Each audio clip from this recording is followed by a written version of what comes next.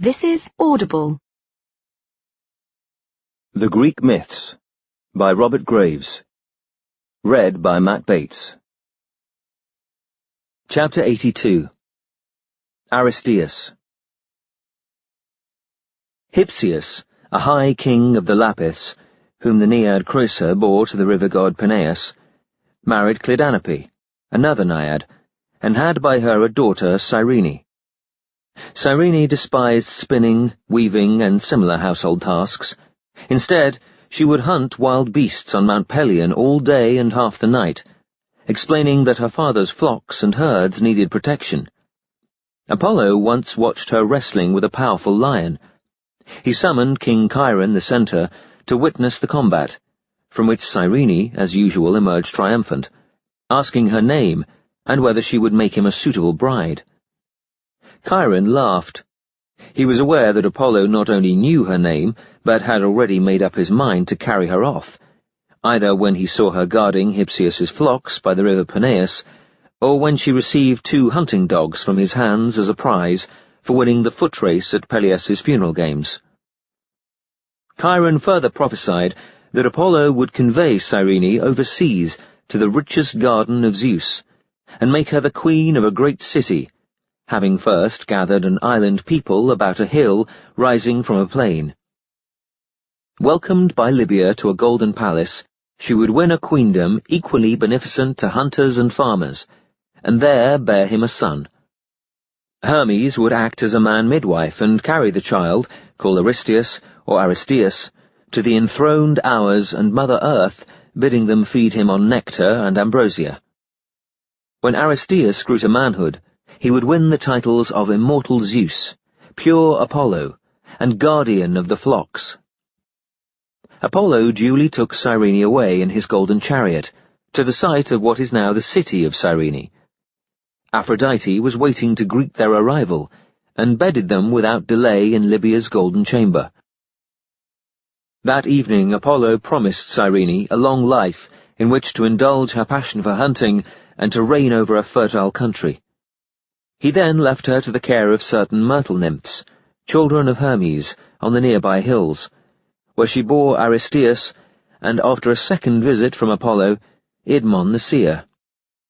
But she also lay with Ares one night, and bore him the Thracian Diomedes, owner of the man-eating mares.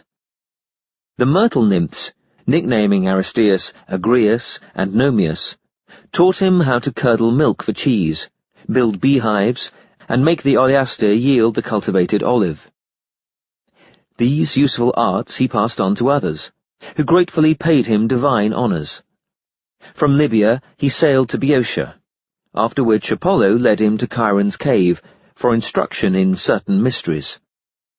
When Aristeus had grown to manhood, the Muses married him to Autonoe, by whom he became the father of the ill-fated Actaeon, and of Macris, nurse to Dionysus. They also taught him the art of healing and prophecy, and set him to watch over their sheep, which grazed across the Athamantian plain of Phthia, and about Mount Othrys, and in the valley of the Ripper Apidanus. It was here that Aristeus perfected the art of hunting, taught him by Cyrene. One day he went to consult the Delphic oracle, and was told to visit the island of Ceos, where he would be greatly honoured. Setting sail at once, Aristeus found that the scorching dog star had caused a plague among the islanders, in vengeance of Icarius, whose secret murderers were sheltering among them. Aristeus summoned the people, raised a great altar in the mountains, and offered sacrifices on it to Zeus, at the same time propitiating the dog star by putting the murderers to death. Zeus was gratified, and ordered the Etesian winds in future to cool all Greece and its adjacent islands for 40 days from the dog star's rising. Thus the plague ceased, and the Ceans not only showered Aristeus with gratitude, but still continue to propitiate the dog star every year before its appearance. He then visited Arcadia, and later settled at Tempe. But there all his bees died, and greatly distressed, he went to a deep pool in the river Peneus, where he knew that Cyrene would be staying with her Naiad sisters. His aunt, Arethusa, heard an imploring voice through the water, put out her head, recognized Aristeus, and invited him down to the wonderful palace of the Naiads. These washed him with water drawn from a perpetual spring, and, after a sacrificial feast, he was advised by Cyrene, "Bind my cousin Proteus, and force him to explain why your bees sickened." Proteus was taking his midday rest in a cave on the island of Pharos, sheltering from the heat of the Dog-Star, and Aristeus, having overcome him despite his changes, learned that the bee's sickness was his punishment for having caused Eurydice's death. And it was true that, when he had made love to her on the river bank near Tempe, she had fled from him and been bitten by a serpent. Aristeus now returned to the Naiads' palace, where Cyrene instructed him to raise 4 altars in the woods to the Dryads, Eurydice's companions, and sacrifice 4 young bulls and 4 heifers, then to pour a libation of blood, leaving the carcasses where they lay, and finally to return in the morning, 9 days later, bringing poppies of forgetfulness, a fatted calf, and a black ewe to propitiate the ghost of Orpheus, who had now joined Eurydice below. Aristeus obeyed, and on the 9th morning a swarm of bees arose from the rotting carcasses and settled on a tree. He captured the swarm, which he put into a hive, and the Arcadians now honour him as Zeus for having taught them this method of raising new swarms of bees. Later, distressed by the death of his son Actaeon, which roused him in a hatred of Boeotia, he sailed with his followers to Libya, where he asked Cyrene for a fleet in which to emigrate. She gladly complied, and soon he was at sea again, making northwestward.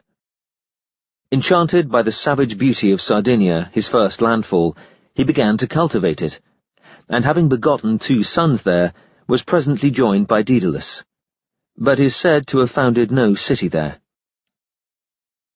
Aristeus visited other distant lands, and spent some years in Sicily, where he received divine honours, especially from the olive growers. Finally he went to Thrace, and supplemented his education by taking part in the mysteries of Dionysus. After living for a while near Mount Haemus, and founding the city of Aristeum, he disappeared without trace, and is now worshipped as a god both by the Thracian barbarians and by civilized Greeks. Chapter 83. Midas. Midas, son of the great goddess of Ida, by a satyr whose name is not remembered, was a pleasure-loving king of Macedonian Bromium, where he ruled over the Brygians, also called the Moschians, and planted his celebrated rose gardens. In his infancy, a procession of ants was observed carrying grains of wheat up the side of his cradle and placing them between his lips as he slept, a prodigy which the soothsayers read as an omen of the great wealth that would accrue to him, and when he grew older, Orpheus tutored him. One day, the debauched old satyr Silenus, Dionysus's former pedagogue, happened to straggle from the main body of the riotous Dionysian army as it marched out of Thrace into Boeotia, and was found sleeping off his drunken fit in the rose garden. The gardeners bound him with garlands of flowers and led him before Midas, to whom he told wonderful tales of an immense continent lying beyond the ocean stream, altogether separate from the conjoined mass of Europe, Asia, or Africa, where splendid cities abound, peopled by gigantic, happy, and long-lived inhabitants, and enjoying a remarkable legal system. A great expedition, at least 10 million strong, once set out thence across the ocean in ships to visit the Hyperboreans, but on learning that theirs was the best land that the old world had to offer, retired in disgust. Among other wonders, Silenus mentioned a frightful whirlpool beyond which no traveller may pass. 2 streams flow close by, and trees growing on the banks of the first bear fruit that causes those who eat it to weep and groan and pine away. But fruit growing by the other stream renews the youth even of the very aged.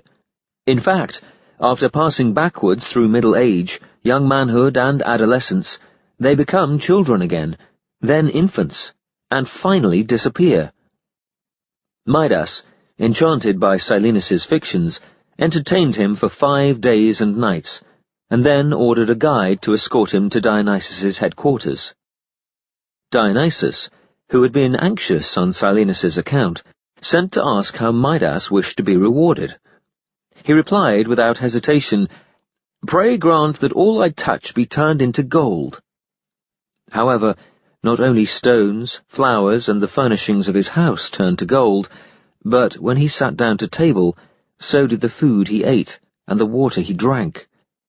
Midas soon begged to be released from his wish, because he was fast dying of hunger and thirst, whereupon Dionysus, highly entertained, told him to visit the source of the river Pactolus, near Mount Tmolus, and there wash himself. He obeyed, and was at once freed from the golden touch. But the sands of the river Pactolus are bright with gold to this day. Midas, having thus entered Asia with his train of brigands, was adopted by the childless Phrygian king Gordius. While only a poor peasant, Gordius had been surprised one day to see a royal eagle perch on the pole of his ox-cart. Since it seemed prepared to settle there all day, he drove the team towards Phrygian Telmissus, now a part of Galatia, where there was a reliable oracle. But at the gate of the city he met a young prophetess who, when she saw the eagle still perched on the pole, insisted on his offering immediate sacrifices to Zeus the king. "Let me come with you, peasant," she said, "to make sure that you choose the correct victims." "By all means," replied Gordius. "You appear to be a wise and considerate young woman. Are you prepared to marry me?" "As soon as the sacrifices have been offered," she answered. Meanwhile, the king of Phrygia had died suddenly, without issue, and an oracle announced, "Phrygians, your new king is approaching with his bride, seated in an ox-cart." When the ox-cart entered the marketplace of Telmissus, the eagle at once attracted popular attention, and Gordius was unanimously acclaimed king. In gratitude, he dedicated the cart to Zeus, together with its yoke, which he had knotted to the pole in a peculiar manner. An oracle then declared that whoever discovered how to untie the knot would become the lord of all Asia. Yoke and pole were consequently laid up in the Acropolis at Gordium, a city which Gordius had founded, where the priests of Zeus guarded them jealously for centuries, until Alexander the Macedonian petulantly cut the knot with his sword. After Gordius's death, Midas succeeded to the throne, promoted the worship of Dionysus, and founded the city of Ancyra. The brigands who had come with him became known as Phrygians, and the kings of Phrygia are alternately named Midas and Gordius to this day, so that the first Midas is now mistakenly described as a son of Gordius. Midas attended the famous musical contest between Apollo and Marsyas, umpired by the river god Tmolus. Tmolus awarded the prize to Apollo, who, when Midas dissented from the verdict, punished him with a pair of ass's ears. For a long time, Midas managed to conceal these under a Phrygian cap, but his barber, made aware of the deformity, found it impossible to keep the shameful secret close, as Midas had enjoined him to do on pain of death. He therefore dug a hole in the river bank, and, first making sure that nobody was about, whispered into it, "King Midas has ass's ears!" Then he filled up the hole, and went away, at peace with himself, until a reed sprouted from the bank, and whispered the secret to all who passed. When Midas learned that his disgrace had become public knowledge, he condemned the barber to death, drank bull's blood, and perished miserably. Chapter 84. Cleobis and Biton. Cleobis and Biton, 2 young Argives, were the sons of Hera's priestess at Argos. When the time came for her to perform the rites of the goddess, and the white oxen, which were to draw her sacred chariot, had not yet arrived from the pasture, Cleobis and Biton, harnessing themselves to the chariot, dragged it to the temple, a distance of nearly 5 miles. Pleased with their filial devotion, the priestess prayed that the goddess would grant them the best gift she could bestow on mortals, and when she had performed her rites, they went to sleep in the temple, never to wake again. A similar gift was granted to Agamedes and Trophonius, sons of Erginus. These twins had built a stone threshold upon foundations laid by Apollo himself for his temple at Delphi. His oracle told them, "Live merrily, and indulge yourselves in every pleasure for 6 days. On the 7th, your heart's desire shall be granted." On the 7th day, both were found dead in their beds. Hence it is said, "Those whom the gods love die young." Trophonius was later awarded an oracle of his own at Lebedea in Boeotia. Chapter 85. Narcissus. Narcissus was a Thespian, the son of the blue nymph Liriope, whom the river god Cephissus had once encircled with the windings of his streams and ravished. The seer Tiresias told Liriope, the first person ever to consult him, "Narcissus will live to a ripe old age, provided that he never knows himself." Anyone might excusably have fallen in love with Narcissus, even as a child, and when he reached the age of 16, his path was strewn with heartlessly rejected lovers of both sexes, for he had a stubborn pride in his own beauty. Among these lovers was the nymph Echo, who could no longer use her voice except in foolish repetition of another's shout, a punishment for having kept Hera entertained with long stories, while Zeus's concubines, the mountain nymphs, evaded her jealous eye and made good their escape. One day, when Narcissus went out to net stags, Echo stealthily followed him through the pathless forest, longing to address him, but unable to speak first. At last, Narcissus, finding that he had strayed from his companions, shouted, "Is anyone here?" "Here," Echo answered, which surprised Narcissus since no one was in sight. "Come! Come!" "Why do you avoid me?" "Why do you avoid me?" "Let us come together here." "Let us come together here," repeated Echo, and joyfully rushed from her hiding place to embrace Narcissus. Yet he shook her off roughly and ran away. "I will die before you ever lie with me," he cried. "Lie with me," Echo pleaded. But Narcissus had gone, and she spent the rest of her life in lonely glens, pining away for love and mortification, until only her voice remained. One day, Narcissus sent a sword to Armenius, his most insistent suitor, after whom the river Armenius is named. It is a tributary of the river Helison, which flows into the Alpheus. Armenius killed himself on Narcissus's threshold, calling on the gods to avenge his death. Artemis heard the plea, and made Narcissus fall in love, though denying him love's consummation. At Donacon in Thespia he came upon a spring, clear as silver, and never yet disturbed by cattle, birds, wild beasts, or even by branches dropping off the trees that shaded it. And as he cast himself down, exhausted, on the grassy verge to slake his thirst, he fell in love with his reflection. At first, he tried to embrace and kiss the beautiful boy who confronted him, but presently recognized himself, and lay gazing enraptured into the pool, hour after hour. How could he endure both to possess and yet not to possess? Grief was destroying him, yet he rejoiced in his torments, knowing at least that his other self would remain true to him whatever happened. Echo, although she had not forgiven Narcissus, grieved with him. She sympathetically echoed, "Alas, alas," as he plunged a dagger in his breast, and also the final, "Ah, youth, beloved in vain, farewell," as he expired. His blood soaked the earth, and up sprang the white narcissus flower with its red corollary, from which an unguent balm is now distilled at Chaeronea. This is recommended for affections of the ears, though apt to give headaches, and as a vulnerary, and for the cure of frostbite. Chapter 86. Phyllis and Carria. Phyllis, a Thracian princess, was in love with Acamas, a son of Theseus, who had gone to fight at Troy. When Troy fell and the Athenian fleet returned, Phyllis paid frequent visits to the shore, hoping to sight his ship, but this had been delayed by a leak, and she died of grief after her 9th fruitless visit, at a place called Aeneados.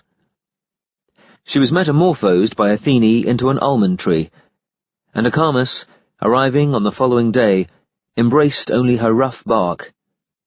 In response to his caresses, the branches burst into flower instead of leaf, which has been a peculiarity of almond trees ever since. Every year the Athenians dance in her honour, and in his. And Carria, daughter of a Laconian king, was beloved of Dionysus, but died suddenly at Carriae, and was metamorphosed by him into a walnut tree. Artemis brought the news to the Laconians, who thereupon built a temple to Artemis Caryatids, from which caryatids, female statues used as columns, take their name. At Carriae, too, the Laconian women dance annually in the goddess's honour, having been instructed by the Dioscuri. Chapter 87. Arion.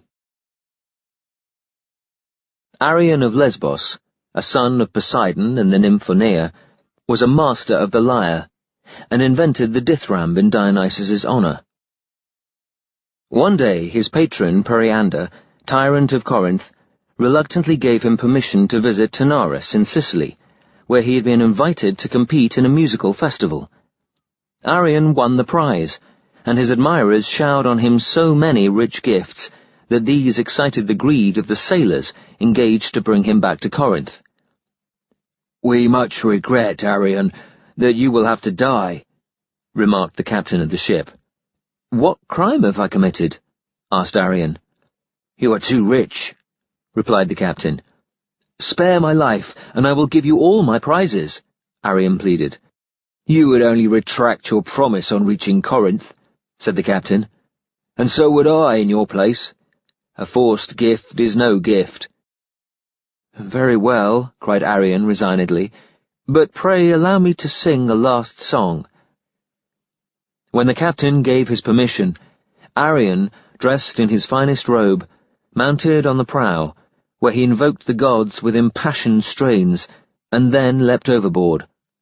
The ship sailed on. However, his song had attracted a school of music-loving dolphins, one of which took Arion on his back, and that evening he overtook the ship and reached the port of Corinth several days before it cast anchor there. Periander was overjoyed at his miraculous escape, and the dolphin, loath to part from Arion, insisted on accompanying him to court, where it soon succumbed to a life of luxury. Arion gave it a splendid funeral. When the ship docked, Periander sent for the captain and crew, whom he asked with pretended anxiety for news of Arion. "He has been delayed at Taenarus," the captain answered, "by the lavish hospitality of the inhabitants." Periander made them all swear at the dolphin's tomb that this was the truth, and then suddenly confronted them with Arion. Unable to deny their guilt, they were executed on the spot. Apollo later set the images of Arion and his lyre among the stars. Nor was Arion the first man to have been saved by a dolphin.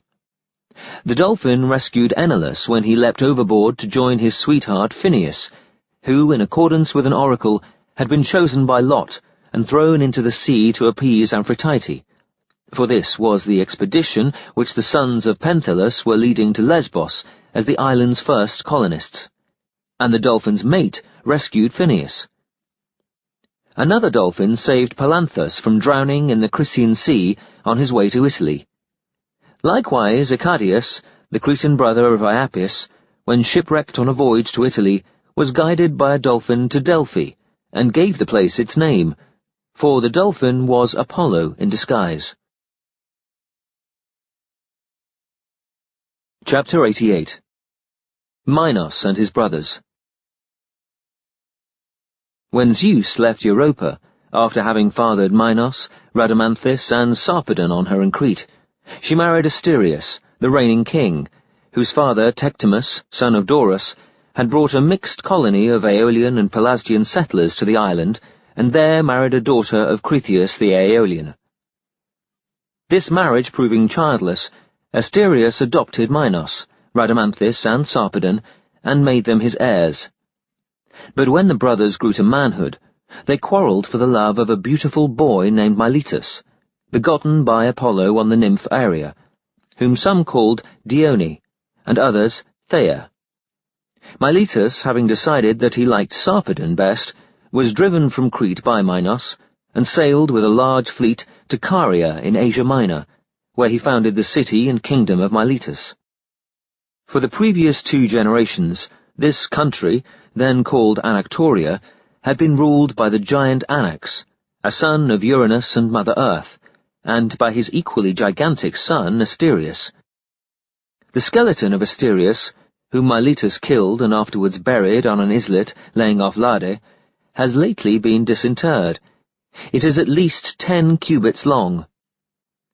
Some, however, say that Minos suspected Miletus of plotting to overthrow him and seize the kingdom, but that he feared Apollo, and therefore refrained from doing more than warn Miletus, who fled to Caria of his own accord. Others say that the boy who occasioned the quarrel was not Miletus, but one Antimnius, a son of Zeus and Cassiopeia, or of Phoenix.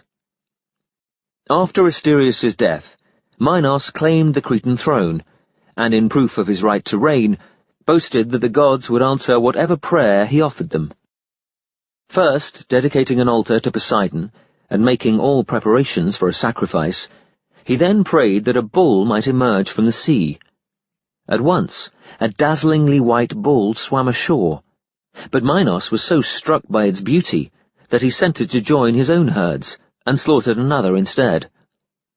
Minos's claim to the throne was accepted by every Cretan except Sarpedon, who, still grieving for Miletus, declared that it had been Asterius's intention to divide the kingdom equally between his 3 heirs, and, indeed, Minos himself had already divided the island into 3 parts, and chosen a capital for each. Expelled from Crete by Minos, Sarpedon fled to Cilicia in Asia Minor, where he allied himself with the Silics against the Millians, conquered them, and became their king. Zeus granted him the privilege of living for 3 generations, and when he finally died, the Millian kingdom was called Lycia, after his successor Lycus, who had taken refuge with him upon being banished from Athens by Aegeus. Meanwhile, Minos had married Pasiphae, a daughter of Helios and the nymph Crete, otherwise known as Perseus. But Poseidon, to avenge the affront offered him by Minos, made Pasiphae fall in love with the white bull which had been withheld from sacrifice. She confided her unnatural passion to Daedalus, the famous Athenian craftsman, who now lived at exile in Knossos, delighting Minos and his family with the animated wooden dolls he carved for them.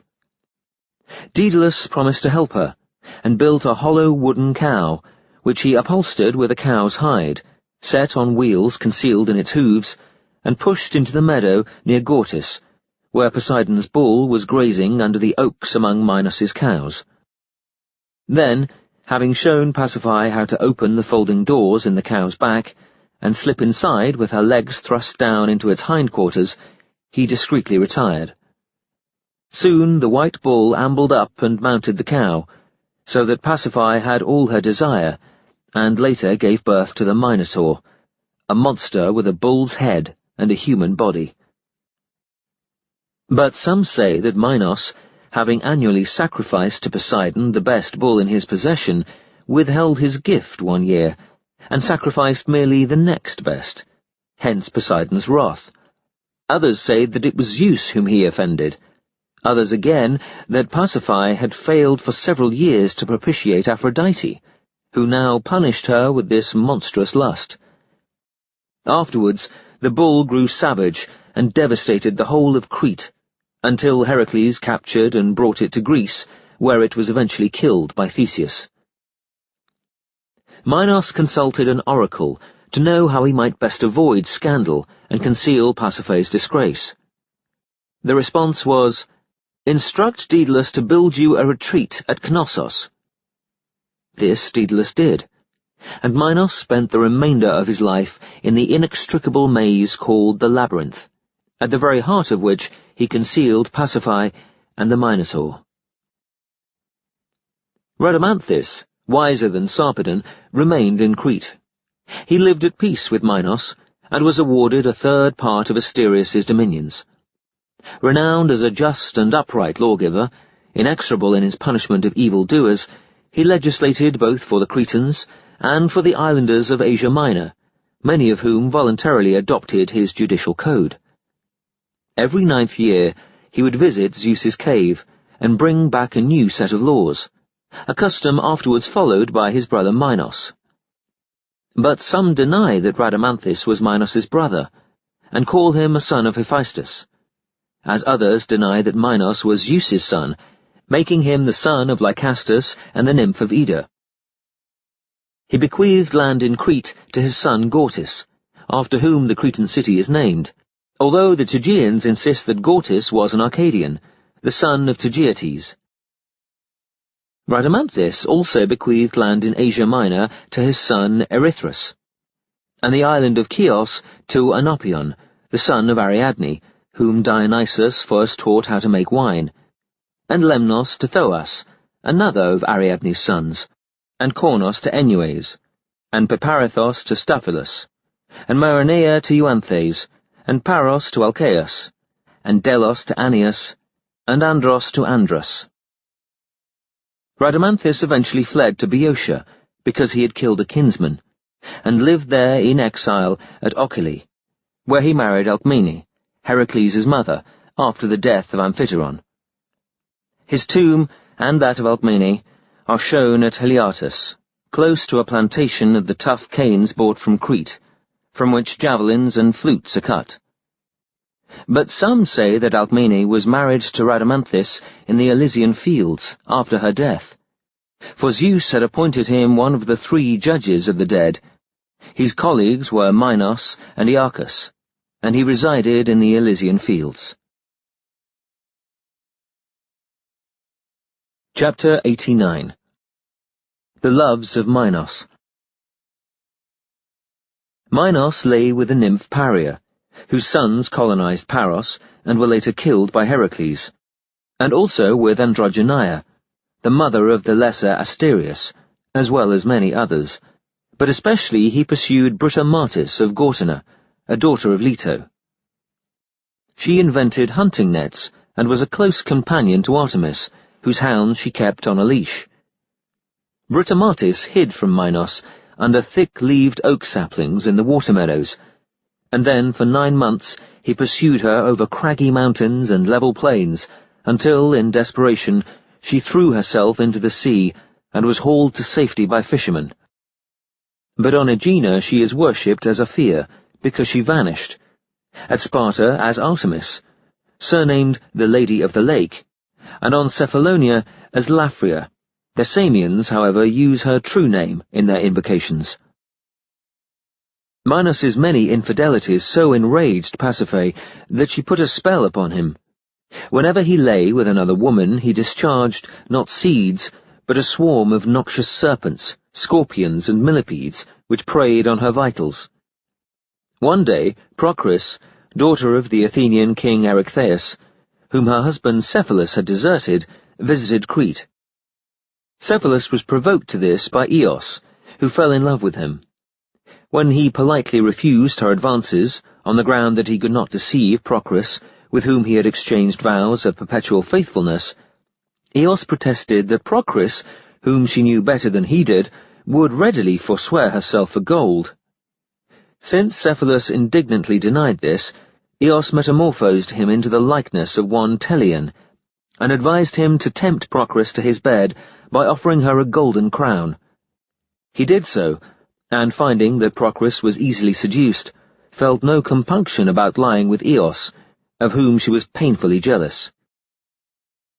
Eos bore Cephalus a son, named Phaethon, but Aphrodite stole him while still a child, to be the night watchman of her most sacred shrines, and the Cretans call him Adymnus, by which they mean the morning and the evening star.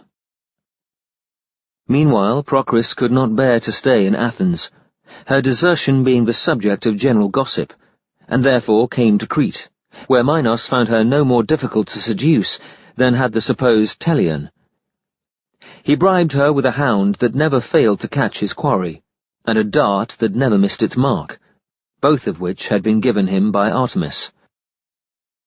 Procris, being an ardent huntress, gladly accepted these, but insisted that Minos should take a prophylactic draught, a decoction of magical roots invented by the witch Circe, to prevent him from filling her with reptiles and insects.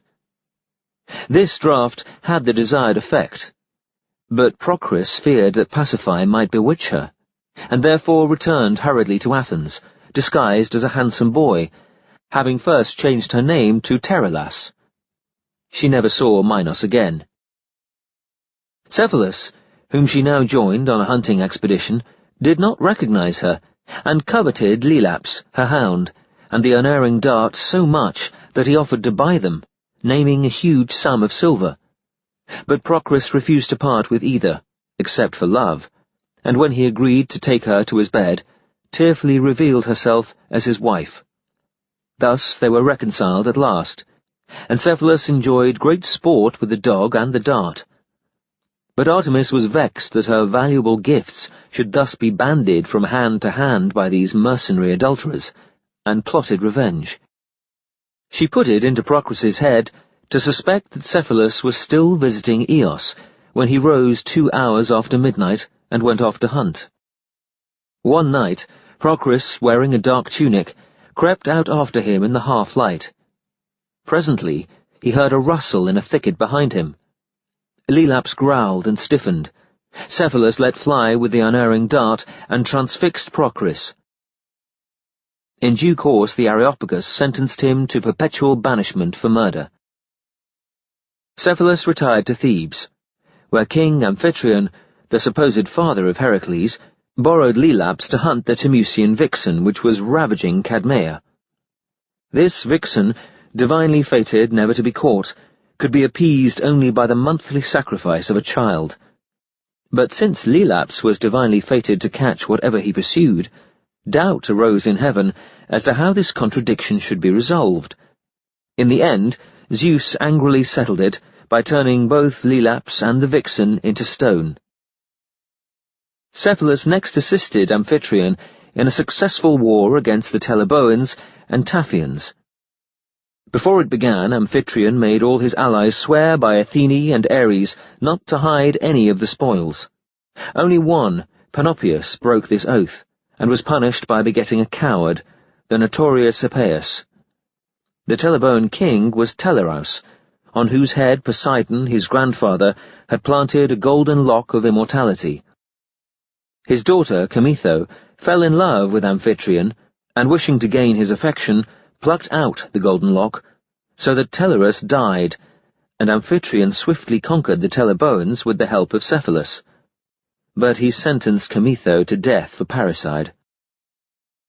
Cephalus's share of the Teleboan dominions was the island of Cephallenia, which still bears his name.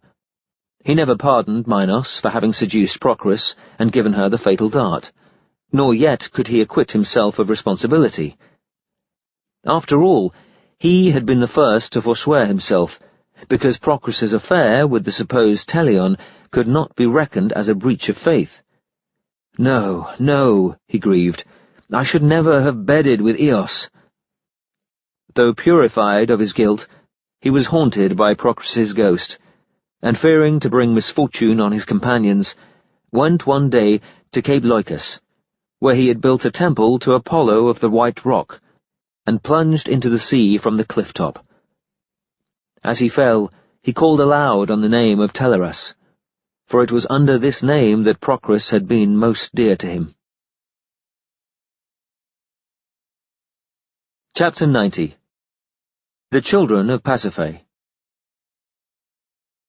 Among Pasiphae's children by Minos were Acacalis, Ariadne, Androgeus, Catrius, Glaucus, and Phaedra, She also bore Sidon to Hermes, and Libyan Ammon to Zeus. Ariadne, beloved first by Theseus, and then by Dionysus, bore many famous children. Catreus, who succeeded Minos on the throne, was killed in Rhodes by his own son. Phaedra married Theseus, and won notoriety for her unfortunate love affair with Hippolytus, her stepson. Acacallis was Apollo's first love. When he and his sister Artemis came for purification to Tara, from Aegiale on the mainland, he found Acacallis at the house of Carmenor, a maternal relative, and seduced her. Minos was vexed, and banished Acacallis to Libya, where, some say, she became the mother of Garamas, though others claim that he was the first man ever to be born. Glaucus, while still a child, was playing ball one day in the palace at Knossos, or perhaps chasing a mouse, when he suddenly disappeared. Minos and Pasiphae searched high and low, but being unable to find him, had recourse to the Delphic oracle. They were informed that whoever could give the best simile for a recent portentous birth in Crete would find what was lost. Minos made inquiries, and learned that a heifer calf had been born among his herds, which changed its colour thrice a day, from white to red, and from red to black. He summoned his soothsayers to the palace, but none could think of a simile until Polyidus the Argive, a descendant of Melampus, said, "This calf resembles nothing so much as a ripening blackberry or mulberry." Minos at once commanded him to go in search of Glaucus. Polyidus wandered through the labyrinthine palace, until he came upon an owl sitting at the entrance to a cellar, frightening away a swarm of bees, and took this for an omen. Below, in the cellar, he found a great jar used for the storing of honey, and Glaucus drowned in it, head downwards. Minos, when this discovery was reported to him, consulted with the Curetes, and followed their advice by telling Polyidus, "Now that you have found my son's body, you must restore him to life." Polyidus protested that, not being Asclepius, he was incapable of raising the dead. "Ah, I know better," said Minos. "You will be locked in a tomb with Glaucus's body and a sword, and there you will remain until my orders have been obeyed." When Polyidus grew accustomed to the darkness of the tomb, he saw a serpent approaching the boy's corpse, and, seizing his sword, killed it. Presently another serpent, gliding up, and finding that its mate was dead, retired, but came back shortly with a magic herb in its mouth, which it laid on the dead body. Slowly the serpent came to life again. Polyidus was astounded, but had the presence of mind to apply the same herb to the body of Glaucus, and with the same happy result. He and Glaucus then shouted loudly for help, until a passer-by heard them and ran to summon Minos, who was overjoyed when he opened the tomb and found his son alive. He loaded Polyidus with gifts, but would not let him return to Argos until he had taught Glaucus the art of divination. Polyidus unwillingly obeyed, and when he was about to sail home, told Glaucus, "Boy, spit into my open mouth." Glaucus did so, and immediately forgot all that he had learned. Later, Glaucus led an expedition westward, and demanded a kingdom from the Italians, but they despised him for failing to be so great a man as his father. However, he introduced the Cretan military girdle and shield into Italy, and thus earned the name Labicus, which means girdled. Androgeus visited Athens, and won every contest in the all-Athenian games. But King Aegeus knew of his friendship for the 50 rebellious sons of Pallas, and fearing that he might persuade his father Minos to support these in an open revolt, conspired with the Megarians to have him ambushed at Oene on the way to Thebes, where he was about to compete in certain funeral games. Androgeus defended himself with courage, and a fierce battle ensued in which he was killed. News of Androgeus's death reached Minos while he was sacrificing to the Graces on the island of Paros. He threw down the garlands and commanded the flute players to cease, but completed the ceremony. To this day they sacrifice to the Graces of Paros without either music or flowers. Glaukos, son of Minos, has sometimes been confused with Anthedonian Glaucus, son of Anthedon, or of Poseidon, who once observed the restorative property of certain grass, sown by Cronus in the Golden Age, when a dead fish, or some say a hare, was laid upon it and came to life again. He tasted the herb and, becoming immortal, leapt into the sea, where he is now a marine god, famous for his amorous adventures. His underwater home lies off the coast of Delos, and every year he visits all the ports and islands of Greece, issuing oracles much prized by sailors and fishermen. Apollo himself is described as Glaucus's pupil. Chapter 91. Scylla and Nisus.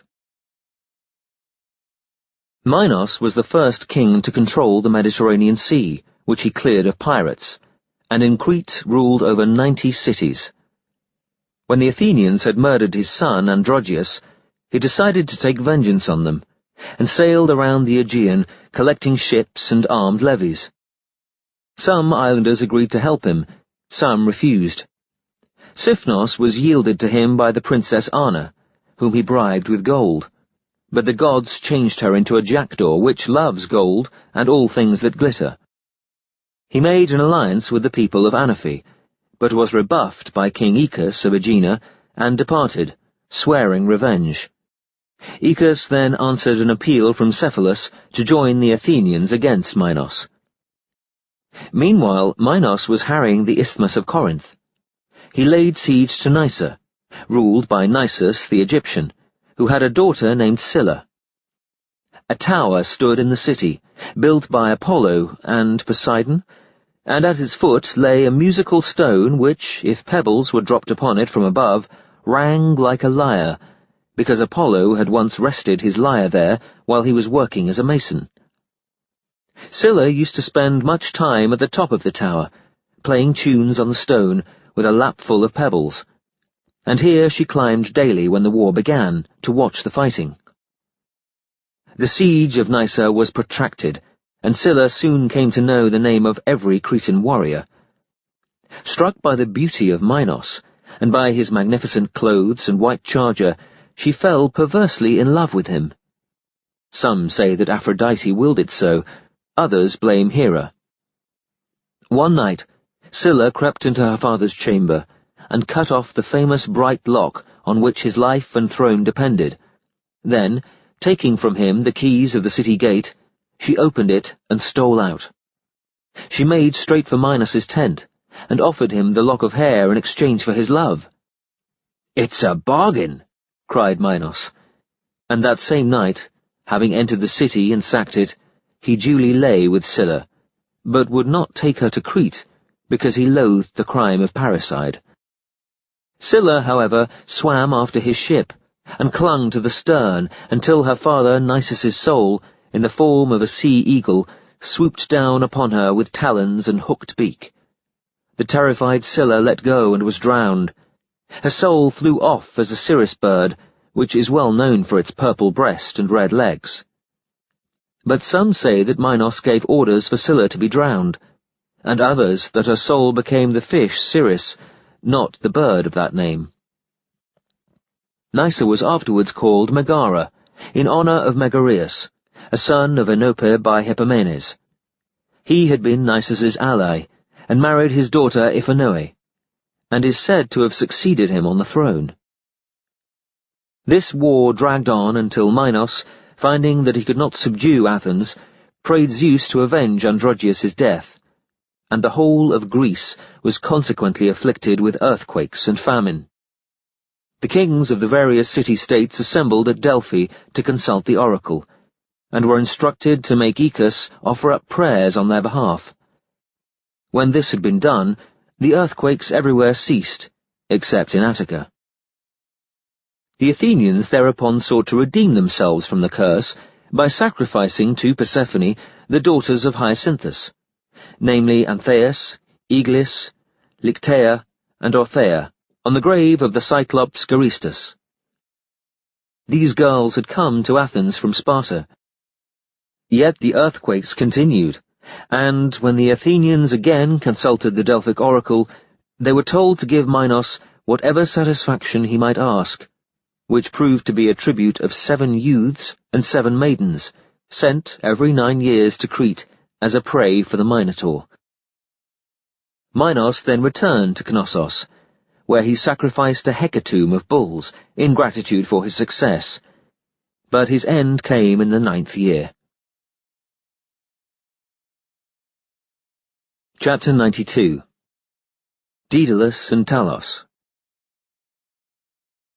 The parentage of Daedalus is disputed. His mother is named Alcippe by some, by others Merope, by still others Iphanoe, and all give him a different father, though it is generally agreed that he belonged to the royal house of Athens, which claimed descent from Erechtheus. He was a wonderful smith, having been instructed in his art by Athene herself. One of his apprentices, Talos, the son of his sister Polycaste, or Perdix, had already surpassed him in craftsmanship while only 12 years old. Talos happened one day to pick up the jawbone of a serpent, or some say a fish's spine, and finding that he could use it to cut a stick in half, copied it in iron and thereby invented the saw. This and other inventions of his, such as the potter's wheel and the compass for marking out circles, secured him a great reputation at Athens, and Daedalus, who himself claimed to have forged the first saw, soon grew unbearably jealous. Leading Talos up to the roof of Athene's temple on the Acropolis, he pointed out certain distant sights, and suddenly toppled him over the edge. Yet, for all his jealousy, he would have done Talos no harm had he not suspected him of incestuous relations with his mother Polycaste.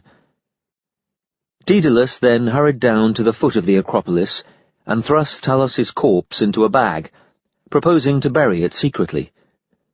When challenged by passers-by, he explained that he had piously taken up a dead serpent, as the law required, which was not altogether untrue, Talos being an Erechthid. But there were bloodstains on the bag, and his crime did not escape detection, whereupon Areopagus banished him for murder. According to another account, he fled before the trial could take place. Now the soul of Talos, whom some call Calus, Cercinus, or Tantalus, flew off in the form of a partridge, but his body was buried where it had fallen. Polycaste hanged herself when she heard of his death, and the Athenians built a sanctuary in her honor beside the Acropolis.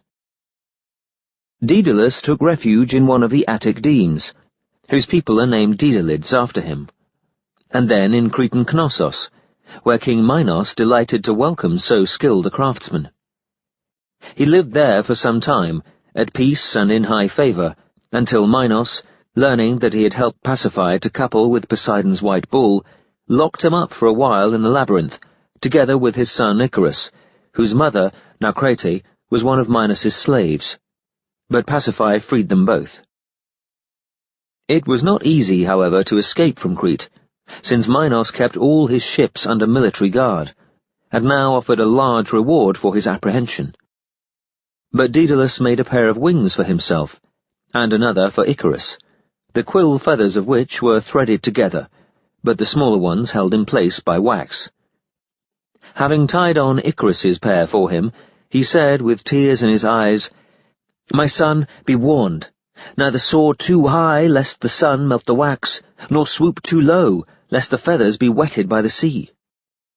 Then he slipped his arms into his own pair of wings, and they flew off. "Follow me closely," he cried. "Do not set your own course." As they sped away from the island in a northeasterly direction, flapping their wings, the fishermen, shepherds, and ploughmen who gazed upwards mistook them for gods.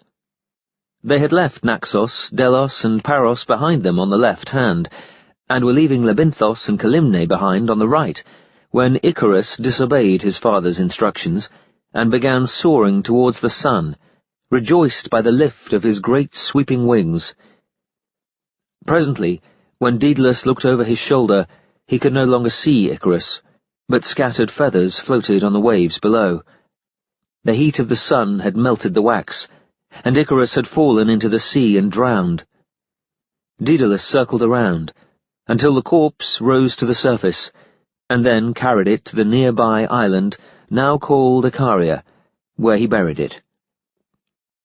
A partridge sat perched on a holm oak and watched him, chattering for delight. The soul of his sister Polycaster, at last avenged. This island has now given its name to the surrounding sea. But some, disbelieving the story, say that Daedalus fled from Crete in a boat provided by Pasiphae, and that on their way to Sicily they were about to disembark at a small island when Icarus fell into the sea and drowned. They add that it was Heracles who buried Icarus, in gratitude for which Daedalus made so lifelike a statue of him at Pisa that Heracles mistook it for a rival and felled it with a stone. Others say that Daedalus invented sails, not wings, as a means of outstripping Minos's galleys, and that Icarus, steering carelessly, was drowned when their boat capsized. Daedalus flew westward until, alighting at Cumae near Naples, he dedicated his wings to Apollo there, and built him a golden-roofed temple. Afterwards, he visited Camicus in Sicily, where he was hospitably received by King Cocculus, and lived among the Sicilians, enjoying great fame and erecting many fine buildings. Meanwhile, Minos had raised a considerable fleet, and set out in search of Daedalus. He brought with him a Triton shell, and wherever he went promised to reward anyone who could pass a linen thread through it, a problem which, he knew, Daedalus alone would be able to solve. Arrived at Camicus, he offered the shell to Cocculus, who undertook to have it threaded, and sure enough, Daedalus found out how to do this. Fastening a gossamer thread to an ant, he bored a hole at the point of the shell and lured the ant up the spirals by smearing honey on the edges of the hole. Then he tied the linen thread to the other end of the gossamer and drew that through as well. Cocculus returned the threaded shell, claiming the reward, and Minos, assured that he had at last found Daedalus's hiding place, demanded his surrender. But Cocculus's daughters were loath to lose Daedalus, who made them such beautiful toys, and with his help they concocted a plot. Daedalus led a pipe through the roof of the bathroom, down which they poured boiling water, or some say pitch, upon Minos, while he luxuriated in a warm bath. Cocculus, who may well have been implicated in the plot, returned the corpse to the Cretans, saying that Minos had stumbled over a rug and fallen into a cauldron of boiling water. Minos's followers buried him with great pomp, and Zeus made him a judge of the dead in Tartarus, with his brother Rhadamanthus and his enemy Aeacus as colleagues. Since Minos's tomb occupied the center of Aphrodite's temple at Camicus, he was honored there for many generations by great crowds of Sicilians who came to worship Aphrodite. In the end, his bones were returned to Crete by Theron, the tyrant of Acragas. After Minos's death, the Cretans fell into complete disorder, because their main fleet was burned by the Sicilians. Of the crews who were forced to remain overseas, some built the city of Minoa, close to the beach where they had landed, others the city of Hyria in Messapia. Still others, marching into the center of Sicily, fortified a hill which became the city of Enguos, so called from a spring which flows close by. There they built a temple of the mothers, whom they continued to honor greatly, as in their native Crete. But Daedalus left Sicily to join Iolaus, the nephew and charioteer of Terenthian Heracles, who led a body of Athenians and Thespians to Sardinia. Many of his works survive to this day in Sardinia. They are called Daedaleia. Now Talos was also the name of Minos's bull-headed bronze servant, given him by Zeus to guard Crete. Some say that he was a survivor of the brazen race who sprang from the ash trees, others that he was forged by Hephaestus in Sardinia, and that he had a single vein which ran from his neck down to his ankles, where it was stoppered by a bronze pin.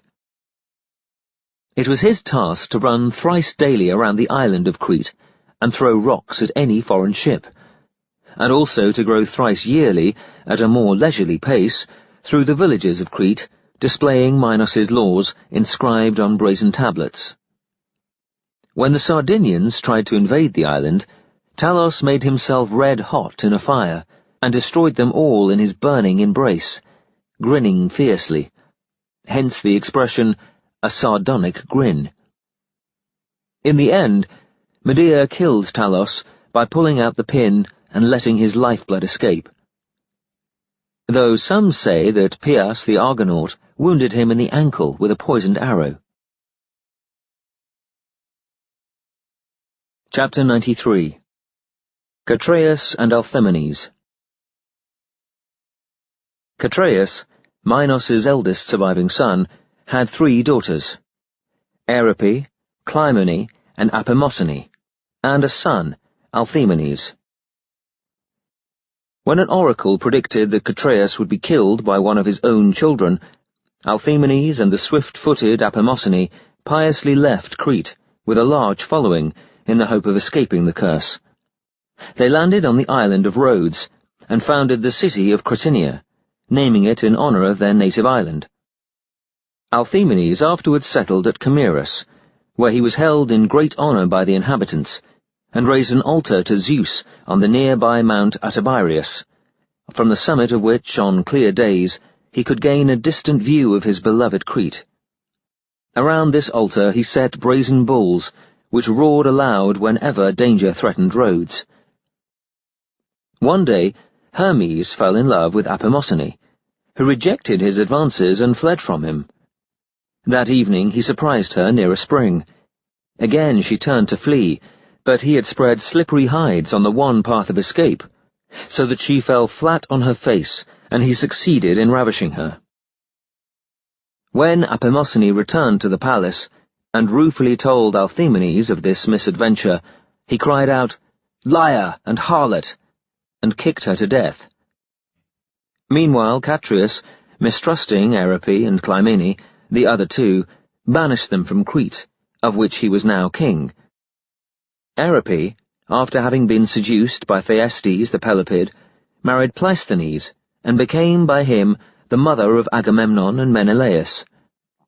Clymene married Nauplius, the celebrated navigator. At last, in lonely old age, and, so far as he knew, without an heir to his throne, Catreus went in search of Alcmenes, whom he loved dearly. Landing one night on Rhodes, he and his companions were mistaken for pirates, and attacked by the Chimeran cowherds. Catreus tried to explain who he was and why he had come, but the barking of dogs drowned his voice. Alcmenes rushed from the palace to beat off the supposed raid, and, not recognizing his father, killed him with a spear. When he learned that the oracle had been fulfilled after all, despite his long, self-imposed exile, he prayed to be swallowed up by the earth. A chasm accordingly opened, and he disappeared, but is paid heroic honors to this day. Chapter 94. The Sons of Pandion. When Erechtheus, king of Athens, was killed by Poseidon, his sons Cecrops, Pandorus, Metion, and Orneus quarrelled over the succession, and Zeuthus, by whose verdict Cecrops, the eldest, became king, had to leave Attica in haste. Cecrops, whom Metion and Orneus threatened to kill, fled first to Megara and then to Euboea, where Pandorus joined him and founded a colony. The throne of Athens fell to Cecrops' son Pandion, whose mother was Metiodusa, daughter of Eupalamous. But he did not long enjoy his power, for though Metion died, his sons Baalcippe of Iphanoe proved to be as jealous as himself. These sons were named Daedalus, whom some, however, call his grandson, Eupalamous, whom others call his father, and Sicyon. Sicyon is also variously called the son of Erechtheus, Pelops, or Marathon, these genealogies being in great confusion. When the sons of Metion expelled Pandion from Athens, he fled to the court of Pylas, Pylus or Pylon, a Legian king of Megara, whose daughter Pylia he married. Later, Pylus killed his uncle Bias, and, leaving Pandion to rule Megara, took refuge in Messenia, where he founded the city of Pylus. Driven thence by Neleus and the Pelasgians of Iolcus, he entered Elis, and there founded a second Pylus. Pylia bore Pandion 4 sons at Megara: Aegeus, Pallas, Nisus, and Lycus, though Aegeus's jealous brothers spread the rumour that he was the bastard son of one Sirius. Pandion never returned to Athens. He enjoys a hero's shrine in Megara, where his tomb is still shown on the bluff of Athene the diver-bird, in proof that this territory once belonged to Athens. It was disguised as this bird that Athene hid his father Cecrops under her wings, and carried him in safety to Megara. After Pandion's death, his sons marched against Athens, drove out the sons of Metion, and divided Attica into 4 parts, as their father had instructed them to do. Aegeus, being the eldest, was awarded the sovereignty of Athens, while his brothers drew lots for the remainder of the kingdom. Nisus won Megara and the surrounding country as far west as Corinth. Lycus won Euboea, and Pallas southern Attica, where he bred a rugged race of giants. Pylus's son Sciron, who married one of Pandion's daughters, disputed Nisus's claim to Megara, and Aeacus, called in to judge the dispute, awarded the kingship to Nisus and his descendants, but the command of its army to Sciron. In those days Megara was called Nysa, and Nisus also gave his name to the port of Nicaea, which he founded.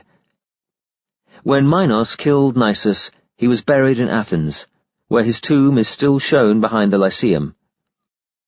The Megarians, however, who do not admit that their city was ever captured by the Cretans, claim that Megarius married Nisus's daughter Iphanoe and succeeded him. Aegeus, like Cecrops and Pandion, found his life constantly threatened by the plots of his kinsmen, among them Lycus, whom he is said to have exiled from Euboea. Lycus took refuge with Sarpedon, and gave his name to Lycia, after first visiting Aphareus at Arena, and initiating the royal household into the mysteries of the great goddesses Demeter and Persephone, and also into those of Attis, at the ancient Messenian capital of Andania. This Attis, who gave Attica its name, was one of the 3 daughters of Kranos, the autochthonous king of Athens reigning at the time of the Deucalionian flood. The oak coppice at Andania, where Lycus purified the initiates, still bears his name. He had been granted the power of prophecy, and it was his oracle which later declared that if the Messenians kept to certain secret things safely, they would one day recover their patrimony, but if not, they would forfeit it forever. Lycus was referring to an account of the mysteries of the great goddess engraved on a sheet of tin, which the Messenians thereupon buried in a brazen urn between a yew and a myrtle, on the summit of Mount Ithone. Epaminondas the Theban eventually disinterred it when he restored the Messenians to their former glory. The Athenian Lyceum is also named in honour of Lycus. From the very earliest times it has been sacred to Apollo, who there first received the surname Lycian, and expelled wolves from Athens by the smell of his sacrifices. Chapter 95. The birth of Theseus. Aegeus's first wife was Melita, daughter of Hoplis, and his second, Chalciope, daughter of Rhexenor, but neither bore him any children. Ascribing this and the misfortunes of his sisters Procne and Philomela to Aphrodite's anger, he introduced her worship into Athens, and then went to consult the Delphic oracle. The oracle warned him not to untie the mouth of his bulging wineskin until he reached the highest point of Athens, lest he die one day of grief, a response which Aegeus could not interpret.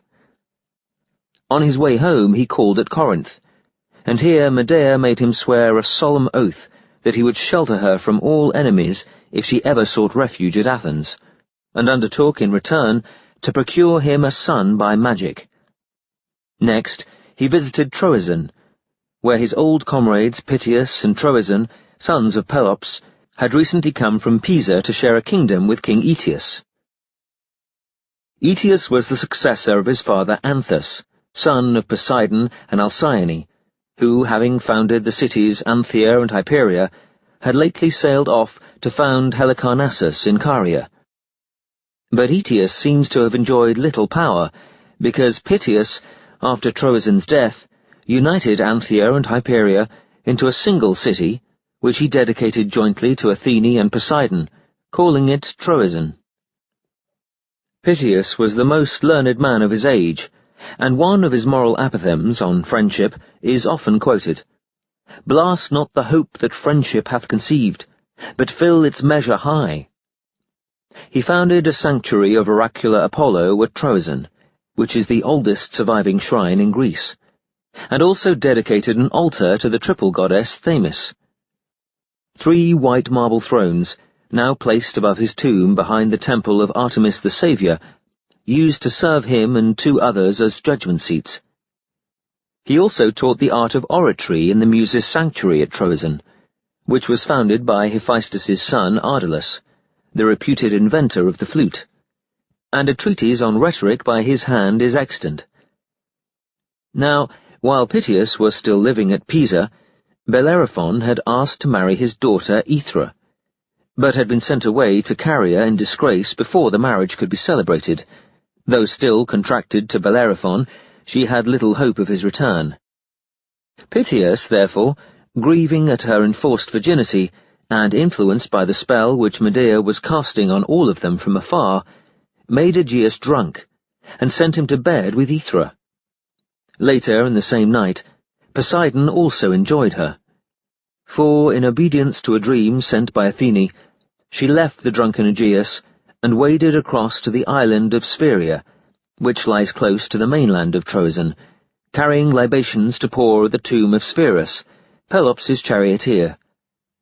There, with Athene's connivance, Poseidon overpowered her, and Aethra subsequently changed the name of the island from Spheria to Hyiera, and founded on it a temple of Apaturian Athene, establishing a rule that every Troezenian girl should henceforth dedicate her girdle to the goddess before marriage.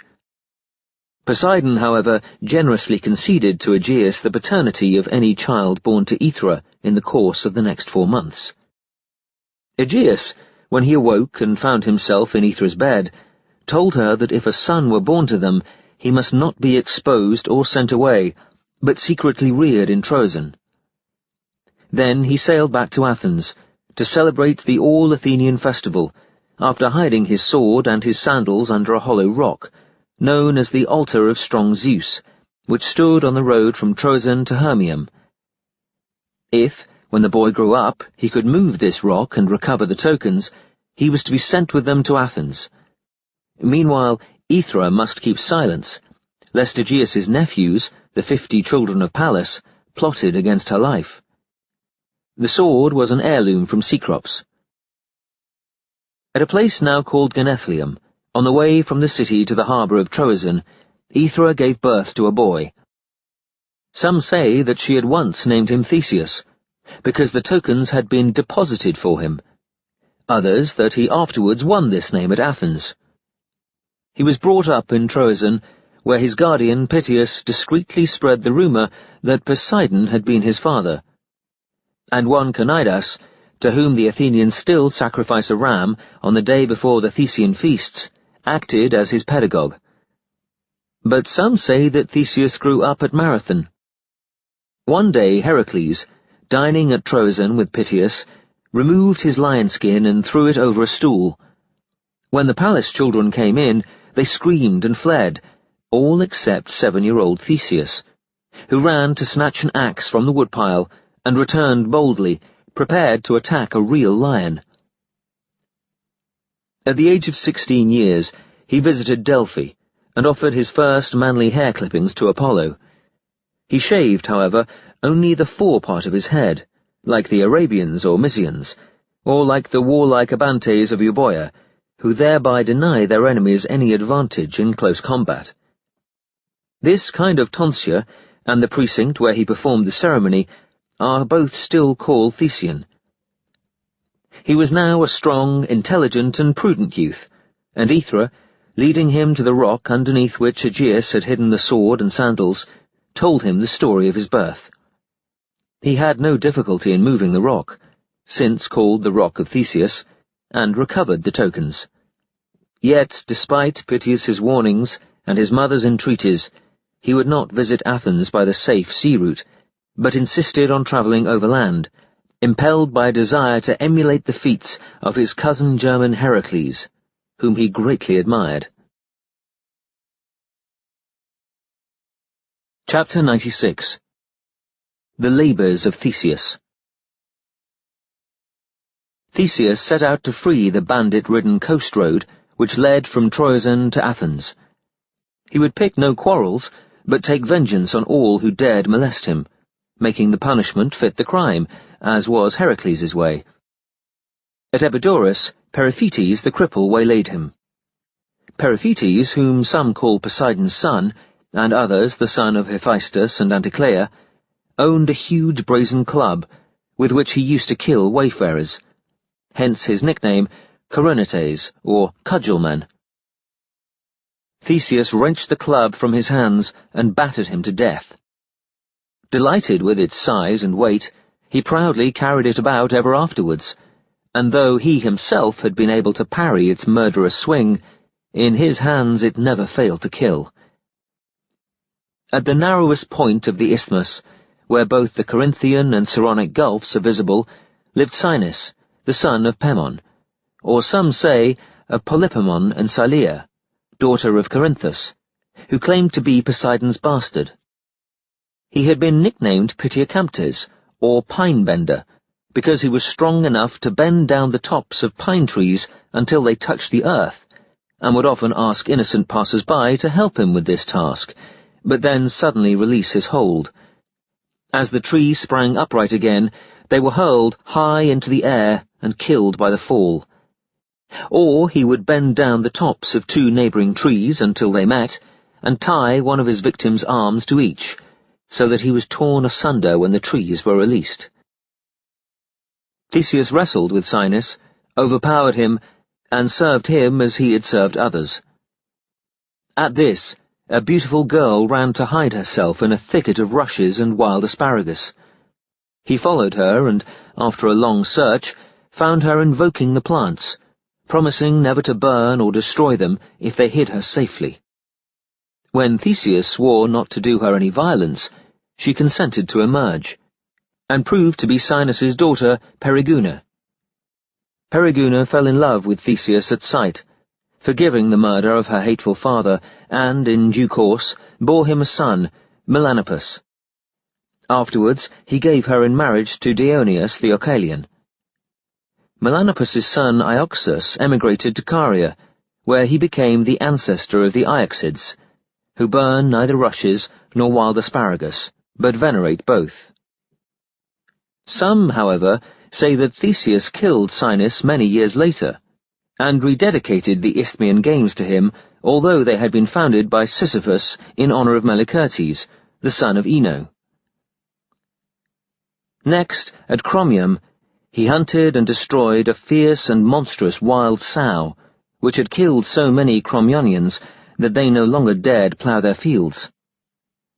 This beast, named after the crone who bred it, was said to be the child of Typhon and Echidna.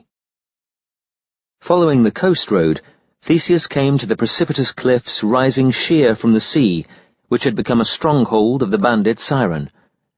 Some called him a Corinthian, the son of Pelops, or of Poseidon, others the son of Henaice and Canathus. Siren used to seat himself upon a rock and force passing travellers to wash his feet. When they stooped to the task, he would kick them over the cliff into the sea, where a giant turtle swam about, waiting to devour them. Turtles closely resemble tortoises, except that they are larger and have flippers instead of feet. Theseus, refusing to wash Siren's feet, lifted him from the rock and flung him into the sea. The Megarians, however, say that the only Siren with whom Theseus came in conflict was an honest and generous prince of Megara, the father of Endeus, who married Aeacus and bore him Peleus and Telamon. They add that Theseus killed Sciron after the capture of Eleusis many years later, and celebrated the Isthmian Games in his honour under the patronage of Poseidon. The cliffs of Sciron rise close to the Malurian rocks, and over them runs Sciron's footpath, made by him when he commanded the armies of Megara. A violent northwesterly breeze which blows seaward across these heights is called Sciron by the Athenians. Now Sciron means parasol, and the month of Saraphorion is so called because at the women's festival of Demeter and Cora, on the 12th day of Saraphorion, the priest of Erechtheus carries a white parasol, and a priestess of Athene Syras carries another in solemn procession from the Acropolis.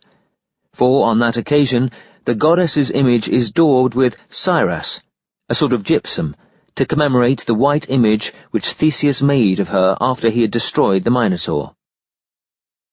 Continuing his journey to Athens, Theseus met Cercion the Arcadian, whom some call the son of Brancus and the nymph Argiope, others the son of Hephaestus or Poseidon. He would challenge passers-by to wrestle with him, and then crush them to death in his powerful embrace.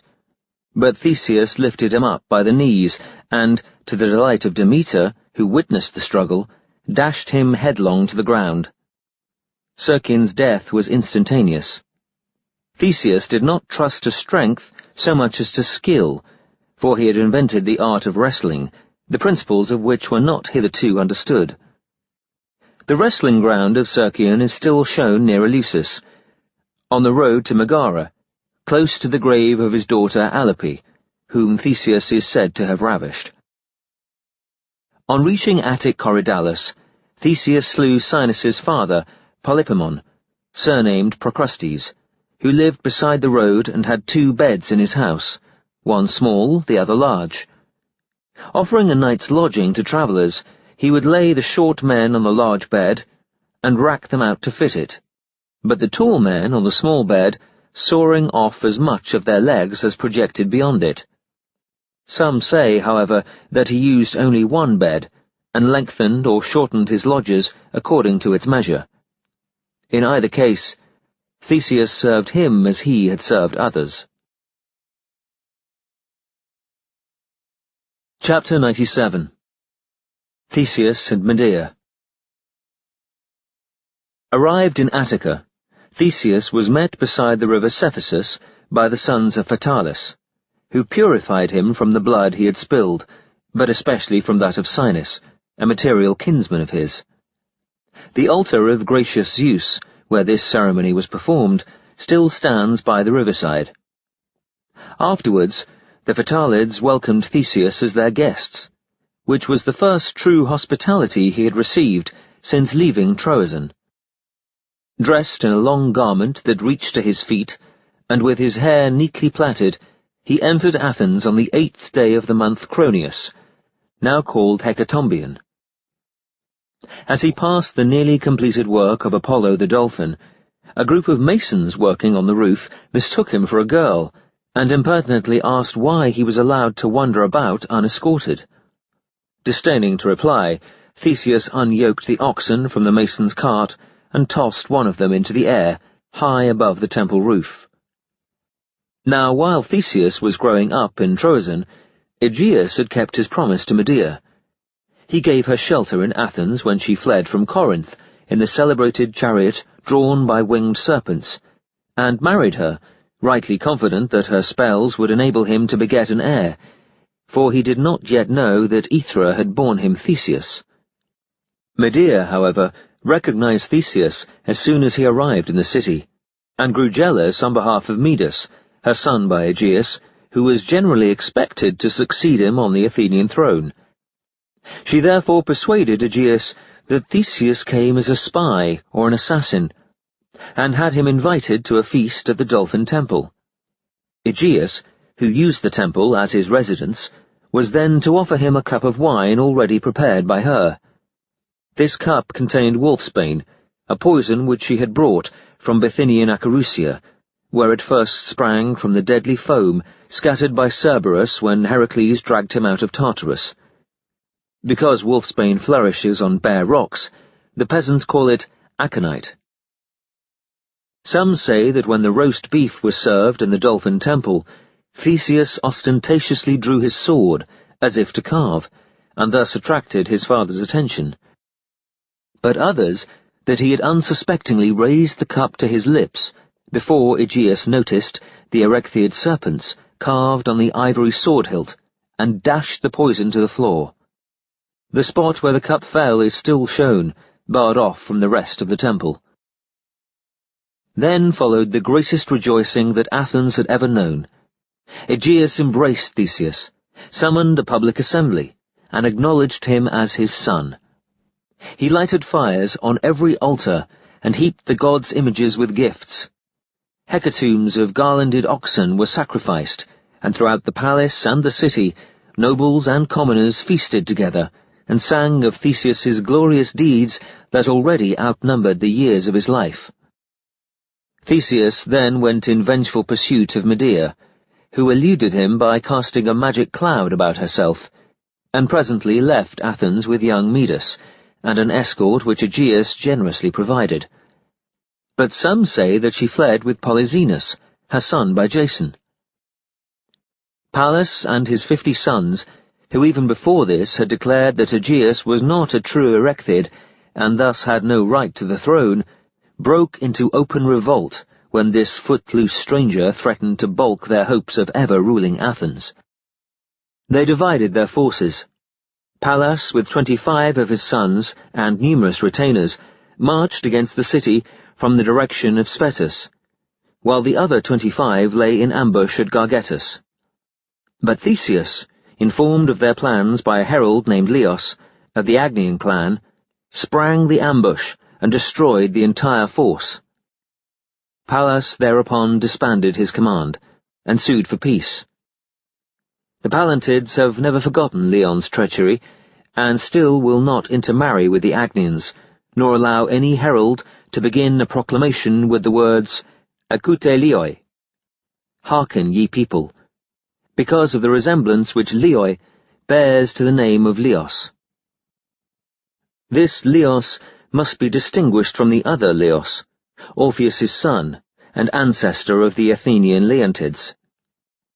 Once, in a time of famine and plague, Leos obeyed the Delphic oracle by sacrificing his daughter Theope, Praxithea, and Eubyle to save the city. The Athenians set up the Leocorium in their honor. Chapter 98. Theseus in Crete. It is a matter of dispute whether Medea persuaded Aegeus to send Theseus against Poseidon's ferocious white bull, or whether it was after her expulsion from Athens that he undertook the destruction of this fire-breathing monster, hoping thereby to ingratiate himself further with the Athenians. Brought by Heracles from Crete, led loose on the plain of Argos, and driven thence across the isthmus to Marathon, the bull had killed men by the 100 between the cities of Probalynthus and Tracherinthus, including, some say, Minos's son, Androgeus. Yet Theseus boldly seized those murderous horns, and dragged the bull in triumph through the streets of Athens, and up the steep slope of the Acropolis, where he sacrificed it to Athene, or to Apollo. As he approached Marathon, Theseus had been hospitably entertained by a needy old spinster named Hecale, or Hecalene, who vowed a ram to Zeus if he came back safely. But she died before his return, and he instituted the Hecalesian rites to honor her and Zeus Hecalius, which are still performed today. Because Theseus was no more than a boy at this time, Hecale had caressed him with childish endearments, and is therefore commonly called by the diminutive Hecalene, rather than Hecale. In requital for the death of Androgeus, Minos gave orders that the Athenians should send 7 youths and 7 maidens every 9th year, namely at the close of every great year, to the Cretan labyrinth, where the Minotaur waited to devour them. This Minotaur, whose name was Asterius, or Asterion, was the bull-headed monster which Pasiphae had borne to the white bull. Soon after Theseus's arrival at Athens, the tribute fell due for the 3rd time, and he so deeply pitied those parents whose children were liable to be chosen by lot, that he offered himself as one of the victims, despite Aegeus's earnest attempts at dissuasion. But some say that the lot had fallen on him. According to others, King Minos came in person with a large fleet to choose the victims. His eye lighted on Theseus, who, though a native of Troezen, not Athens, volunteered to come on the understanding that if he conquered the Minotaur with his bare hands, the tribute would be remitted. On the 2 previous occasions, the ship which conveyed the 14 victims had carried black sails, but Theseus was confident that the gods were on his side, and Aegeus therefore gave him a white sail to hoist on return, in signal of success, though some say that it was a red sail, dyed in the juice of the Kerm oakberry. When the lots had been cast at the law courts, Theseus led his companions to the Dolphin Temple, where, on their behalf, he offered Apollo a branch of consecrated olive, bound with white wool. The 14 mothers bought provisions for the voyage, and told their children fables and heroic tales to hearten them. Theseus, however, replaced 2 of the maiden victims with a pair of effeminate youths, possessed of unusual courage and presence of mind.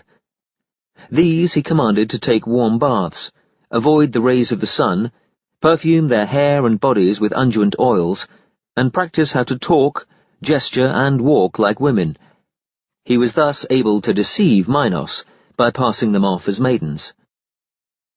Phaeax, the ancestor of the Phaeacians, among whom Odysseus fell, stood as pilot at the prow of the 30-oared ship in which they sailed, because no Athenian as yet knew anything about navigation. Some say that the helmsman was Phereclus, but those who name him Nausithius are likely to be right, since Theseus on his return raised monuments to Nausithius and Phaeax at Phalerum, the port of departure, and the local pilots' festival is held in their joint honour. The Delphic oracle had advised Theseus to take Aphrodite for his guide and companion on the voyage. He therefore sacrificed to her on the strand, and lo, the victim, a she-goat, became a he-goat in its death throes. This prodigy won Aphrodite her title of Epitragia. Theseus sailed on the 6th day of the Munician, April. Every year on this date, the Athenians still send virgins to the Dolphin Temple in propitiation of Apollo, because Theseus had omitted to do so before taking his leave. The god's displeasure was shown in a storm, which forced him to take shelter at Delphi, and there offer belated sacrifices. When the ship reached Crete some days afterwards, Minos rowed down to the harbour to count the victims. Falling in love with one of the Athenian maidens, whether it was Peribea, who became the mother of Ajax, or Eribea, or Pheribea, is not agreed, for these 3 bore confusingly similar names. He would have ravished her then and there, had Theseus not protested that it was his duty as Poseidon's son to defend virgins against outrage by tyrants. Minos, laughing lewdly, replied that Poseidon had never been known to show delicate respect for any virgins who took his fancy. "Ha!" he cried, "prove yourself a son of Poseidon by retrieving this bauble for me." So saying, he flung his golden signet ring into the sea.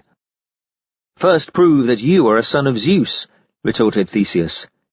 This Minos did. His prayer, "Father Zeus, hear me," was at once answered by lightning and a clap of thunder.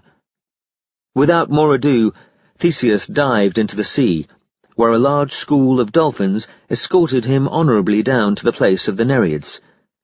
Some say that Thetis, the Nereid, then gave him the jewelled crown, her wedding gift from Aphrodite, which Ariadne afterwards wore. Others that Amphitrite, the sea-goddess, did so herself, and that she sent the Nereids swimming in every direction to find the golden ring. At all events, when Theseus emerged from the sea, he was carrying both the ring and the crown, as Micon has recorded in his painting on the 3rd wall of Theseus's sanctuary. Aphrodite had indeed accompanied Theseus, for not only did both Peribea and Pheribea invite the chivalrous Theseus to their couches, and were not spurned, but Minos's own daughter Ariadne fell in love with him at first sight. "I will help you to kill my half-brother, the Minotaur," she secretly promised him, "if I may return to Athens with you as your wife." This offer Theseus gladly accepted, and swore to marry her. Now, before Daedalus left Crete, he had given Ariadne a magic ball of thread, and instructed her how to enter and leave the labyrinth. She must open the entrance door and tie the loose end of the thread to the lintel. The ball would then roll along, diminishing as it went, and making, with devious turns and twists, for the innermost recess where the Minotaur was lodged. This ball Ariadne gave to Theseus, and instructed him to follow it until he reached the sleeping monster, whom he must seize by the hair and sacrifice to Poseidon. He could then find his way back by rolling up the thread into a ball again. That same night, Theseus did as he was told, but whether he killed the Minotaur with a sword given him by Ariadne, or with his bare hands, or with his celebrated club, is much disputed. A sculptured frieze at Amyclae shows the Minotaur bound and led in triumph by Theseus to Athens, but this is not the generally accepted story. When Theseus emerged from the labyrinth, spotted with blood, Ariadne embraced him passionately, and guided the whole Athenian party to the harbour. For in the meantime, the two effeminate-looking youths had killed the guards of the women's quarters, and released the maiden victims. They all stole aboard their ship, where Nausithius and Phaeax were expecting them, and rowed hastily away.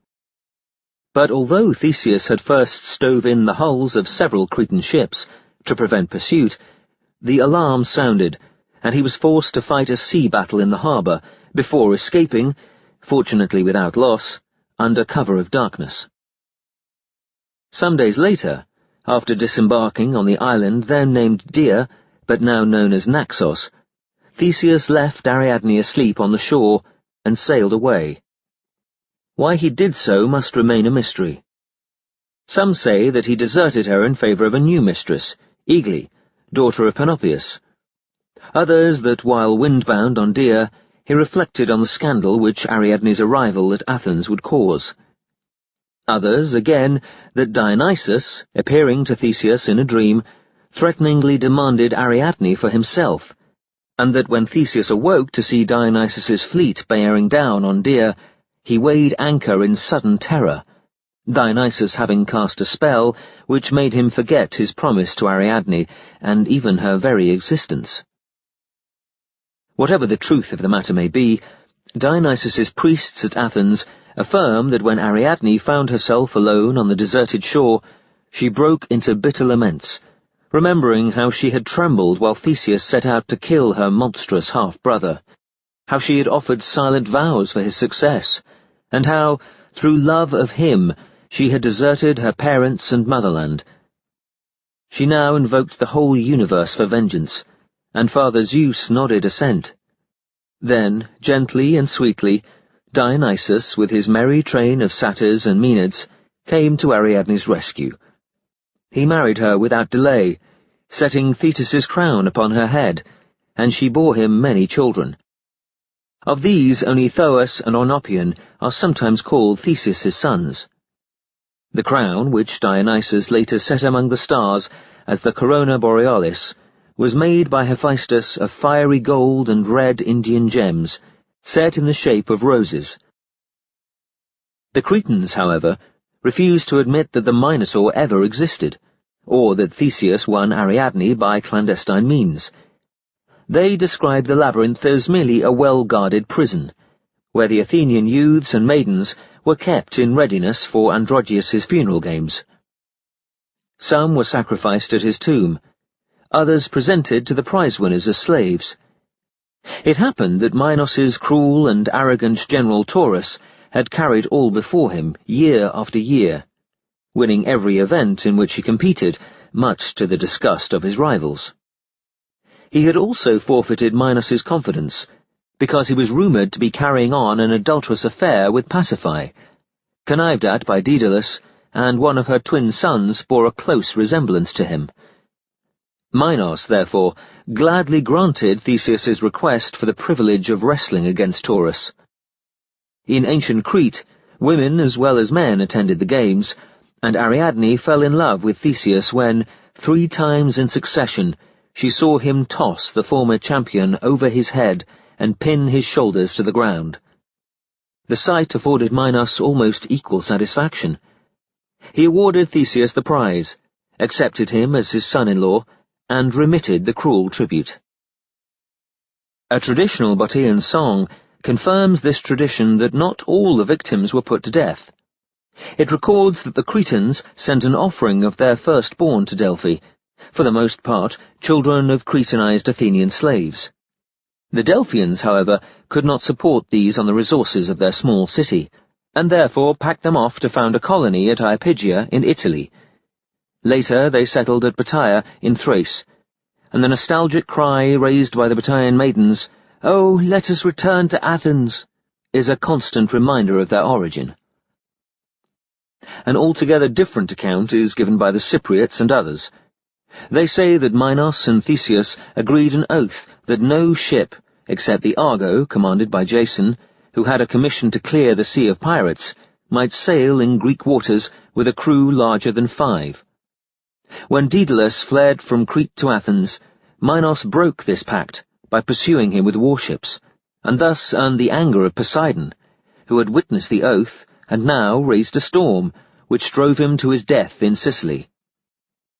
Minos' son Deucalion, inheriting the quarrel, threatened that unless the Athenians surrendered Daedalus, he would put to death all the hostages given him by Theseus at the conclusion of the pact. Theseus replied that Daedalus was his blood relation, and inquired mildly whether some compromise could not be reached. He exchanged several letters on the subject with Deucalion, but meanwhile secretly built warships. Some at Thymetidae, a port off the beaten track, others at Troezen, where Pythias had a naval yard, about which the Cretans knew nothing. Within a month or 2 his flotilla set sail, guided by Daedalus and other fugitives from Crete, and the Cretans mistook the approaching ships for part of Minos' lost fleet, and gave them a resounding welcome. Theseus therefore seized the harbour without opposition, and made straight for Knossos, where he cut down Deucalion's guards and killed Deucalion himself in an inner chamber of the palace. The Cretan throne then passed to Ariadne, with whom Theseus generously came to terms. She surrendered the Athenian hostages, and a treaty of perpetual friendship was concluded between the 2 nations, sealed by a union of the crowns. In effect, she married Theseus. After long feasting, they sailed together for Athens, but were driven to Cyprus by a storm. There, Ariadne, already with child by Theseus, and fearing that she might miscarry from seasickness, asked to be put ashore at Amathus. This was done, but hardly had Theseus regained his ship when a violent wind forced the whole fleet out to sea again. The women of Amathus treated Ariadne kindly, comforting her with letters which, they pretended, had just arrived from Theseus, who was repairing his ship on the shores of a neighbouring island, and when she died in childbed, gave her a lavish funeral. Ariadne's tomb is still shown at Amathus, in a grove sacred to her as Ariadella. Theseus, on his eventual return from the Syrian coast, was deeply grieved to learn that she had died, and endowed her cult with a large sum of money. The Cypriots still celebrate Ariadne's festival on the 2nd day of September, when a youth lies down in her grove and imitates a travailing woman, and worships 2 small statues of her, one in silver, the other in brass, which Theseus left them. They say that Dionysus, so far from marrying Ariadne, was indignant that she and Theseus had profaned his Naxian grotto, and complained to Artemis, who killed her in childbed with merciless shafts. But some say that she hanged herself for fear of Artemis. To resume the history of Theseus, from Naxos he sailed to Delos, and there sacrificed to Apollo, celebrating athletic games in his honour. It was then that he introduced the novel custom of crowning the victor with palm leaves, and placing a palm stem in his right hand, He also prudently dedicated to the god a small wooden image of Aphrodite, the work of Daedalus, which Ariadne had brought from Crete and left aboard his ship. It might have been the subject of cynical comment by the Athenians. This image, still displayed at Delos, rests on a square base instead of feet, and is perpetually garlanded. A horned altar stands beside the round lake of Delos. Apollo himself built it when he was only 4 years of age, with the closely compacted horns of countless she-goats killed by Artemis on Mount Cynthus, his first architectural feat. The foundations of the altar and its enclosing walls are also made entirely of horns, all taken from the same side of the victims, but whether from the left or from the right is disputed. What makes the work rank among the 7 marvels of the world is that neither mortar nor any other colligative has been used. It was around this altar, or according to another version, around an altar of Aphrodite, on which the Daedalic image had been set, that Theseus and his companions danced the crane, which consists of labyrinthine evolutions, trod with measured steps to the accompaniment of harps. The Delians still perform this dance, which Theseus introduced from Knossos. Daedalus had built Ariadne a dancing floor there, marked with a maze pattern in white marble relief, copied from the Egyptian labyrinth. When Theseus and his companions performed the crane at Knossos, this was the first occasion on which men and women danced together. Old-fashioned people, especially sailors, keep up much the same dance in many different cities of Greece and Asia Minor. So do children in the Italian countryside, and it is the foundation of the Troy Games. Ariadne was soon revenged on Theseus. Whether in grief for her loss, or in joy at the sight of the Attic coast, from which he had been kept by prolonged winds, he forgot his promise to hoist the white sail. Aegeus, who stood watching for him on the Acropolis, where the temple of the wingless Victory now stands, sighted the black sail, swooned, and fell headlong to his death in the valley below. But some say that he deliberately cast himself into the sea, which was thenceforth named the Aegean. Theseus was not informed of this sorrowful accident until he had completed the sacrifice vowed to the gods for his safe return. He then buried Aegeus, and honoured him with a hero shrine. On the 8th day of Pyanepsion, October, the date of the return from Crete, loyal Athenians flocked down to the seashore, with cooking pots in which they stew different kinds of beans, to remind their children how Theseus, having been obliged to place his crew on very short rations, cooked all his remaining provisions in one pot as soon as he landed, and filled their empty bellies at last. At this same festival, a thanksgiving is sung for the end of hunger, and an olive branch, wreathed in white wool and hung with the season's fruits, is carried to commemorate the one which Theseus dedicated before setting out. Since this was harvest time, Theseus also instituted the festival of grape boughs, either in gratitude to Athene and Dionysus, both of whom appeared to him on Naxos, or in honour of Dionysus and Ariadne. The 2 bough-bearers represent the youths whom Theseus had taken to Crete disguised as maidens, and who walked beside him in the triumphal procession after his return. 14 women carry provisions and take part in this sacrifice. They represent the mothers of the rescued victims, and their task is to tell fables and ancient myths, as these mothers also did before the ship sailed. Theseus dedicated a temple to Saviour Artemis in the marketplace at Troezen, and his fellow citizens honoured him with a sanctuary while he was still alive. Such families as had been liable to the Cretan tribute undertook to supply the needful sacrifices, and Theseus awarded his priesthood to the Phytalids, in gratitude for their hospitality. The vessel in which he sailed to Crete has made an annual voyage to Delos and back ever since, but has been so frequently overhauled and refitted that philosophers cite it as a stock instance when discussing the problem of continuous identity. Chapter 99. The Federalization of Attica. When Theseus succeeded his father Aegeus on the throne of Athens, he reinforced his sovereignty by executing nearly all his opponents, except Pallas and the remainder of his 50 sons.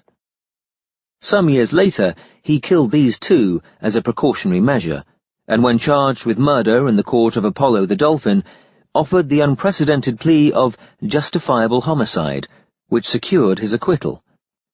He was purified of their blood at Troezen, where his son Hippolytus now reigned as king, and spent a whole year there.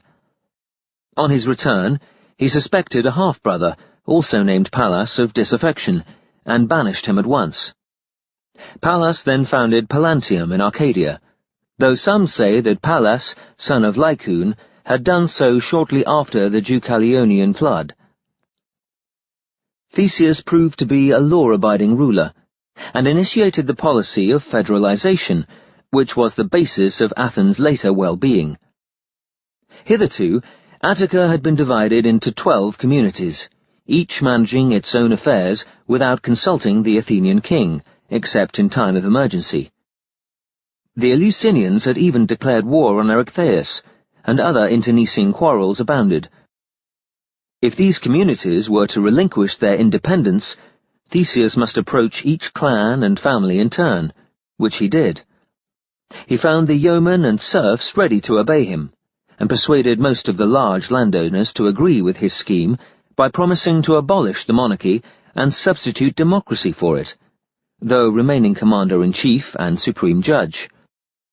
Those who remained unconvinced by the arguments he used respected his strength at least. Theseus was thus empowered to dissolve all local governments, after summoning their delegates to Athens, where he provided these with a common council hall and law court, both of which stand to this day. But he forbore to interfere with the laws of private property. Next, he united the suburbs with the city proper, which, until then, had consisted of the Acropolis and its immediate southern dependencies, including the ancient temples of Olympian Zeus, Pythian Apollo, Mother Earth, Dionysus of the Marshes, and the Aqueduct of 9 Springs. The Athenians still call the Acropolis the city. He named the 16th day of Hecatombion, July, Federation Day, and made it a public festival in honor of Athene, when a bloodless sacrifice is also offered to peace. By renaming the Athenian Games celebrated on this day All Athenian, he opened it to the whole of Attica, and also introduced the worship of federal Aphrodite, and of persuasion. Then, resigning the throne, as he had promised, he gave Attica its new constitution, and under the best auspices, for the Delphic oracle prophesied that Athens would now ride the stormy seas as safely as a pig's bladder. To enlarge the city still further, Theseus invited all worthy strangers to become his fellow citizens. His heralds, who went throughout Greece, used a formula which is still employed, namely, "Come hither, all ye people." Great crowds thereupon flocked into Athens, and he divided the population of Attica into 3 classes. The Eupatrids, or those who deserved well of their fatherland, the Georges, or farmers, and the Demiurges, or artificers. The Eupatrids took charge of religious affairs, supplied magistrates, interpreted the laws, embodying the highest dignity of all. The Georges tilled the soil and were the backbone of the state, and the Demiurges, by far the most numerous class, furnished such various artificers as soothsayers, surgeons, heralds, carpenters, sculptors, and confectioners. Thus Theseus became the first king to found a commonwealth, which is why Homer, in the catalogue of ships, styles only the Athenians a sovereign people, and his constitution remained in force until the tyrants seized power. Some, however, deny the truth of this tradition. They say that Theseus continued to reign as before, and that after the death of King Menestheus, who led the Athenians against Troy, his dynasty persisted for 3 generations. Theseus, the first Athenian king to mint money, stamped his coins with the image of a bull. It is not known whether this represented Poseidon's bull or Minos's general Taurus, or whether he was merely encouraging agriculture. but this coinage caused the standard of value to be quoted in terms of 10 oxen, or 100 oxen, for a considerable time. In emulation of Heracles, who had appointed his father Zeus patron of the Olympic Games, Theseus now appointed his father Poseidon patron of the Isthmian Games. Hitherto the god thus honoured had been Melicertes, son of Ino, and the games, which were held at night, had been mysteries rather than a public spectacle. Next, Theseus made good the Athenian claim to the sovereignty of Megara, and then, having summoned Peloponnesian delegates to the isthmus, prevailed upon them to settle a long-standing frontier dispute with their Ionian neighbours. At a place agreed by both parties, he raised the celebrated common marked on its eastern side, "This is not the Peloponnese, but Ionia," and on the western, "This is not Ionia, but the Peloponnese." He also won Corinthian assent to the Athenians taking the place of honour at the Isthmian Games. It consisted of as much ground as was covered by the mainsail of the ship that had brought them. Chapter 100. Theseus and the Amazons.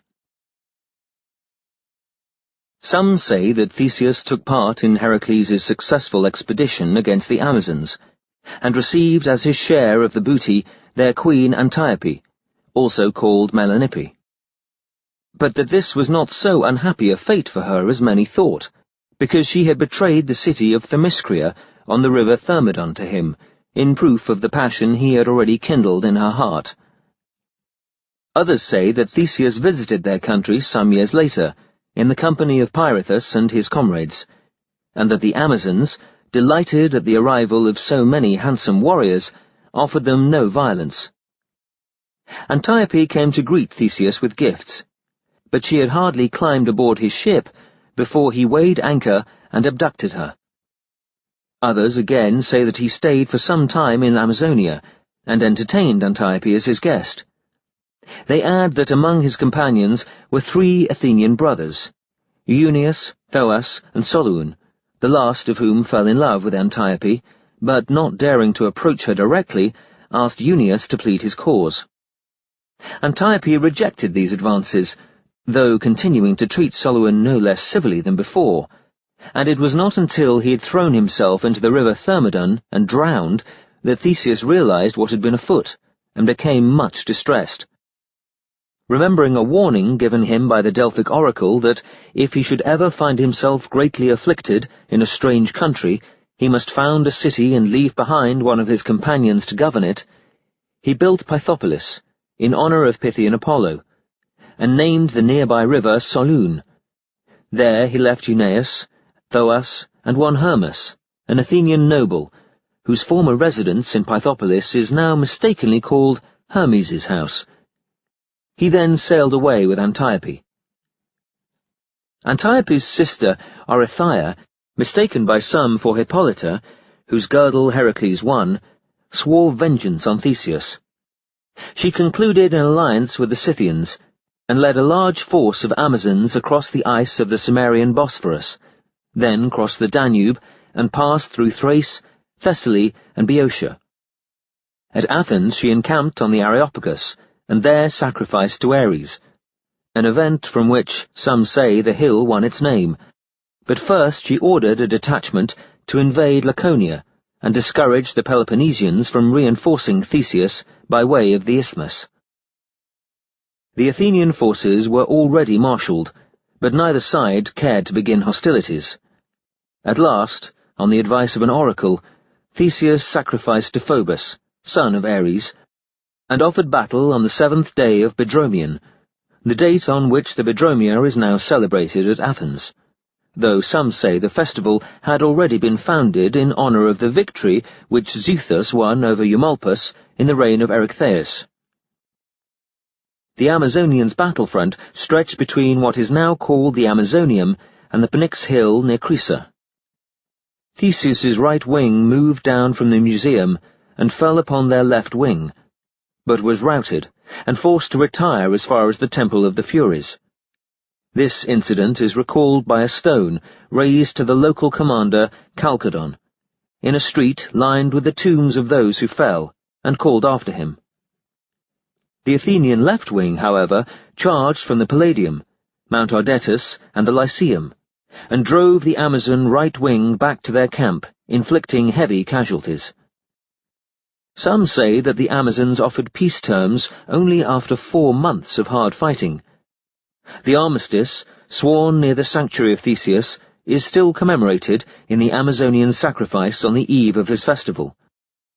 But others say that Antiope, now Theseus's wife, fought heroically at his side, until shot dead by one Mulpadia, whom Theseus then killed, and that Oreithyia, with a few followers, escaped to Megara, where she died of grief and despair, and that the remaining Amazons, driven from Attica by the victorious Theseus, settled in Scythia.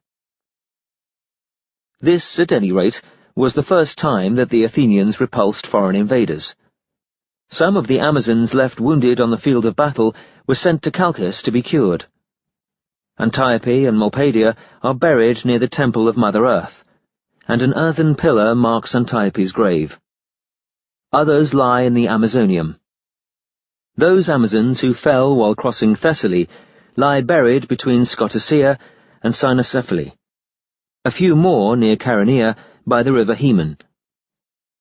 In the Piracan region of Laconia, shrines mark the place where the Amazons halted their advance, and dedicated 2 wooden images to Artemis and Apollo. And at Troezen, a temple of Ares commemorates Theseus's victory over this detachment when it attempted to force the isthmus on its return. According to one account, the Amazons entered Thrace by way of Phrygia, not Scythia, and founded the sanctuary of Ephesian Artemis as they marched along the coast.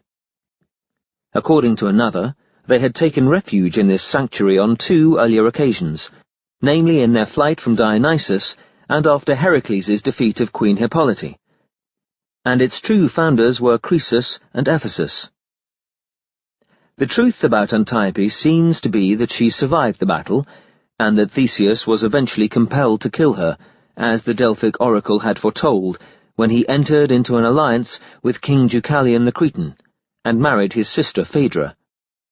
The jealous Antiope, who was not his legal wife, interrupted the wedding festivities by bursting in, fully armed, and threatening to massacre the guests. Theseus and his companions hastily closed the doors, and dispatched her in a grim combat, though she had borne him Hippolytus, also called Demophoon, and never lain with another man. Chapter 101. Phaedra and Hippolytus. After marrying Phaedra, Theseus sent his bastard son Hippolytus to Pythius, who adopted him as heir to the throne of Troezen.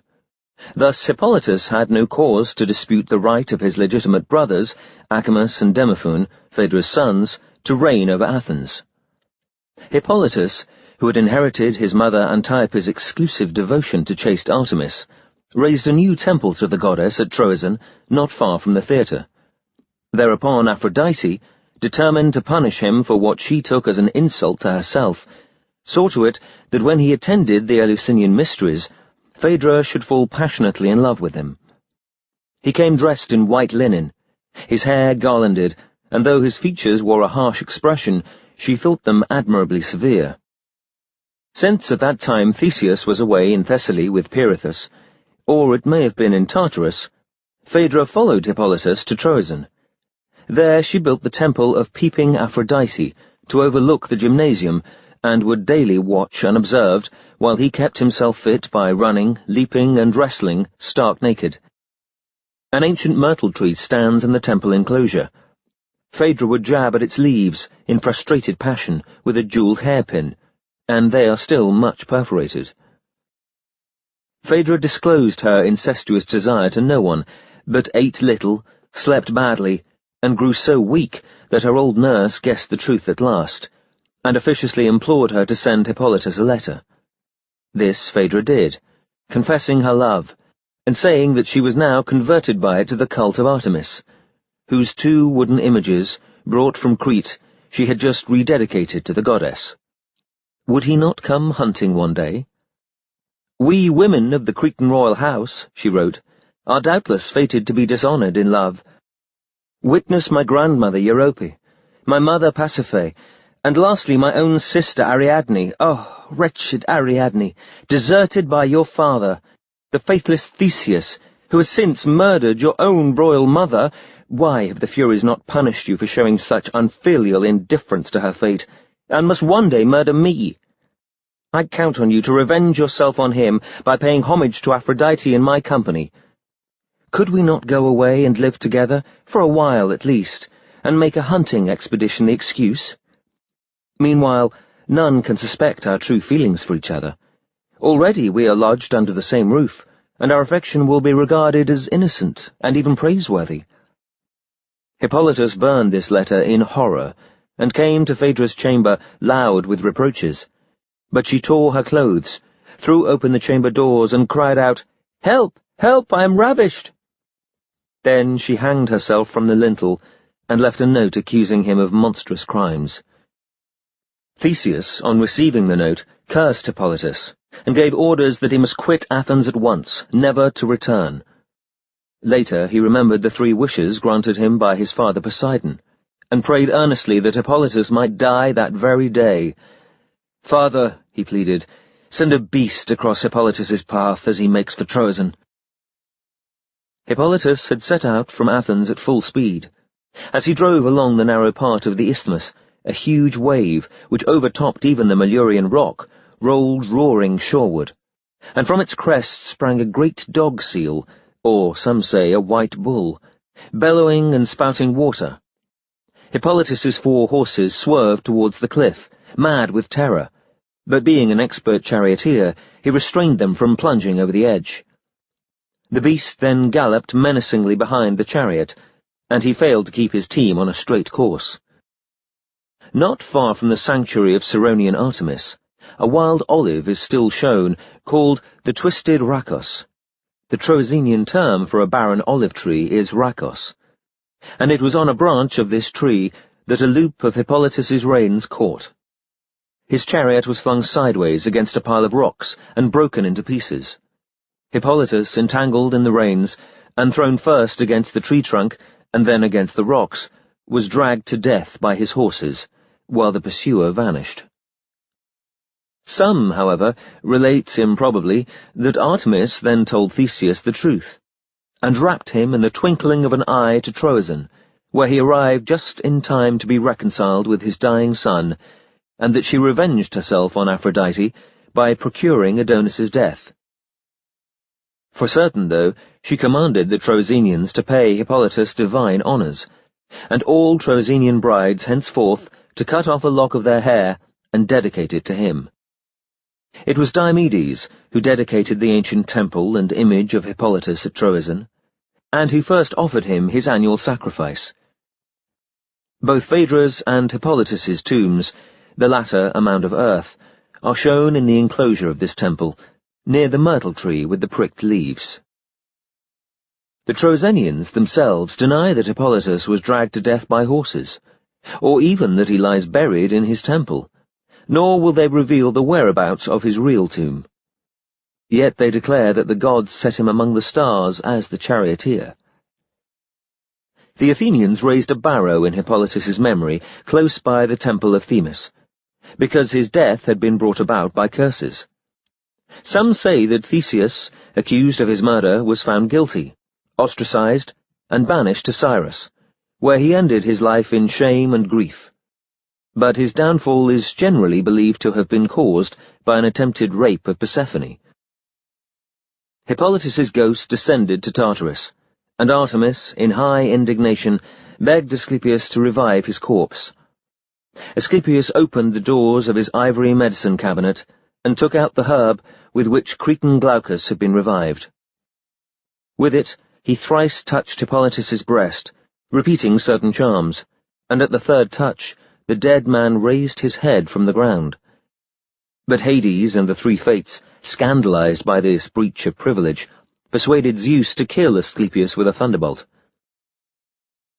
The Latins relate that Artemis then wrapped Hippolytus in a thick cloud, disguised him as an aged man, and changed his features. After hesitating between Crete and Delos as suitable places of concealment, she brought him to her sacred grove at Italian Erysia. There, with her consent, he married the nymph Egeria, and he still lives beside the lake among dark oak woods, surrounded by sheer precipices. Lest he should be reminded of his death, Artemis changed his name to Virbius, which means vir bis, or twice a man, and no horses are allowed in the vicinity. The priesthood of Erysian Artemis is open only to runaway slaves. In her grove grows an ancient oak tree, the branches of which may not be broken, but if a slave dares do so, then the priest, who has himself killed his predecessor and therefore lives in hourly fear of death, must fight him, sword against sword, for the priesthood. The Erysians say that Theseus begged Hippolytus to remain with him at Athens, but he refused.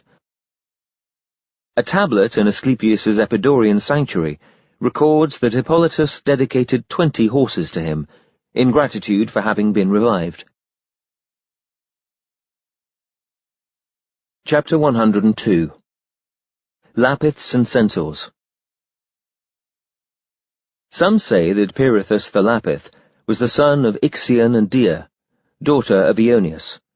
Others that he was the son of Zeus, who, disguised as a stallion, coursed around Dia before seducing her. Almost incredible reports of Theseus's strength and valour had reached Pirithous, who ruled over the Magnetes, at the mouth of the river Peneus.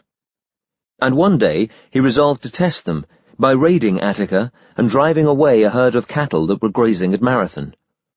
When Theseus at once went in pursuit, Pirithous boldly turned about to face him, but each was filled with such admiration for the other's nobility of appearance that the cattle were forgotten, and they swore an oath of everlasting friendship.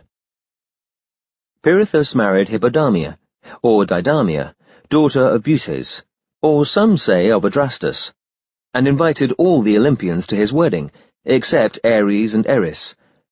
He remembered the mischief which Eris had caused at the marriage of Peleus and Thetis. Since more feasters came to Pirithous' palace than it could contain, his cousins the Centaurs, together with Nestor, Caeneus, and other Thessalian princes, were seated at tables in a vast, tree-shaded cave nearby. The Centaurs, however, were unused to wine, and when they smelled its fragrance, pushed away the sour milk which was set before them, and ran to fill their silver horns from the wineskins. In their ignorance, they swilled the strong liquor unmixed with water, becoming so drunk that when the bride was escorted into the cavern to greet them, Eurytus, or Eurytion, leapt from his stool, overturned the table, and dragged her away by the hair.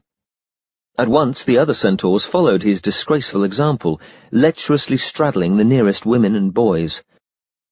Pirithous and his paranymph Theseus sprang to Hippodamia's rescue, cut off Eurytion's ears and nose, and with the help of the Lapiths threw him out of the cavern.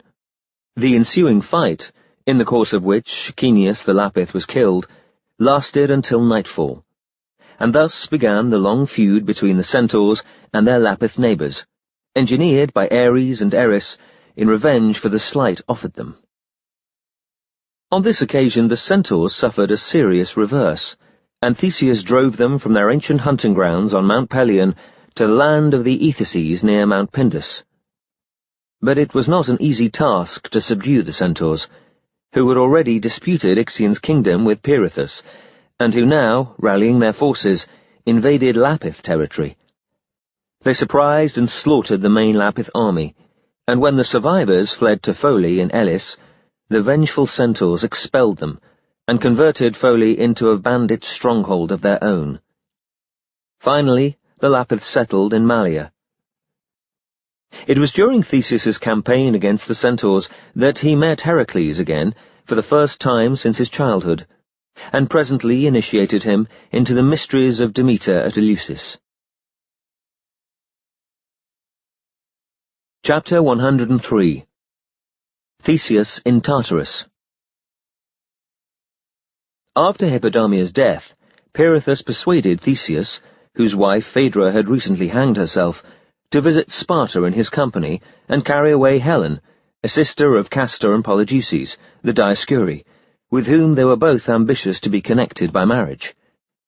Where the sanctuary of Serapis now stands at Athens, they swore to stand by each other in this perilous enterprise, to draw lots for Helen when they had won her, and then to carry off another of Zeus's daughters for the loser, whatever the danger might be. This decided, they led an army into Lacedaemon. Then, riding ahead of the main body, seized Helen while she was offering a sacrifice in the temple of upright Artemis at Sparta, and galloped away with her. They soon outdistanced their pursuers, shaking them off at Tegea, where, as had been agreed, lots were drawn for Helen, and Theseus proved the winner. He foresaw, however, that the Athenians would by no means approve of his having thus picked a quarrel with the redoubtable Dioscuri, and therefore sent Helen, who was not yet nubile, being a 12-year-old child, or some say even younger, to the Attic village of Aphidne, where he charged his friend Aphidnus to guard her with the greatest attention and secrecy. Aethra, Theseus's mother, accompanied Helen and cared well for her. Some try to exculpate Theseus by recording that it was Idas and Lynceus who stole Helen, and then entrusted her to the protection of Theseus, in revenge for the Dioscuri's abduction of the Leucippides.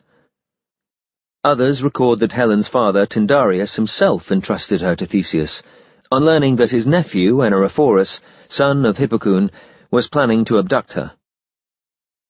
Some years passed, and when Helen was old enough for Theseus to marry her, Pirithous reminded him of their pact. Together they consulted an oracle of Zeus, whom they had called upon to witness their oath, and his ironical response was, "Why not visit Tartarus and demand Persephone, the wife of Hades, as a bride for Pirithous? She is the noblest of my daughters." Theseus was outraged when Pirithous, who took this suggestion seriously, held him to his oath. But he dared not refuse to go, and presently they descended, sword in hand, to Tartarus. Avoiding the ferry passage across Lethe, they chose the back way, the entrance to which is in a cavern of Laconian Taenarus, and were soon knocking at the gates of Hades's palace. Hades listened calmly to their impudent request, and, feigning hospitality, invited them to be seated. Unsuspectingly, they took the settee he offered, which proved to be the chair of forgetfulness, and at once became part of their flesh, so that they could not rise again without self-mutilation. Coiled serpents hissed all about them, and they were well lashed by the Furies and mauled by Cerberus's teeth, while Hades looked on, smiling grimly. Thus they remained in torment for 4 full years, until Heracles, coming at Eurystheus's command to fetch up Cerberus, recognized them as they mutely stretched out their hands, pleading for his help. Persephone received Heracles like a brother, graciously permitting him to release the evildoers and take them back to the upper air if he could.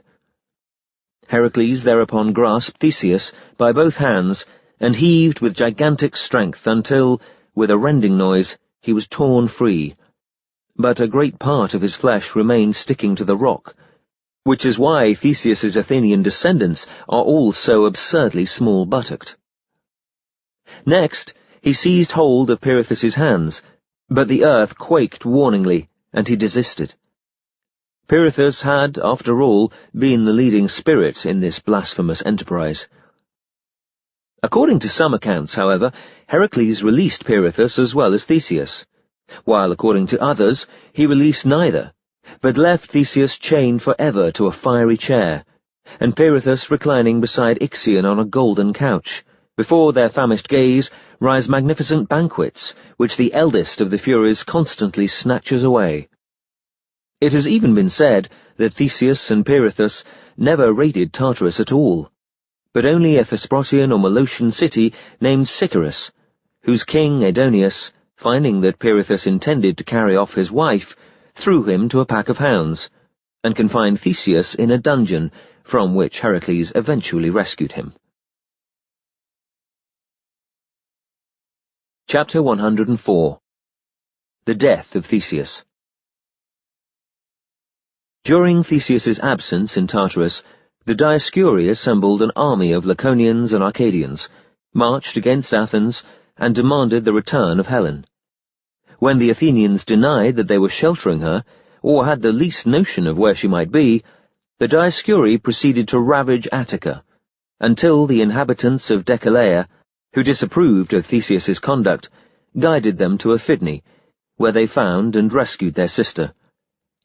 The Dioscuri then razed Aphidne to the ground, but the Deceleans are still immune from all Spartan taxes, and entitled to seats of honour at Spartan festivals. Their lands alone were spared in the Peloponnesian War, when the invading Spartans laid Attica waste. Others say that the revealer of Helen's hiding place was one Academus, or Echidemus, an Arcadian who had come to Attica on Theseus's invitation. The Spartans certainly treated him with great honour while he was alive, and in their later invasions spared his small estate on the river Cephissus, 6 stadia distant from Athens. This is now called the Academia, a beautiful, well-watered garden where philosophers meet and express their irreligious views on the nature of the gods. Marathus led the Arcadian contingent of the Dioscuri's army, and, in obedience to an oracle, offered himself for sacrifice at the head of his men.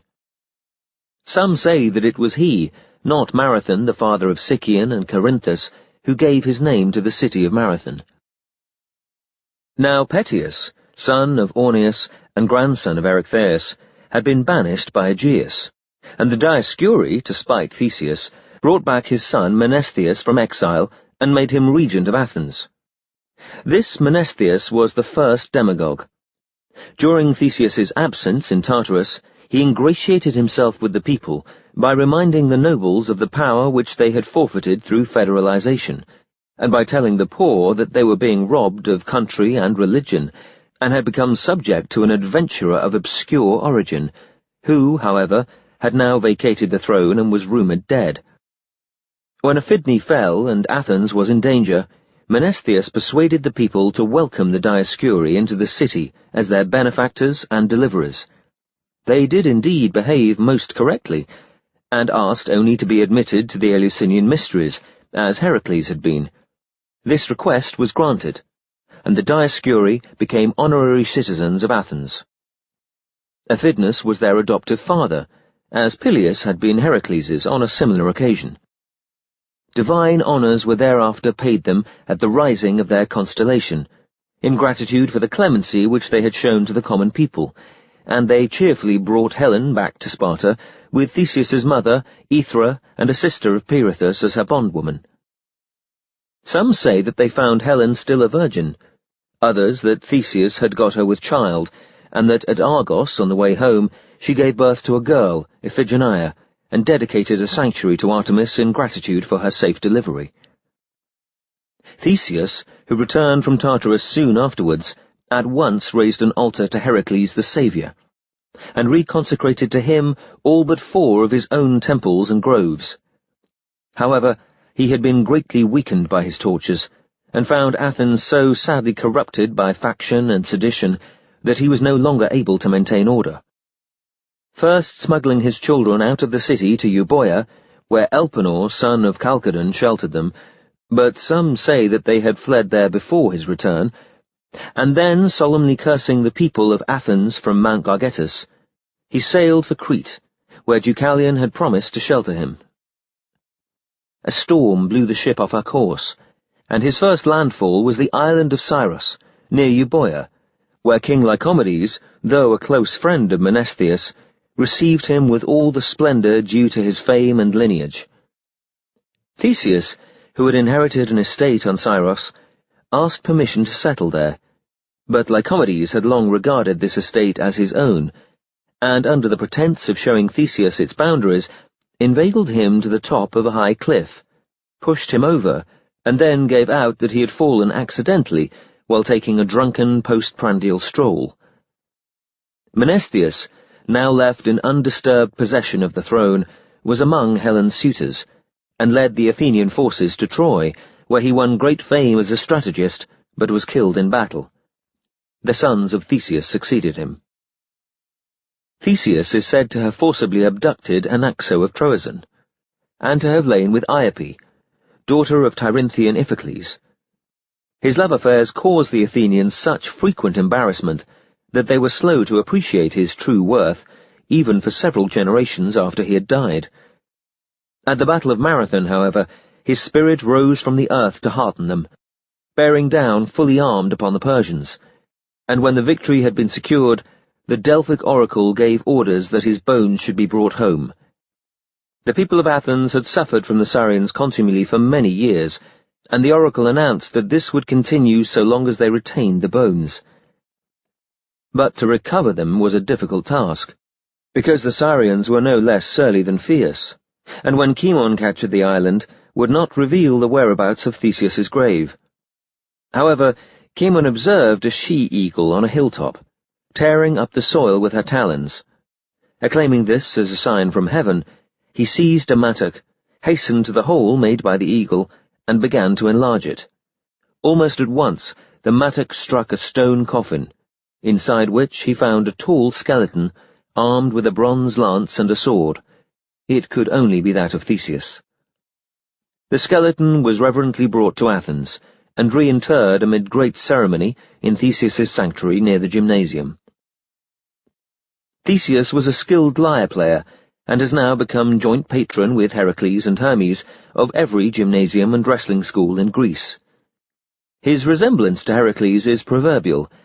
He took part in the Caledonian hunt, avenged the champions who fell at Thebes, and only failed to be one of the Argonauts through being detained in Tartarus when they sailed for Colchis.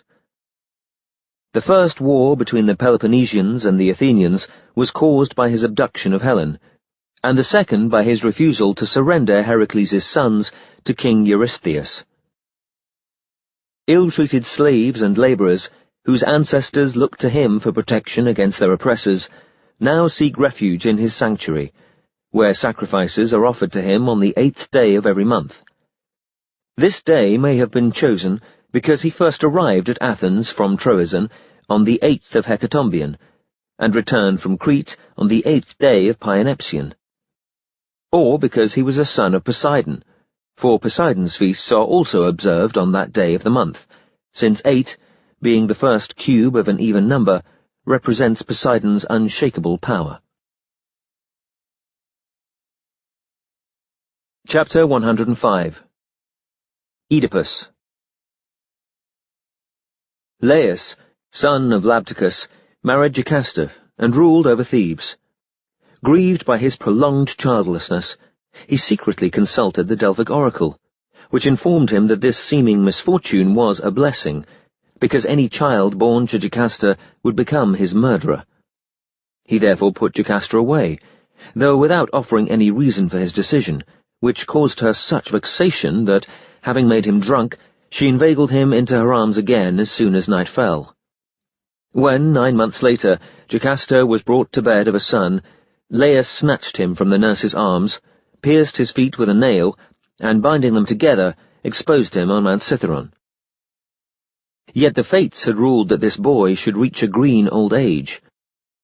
A Corinthian shepherd found him, named him Oedipus because his feet were deformed by the nail wound, and brought him to Corinth, where King Polybus was reigning at the time. According to another version of the story, Laius did not expose Oedipus on the mountain, but locked him in a chest, which was lowered into the sea from a ship. This chest drifted ashore at Sicyon, where Peribea, Polybus's queen, happened to be on the beach, supervising her royal laundrywomen. She picked up Oedipus, retired to a thicket, and pretended to have been overcome by the pangs of labour. Since the laundrywomen were too busy to notice what she was about, she deceived them all into thinking that he had only just been born.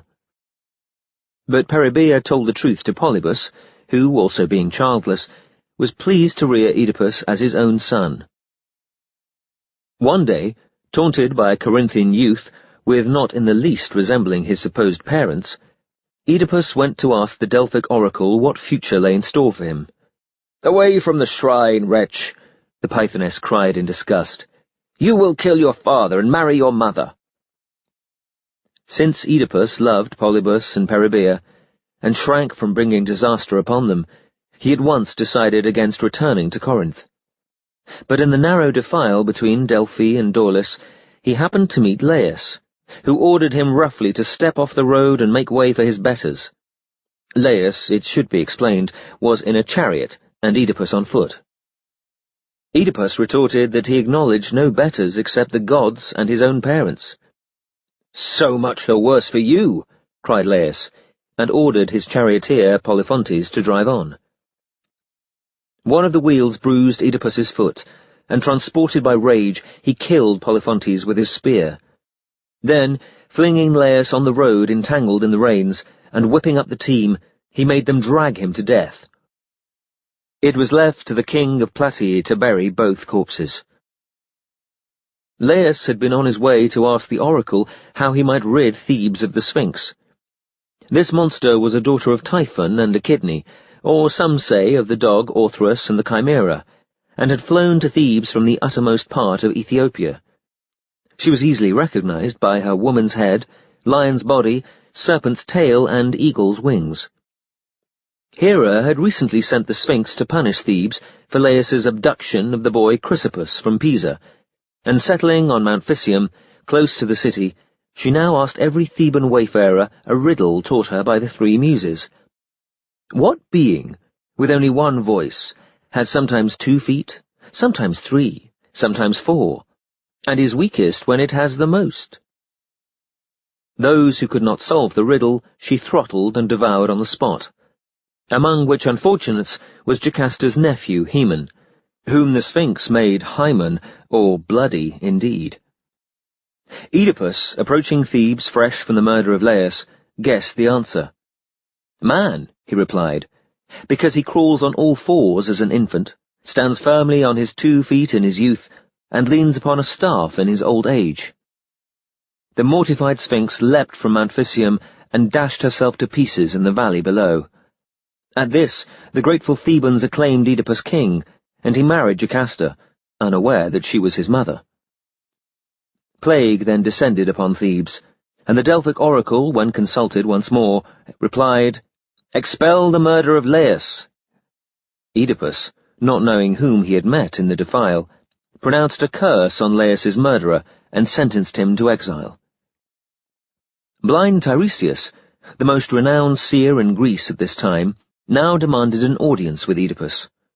Some say that Athene, who had blinded him for having inadvertently seen her bathing, was moved by his mother's plea, and, taking the serpent Erichthonius from her aegis, gave the order, "Cleanse Tiresias's ears with your tongue, that he may understand the language of prophetic birds."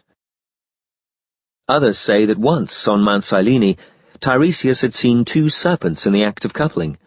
When both attacked him, he struck at them with his staff, killing the female. Immediately he was turned into a woman, and became a celebrated harlot. But 7 years later, he happened to see the same sight again at the same spot, and this time regained his manhood by killing the male serpent. Still others say that when Aphrodite and the 3 Charites, Pasithea, Kale, and Josophone, disputed as to which of the 4 was the most beautiful, Tiresias awarded Kale the prize, whereupon Aphrodite turned him into an old woman. But Kale took him with her to Crete, and presented him with a lovely head of hair. Some days later, Hera began reproaching Zeus for his numerous infidelities. He defended them by arguing that, at any rate, when he did share her couch, she had the more enjoyable time by far. "Women, of course, derive infinitely greater pleasure from the sexual act than men," he blustered. "What nonsense!" cried Hera. "The exact contrary is the case, and well you know it." Tiresias, summoned to settle the dispute from his personal experience, answered, "If the parts of love-pleasure be counted as 10, thrice 3 go to women, 1 only to men." Hera was so exasperated by Zeus's triumphant grin that she blinded Tiresias, but Zeus compensated him with inward sight, and a life extended to 7 generations. Tiresias now appeared at Oedipus's court, leaning on the cornelwood staff given him by Athene, and revealed to Oedipus the will of the gods, that the plague would cease only if a sown man died for the sake of the city. Jocasta's father, Menecius, one of those who had risen out of the earth when Cadmus sowed the serpent's teeth, at once leapt from the walls, and all Thebes praised his civic devotion. Tiresias then announced further, "Menecius did well, and the plague will now cease. Yet the gods had another of the sown men in mind, one of the third generation, for he has killed his father and married his mother. Know, Queen Jocasta, that it is your husband, Oedipus." At first, none would believe Tiresias, but his words were soon confirmed by a letter from Peribea at Corinth. She wrote that the sudden death of King Polybus now allowed her to reveal the circumstances of Oedipus's adoption. All this she did in damning detail. Jocasta then hanged herself for shame and grief, while Oedipus blinded himself with a pin taken from her garments. Some say that, although tormented by the Erinyes, who accused him of having brought about his mother's death, Oedipus continued to reign over Thebes for a while, until he fell gloriously in battle. According to others, however, Jocasta's brother Creon expelled him, but not before he had cursed Eteocles and Polynices, who were at once his sons and his brothers, when they insolently sent him the inferior portion of the sacrificial beast, namely haunch instead of royal shoulder. They therefore watched dry-eyed as he left the city which he had delivered from the Sphinx's power. After wandering for many years through country after country, guided by his faithful daughter Antigone, Oedipus finally came to Colonus in Attica, where the Erinyes, who have a grove there, hounded him to death, and Theseus buried his body in the precinct of the Solemn Ones at Athens, lamenting by Antigone's side. Chapter 106. The Seven Against Thebes. So many princes visited Argos in the hope of marrying either Aegea or Deipyla, the daughters of King Adrastus, that fearing to make powerful enemies if he singled out any two of them as his sons-in-law, he consulted the Delphic oracle. Apollo's response was, "Yoke to a two-wheeled chariot the boar and lion which fight in your palace." Among the less fortunate of these suitors were Polynices and Tydeus. Polynices and his twin Eteocles had been elected co-kings of Thebes after the banishment of Oedipus, their father. They agreed to reign for alternate years, but Eteocles, to whom the first term fell, would not relinquish his throne at the end of the year, pleading the evil disposition shown by Polynices, and banished him from the city. Tydeus, son of Aeneas of Calydon, had killed his brother Melanippus when out hunting. Though he claimed that this was an accident, it had been prophesied that Melanippus would kill him, and the Caledonians therefore suspected him of having tried to forestall his fate, and he was also banished. Now the emblem of Thebes is a lion, and the emblem of Calydon a boar, and the two fugitive suitors displayed these devices on their shields. That night, in Adrastus's palace, they began to dispute about the riches and glories of their respective cities, and murder might have been done had not Adrastus parted and reconciled them. Then, mindful to the prophecy, he married Aegea to Polynices, and Deipyla to Tydeus, with a promise to restore both princes to their kingdoms, but said that he would first march against Thebes, which lay nearer. Adrastus mustered his Argive chieftains, Capaneus, Hippomedon, his brother-in-law Amphiaraus the seer, and his Arcadian ally Parthenopaeus, son of Meleager and Atalanta, bidding them arm themselves and set out eastward. Of these champions, only one was reluctant to obey, namely Amphiaraus, who, foreseeing that all except Adrastus would die fighting against Thebes, at first refused to go. It happened that Adrastus had formerly quarrelled with Amphiaraus about Argive affairs of state, and the two angry men might have killed each other, but for Adrastus's sister Euryphile, who was married to Amphiaraus.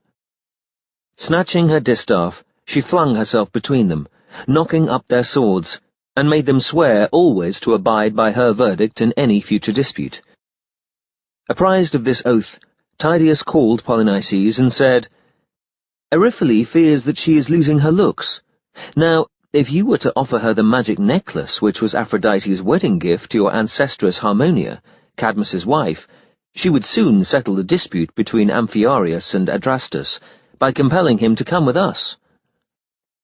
This was discreetly done, and the expedition set out, led by the 7 champions, Polynices, Tydeus, and the 5 Argives. But some say that Polynices did not count as one of the 7, and add the name of Eteocles the Argive, a son of Iphis. Their march took them through Nemea, where Lycurgus was king. When they asked leave to water their troops in his country, Lycurgus consented, and his bondwoman, Hypsipyle, guided them to the nearest spring. Hypsipyle was a Lemnian princess, but when the women of Lemnos had sworn to murder all their men in revenge for an injury done them, she saved the life of her father Thoas. They therefore sold her into slavery, and here she was, acting as nursemaid to Lycurgus's son Epheltes. She set the boy down for a moment while she guided the Argive army to the drinking pool, whereupon a serpent writhed around his limbs and bit him to death. Adrastus and his men returned from the spring too late to do more than kill the serpent and bury the boy. When Amphiaraus warned them that this was an ominous sign, they instituted the Nemean Games in the boy's honour, calling him Archemorus, which means the beginner of doom, and each of the champions had the satisfaction of winning one of the 7 events.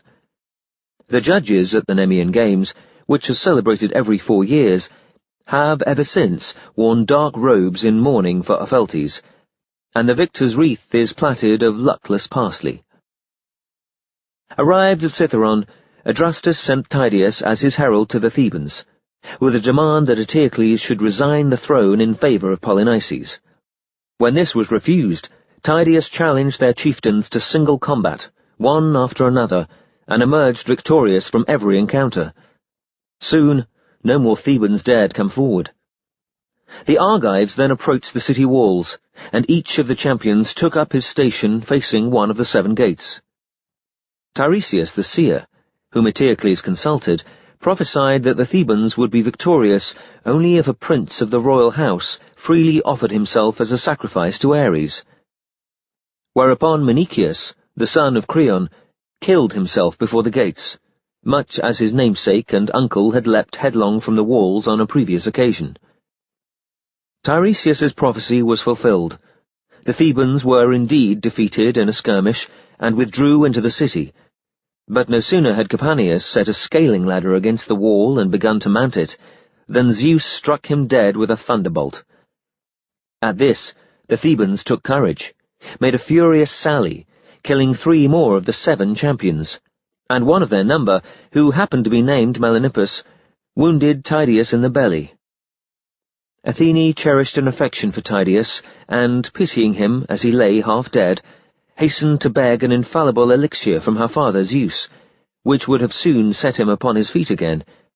But Amphiaraus hated Tydeus for having forced the Argives to march, and, being sharp-witted, ran at Melanippus and cut off his head. "Here is revenge," he cried, handing the head to Tydeus. "Split open the skull and gulp his brains." Tydeus did so, and Athene, arriving at that moment with the elixir, spilt it on the ground and retired in disgust.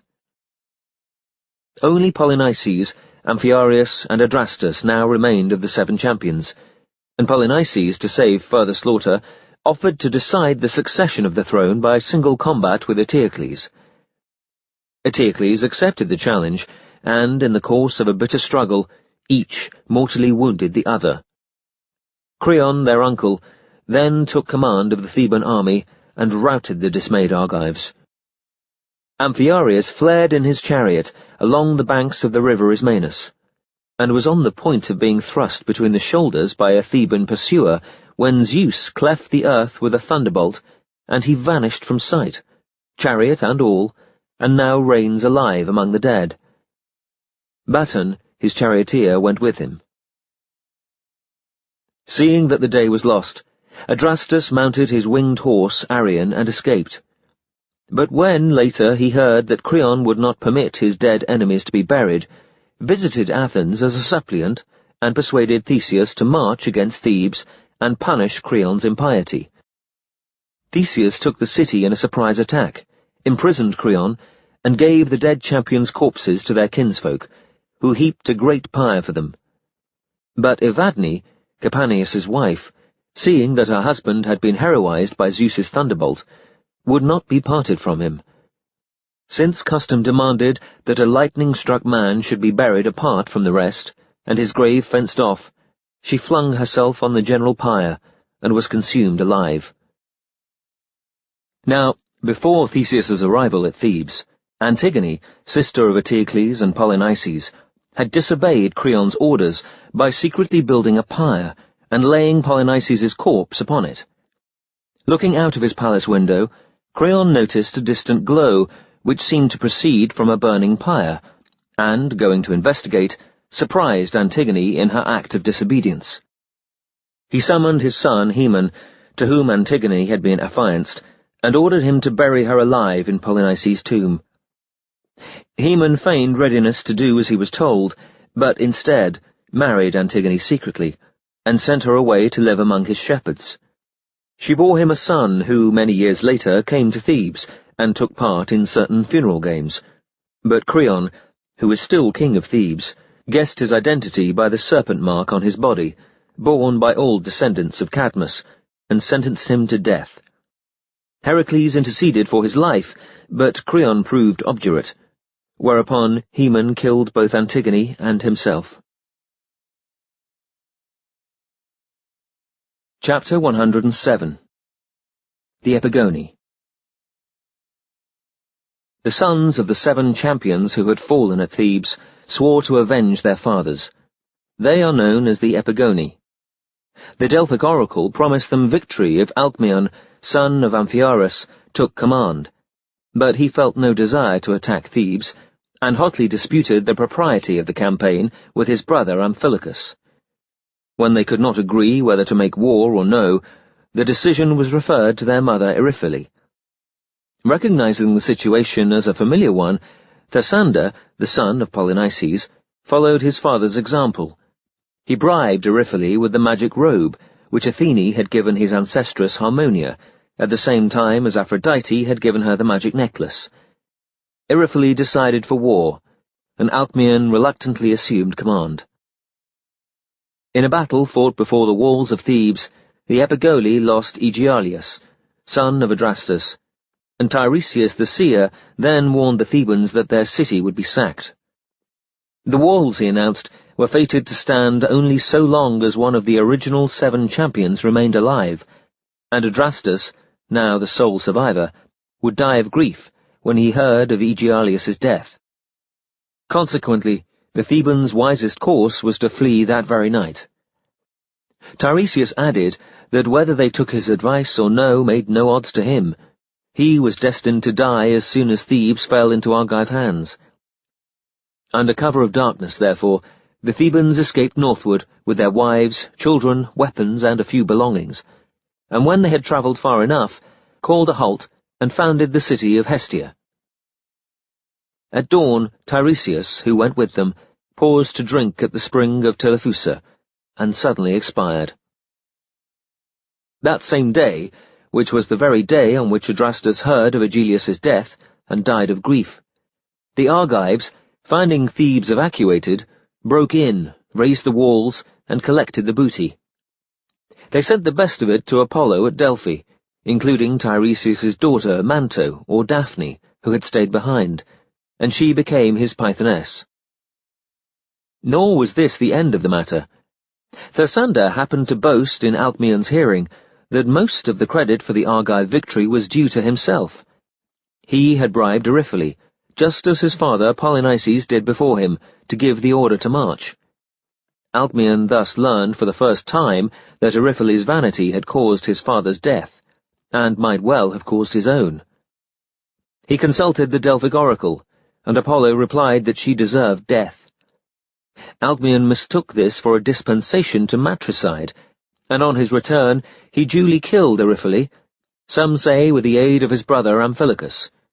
But Eriphyle, as she lay dying, cursed Alcmaeon, and cried out, "Lands of Greece and Asia, and of all the world, deny shelter to my murderers."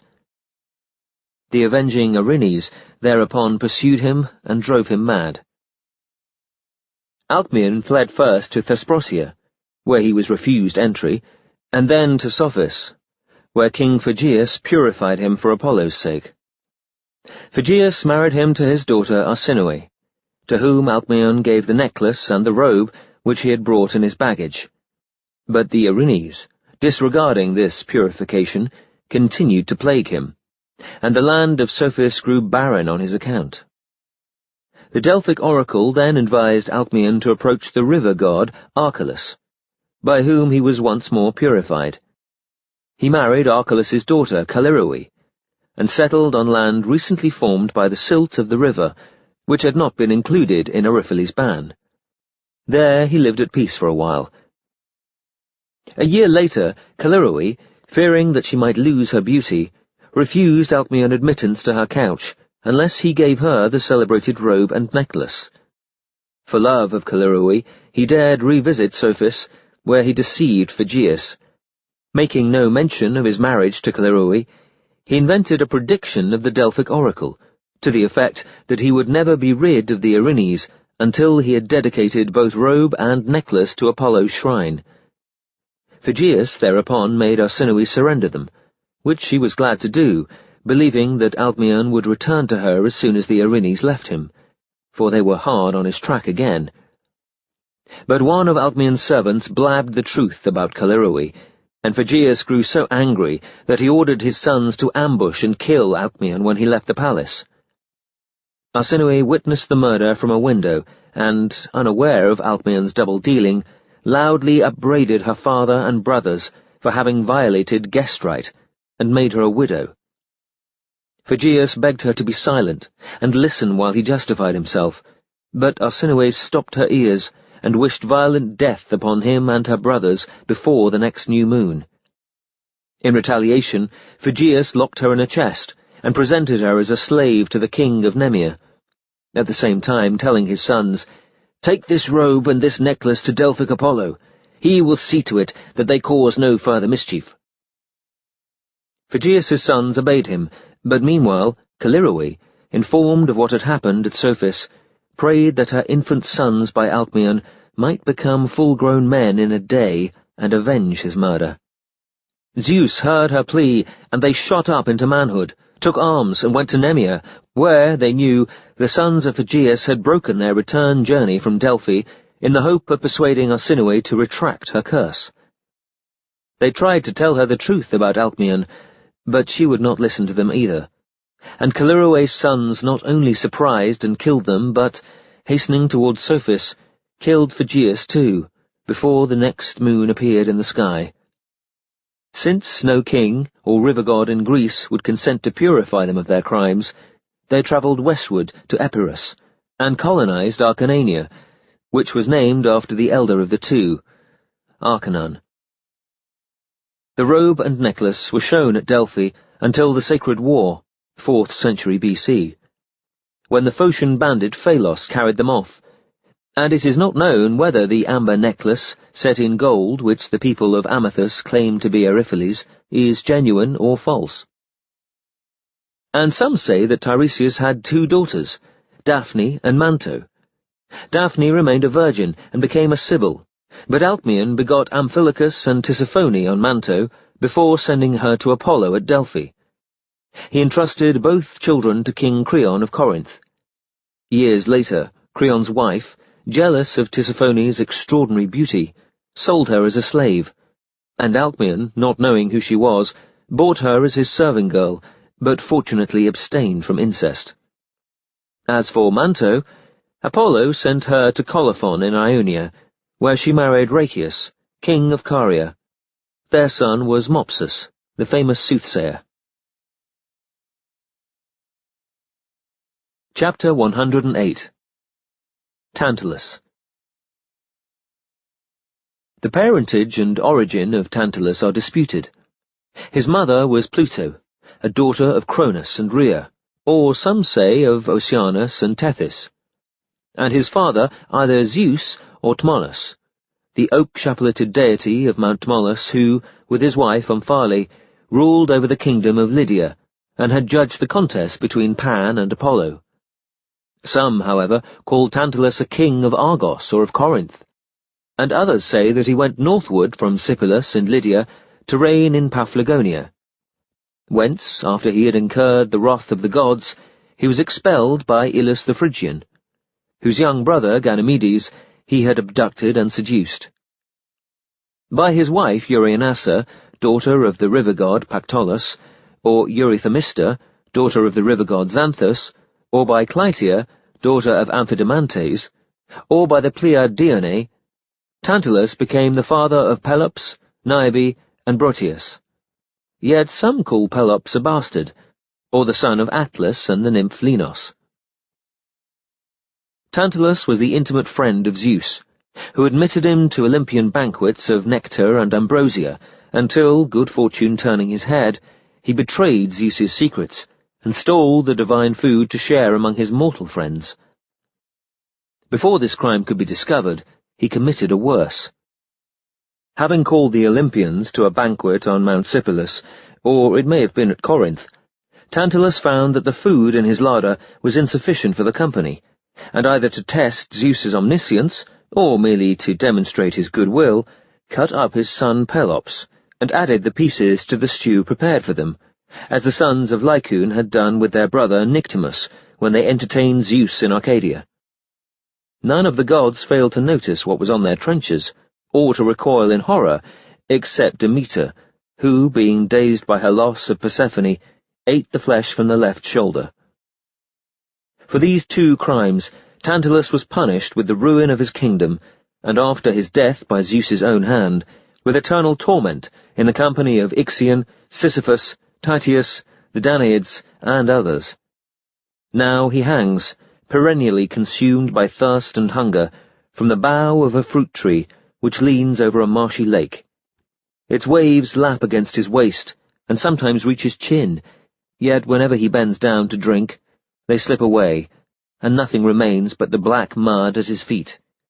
Or, if he ever succeeds in scooping up a handful of water, it slips through his fingers before he can do more than wet his cracked lips, leaving him thirstier than ever.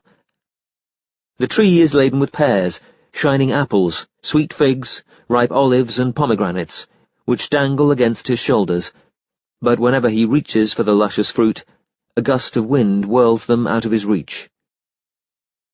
Moreover, an enormous stone, a crag from Mount Sipylus, overhangs the tree and eternally threatens to crush Tantalus's skull. This is his punishment for a third crime, namely theft, aggravated by perjury. One day, while Zeus was still an infant in Crete, being suckled by the she-goat Almathea, Hephaestus had made rear a golden mastiff to watch over him, which subsequently became the guardian of his temple at Dicte. But Pandarius, son of Merops, a native of Lydian, or it may have been Cretan, Miletus, if indeed it was not Ephesus, dared to steal the mastiff, and brought it to Tantalus for safekeeping on Mount Sipylus. After the hue and cry had died down, Pandarius asked Tantalus to return it to him, but Tantalus swore by Zeus that he had neither seen nor heard of a golden dog. This oath coming to Zeus's ears, Hermes was given orders to investigate the matter, and although Tantalus continued to perjure himself, Hermes recovered the dog by force or by stratagem, and Zeus crushed Tantalus under a crag of Mount Sipylus. The spot is still shown near the Tantalid Lake, a haunt of white swan-eagles. Afterwards, Pandarius and his wife, Harmathoi, fled to Athens, and thence to Sicily, where they perished miserably. According to others, however, it was Tantalus who stole the golden mastiff, and Pandarius, to whom he entrusted it, and who, on denying that he had ever received it, was destroyed, together with his wife, by the angry gods, or turned into stone. But Pandarius's orphan daughters, Merope and Cleothera, whom some call Chimero and Clytie, were reared by Aphrodite on curds, honey, and sweet wine. Hera endowed them with beauty, and with more than human wisdom. Artemis made them grow tall and strong. Athene instructed them in every known handicraft. It is difficult to understand why these goddesses showed such solicitude, or chose Aphrodite to soften Zeus's heart towards these orphans and arrange good marriages for them, unless, of course, they had themselves encouraged Pandarus to commit the theft. Zeus must have suspected something, because while Aphrodite was closeted with him on Olympus, the Harpies snatched away the 3 girls, with his consent, and handed them over to the Erinyes, who made them suffer vicariously for their father's sins. This Pandarus was also the father of Aeaedan, the wife of Zethus, to whom she bore Itylus. Aeaedan was racked with envy of her sister Niobe, who rejoiced in the love of 6 sons and 6 daughters, and, when trying to murder Sipylus, the eldest of them, she killed Itylus by mistake, whereupon Zeus transformed her into the nightingale who, in early summer, nightly laments her murdered child.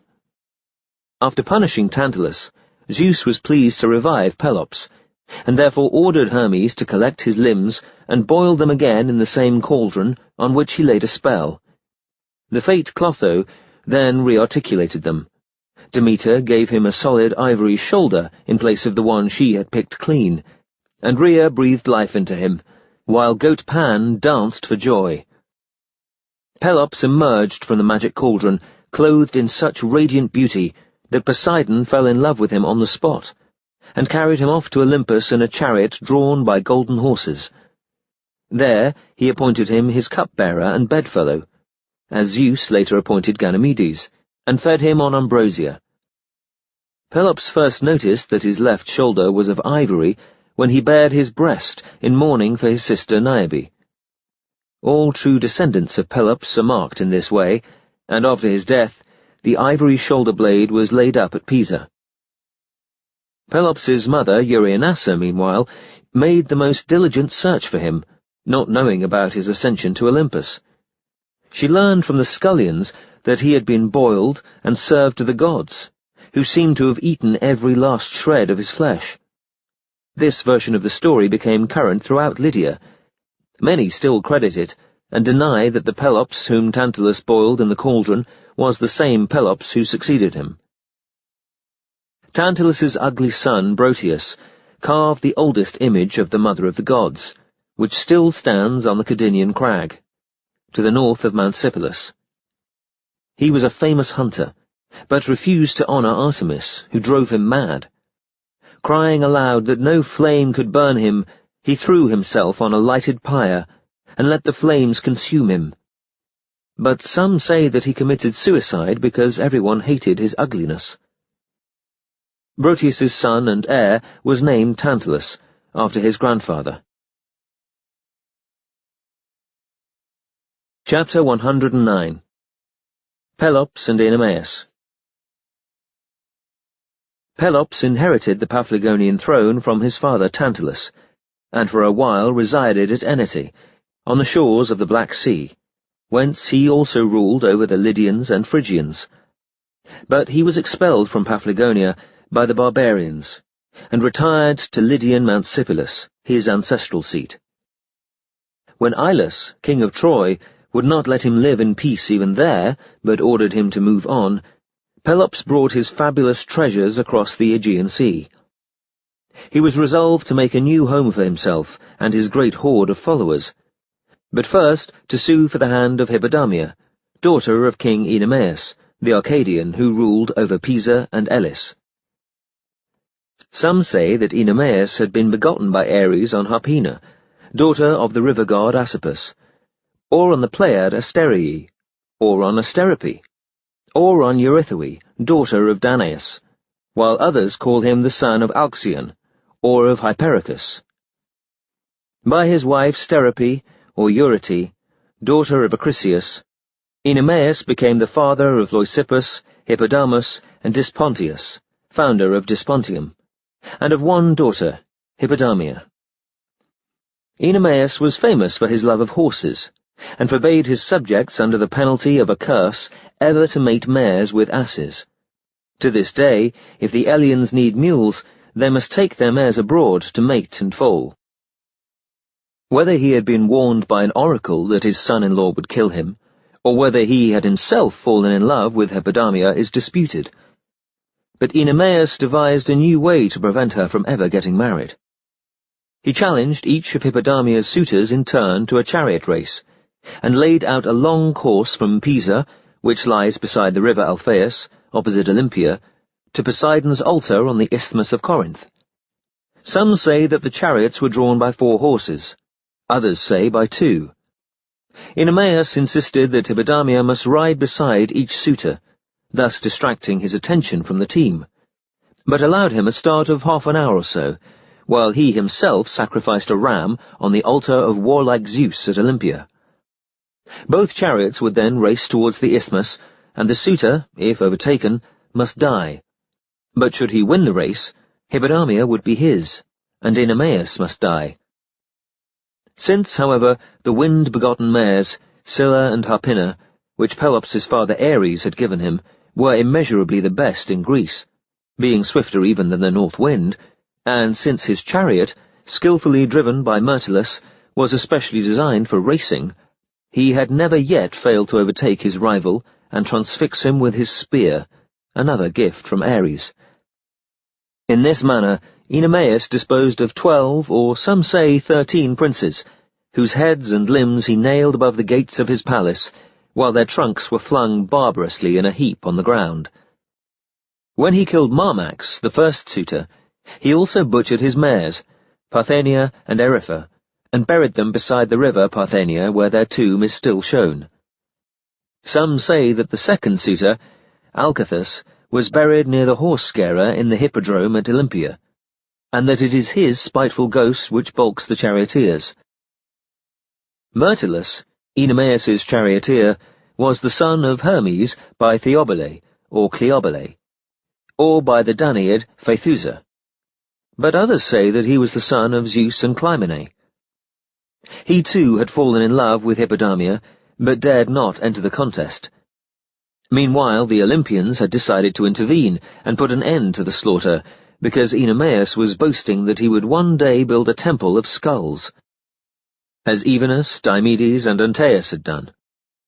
When, therefore, Pelops, landing in Elis, begged his lover Poseidon, whom he invoked with a sacrifice on the sea-shore, either to give him the swiftest chariot in the world for his courtship of Hippodamia, or to stay the rush of Oenomaus' brazen spear, Poseidon was delighted to be of assistance. Pelops soon found himself the owner of a winged golden chariot, which could race over the sea without wetting the axles, and was drawn by a team of tireless, winged, immortal horses. Having visited Mount Sipylus, and dedicated to Temnian Aphrodite an image made of green myrtle wood, Pelops tested his chariot by driving it across the Aegean Sea. Almost before he had time to glance about him, he had reached Lesbos, where his charioteer, Scyllus, or Sellas, or Silas, died because of the swiftness of the flight. Pelops spent the night on Lesbos, and, in a dream, saw Syllus's ghost lamenting his fate, and pleading for heroic honours. At dawn, he burned his body, heaped a barrow over the ashes, and founded the sanctuary of Scyllaean Apollo close by. Then he set out again, driving the chariot himself. On coming to Pisa, Pelops was alarmed to see the row of heads nailed above the palace gates, and began to regret his ambition. He therefore promised Myrtilus, if he betrayed his master, half the kingdom and the privilege of spending the bridal night with Hippodamia when she had been won. Before entering the race, the scene is carved on the front gable of Zeus's temple at Olympia, Pelos sacrificed to Sidonian Athene. Some say that Syllus's ghost appeared and undertook to help him. Others that Spherus was his charioteer, but it is more generally believed that he drove his own team, Hippodamia standing beside him. Meanwhile, Hippodamia had fallen in love with Pelops, and, far from hindering his progress, had herself offered to reward Myrtilus generously, if her father's course could by some means be checked.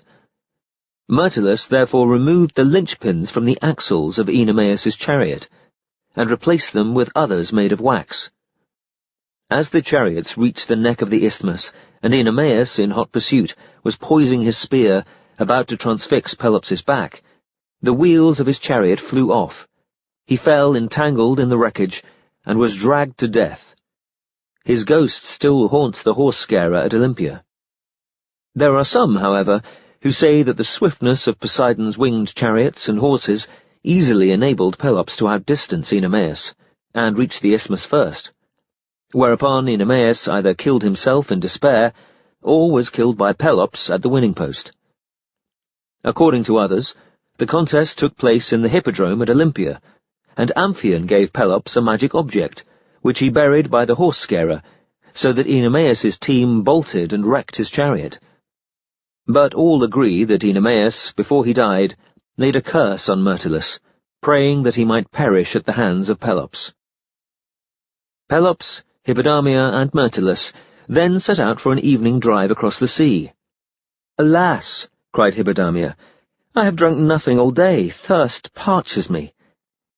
The sun was setting, and Pelops called a halt at the desert island of Helene, which lies not far from the island of Euboea, and went up the strand in search of water. When he returned with his helmet filled, Hippodamia ran weeping towards him, and complained that Myrtilus had tried to ravish her.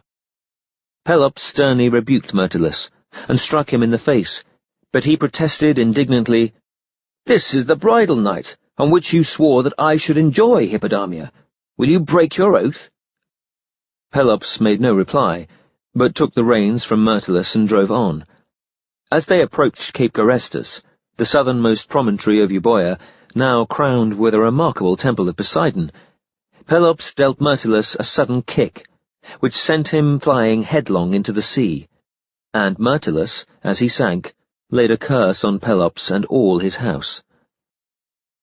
Hermes set Myrtilus's image among the stars, as the constellation of the charioteer, but his corpse was washed ashore on the coast of Euboea, and buried in Arcadian Phoenius, behind the temple of Hermes. Once a year nocturnal sacrifices are offered him there as a hero. The Myrtoan Sea, which stretches from Euboea, past Helene, to the Aegean, is generally believed to take its name from Myrtilus, rather than, as the Euboeans insist, the nymph Myrto. Pelops drove on, until he reached the western stream of Oceanus, where he was cleansed of blood guilt by Hephaestus. Afterwards he came back to Pisa, and succeeded to the throne of Oenomaus. He soon subjugated nearly the whole of what was then known as Apia, or Pelas Giotis, and renamed it the Peloponnese, meaning the island of Pelops, after himself. His courage, wisdom, wealth, and numerous children earned him the envy and veneration of all Greece. From King Epeius, Pelops took Olympia, adding to it his kingdom of Pisa. But being unable to defeat King Stymphalus of Arcadia by force of arms, he invited him to a friendly debate, cut him in pieces, and scattered his limbs far and wide, a crime which caused a famine throughout Greece. But his celebration of the Olympian Games in honor of Zeus, about a generation after that of Endymion, was more splendid than any before. To atone for the murder of Myrtilus, who was Hermes' son, Pelops built the first temple of Hermes in the Peloponnese. He also tried to appease Myrtilus's ghost by building a cenotaph for him in the hippodrome at Olympia, and paying him heroic honors. Some say that neither Oenomaus, nor the spiteful Alcathous, nor the magic object which Pelops buried, is the true horse-scarer. It is the ghost of Myrtilus. Over the tomb of Hippodamia's unsuccessful suitors, on the farther side of the river Alpheus, Pelops raised a tall barrow, paying them heroic honors too, and about a furlong away stands the sanctuary of Artemis Caudax, so called because Pelops's followers there celebrated his victories by dancing the rope dance, which they had brought from Lydia. Pelops's sanctuary, where his bones are preserved in a brazen chest, was dedicated by Terenthian Heracles, his grandson, when he came to celebrate the Olympian Games. And the Elean magistrates still offer Pelops the annual sacrifice of a black ram, roasted on a fire of white poplar wood. Those who partake of this victim are forbidden to enter Zeus's temple until they have bathed, and the neck is the traditional perquisite of his forester. The sanctuary is thronged with visitors every year, when young men scourge themselves at Pelops's altar, offering him a libation of their blood. His chariot is shown on the roof of the Anactorium in Phliasia. The Ciconians keep his gold-hilted sword in their treasury at Olympia, and his spear-shaped sceptre at Chaeronea is perhaps the only genuine work of Hephaestus still extant. Zeus sent it to Pelops by the hand of Hermes, and Pelops bequeathed it to King Atreus. Pelops is also styled Cronian One, or Horse-beater, and the Achaeans claim him as their ancestor. Chapter 110. The Children of Pelops. In gratitude to Hera for facilitating her marriage with Pelops, Hippodamia summoned 16 matrons, one from every city of Elis, to help her institute the Heraean Games. Every 4th year ever since, the 16 matrons, their successors, have woven a robe for Hera and celebrated the Games, which consist of a single race between virgins of different ages, the competitors being handicapped according to their years, with the youngest placed in front. They run clad in tunics of less than knee length, their right breasts bared, their hair flying free. Chloris, Niobes's only surviving daughter, was the first victrix in these games, the course of which has been fixed at 5/6 of the Olympic circuit. The prize is an olive wreath, and a share of the cow sacrificed to Hera. A victrix may also dedicate a statue of herself in her own name. The 16 matrons once acted as peacemakers between the Pisans and the Eleans.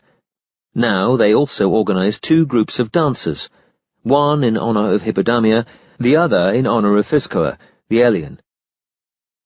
Physcoa bore Narcias to Dionysus, a renowned warrior who founded the sanctuary of Athene in Archaea, and was the first Elean to worship Dionysus. Since some of the 16 cities no longer exist, the 16 matrons are now supplied by the 8 Elean tribes, a pair from each. Like the umpires, they purify themselves, before the games begin, with the blood of a suitable pig and with water drawn from the Piraean spring, which one passes on the road between Olympia and Elis.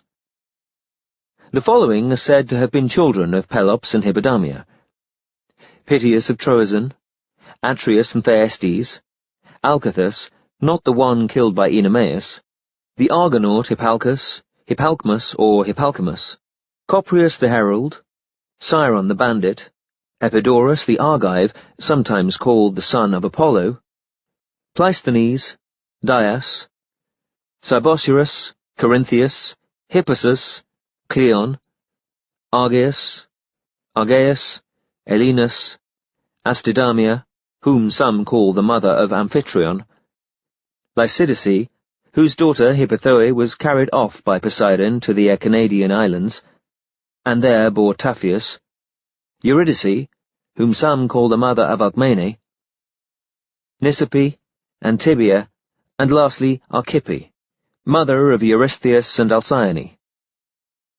The Megarians, in an attempt to obliterate the memory of how Minos captured their city, and to suggest that King Nisus was peaceably succeeded by his son-in-law Megarius, and he in turn by his son-in-law, Alcathous, son of Pelops, say that Megarius had 2 sons, the elder of whom, Timolchus, was killed at Aphidne during the invasion of Attica by the Dioscuri, and that when the younger, Euippus, was killed by the lion of Cithaeron, Megarius promised his daughter Euacme and his throne to whoever avenged Euippus.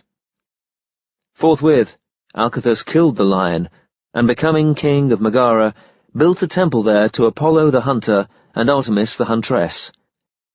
The truth is, however, that Alcathous came from Elis to Megara immediately after the death of Nisus and the sack of the city, that Megarius never reigned in Megara, and that Alcathous sacrificed to Apollo and Poseidon as previous builders, and then rebuilt the city wall on new foundations, the course of the old wall having been obliterated by the Cretans.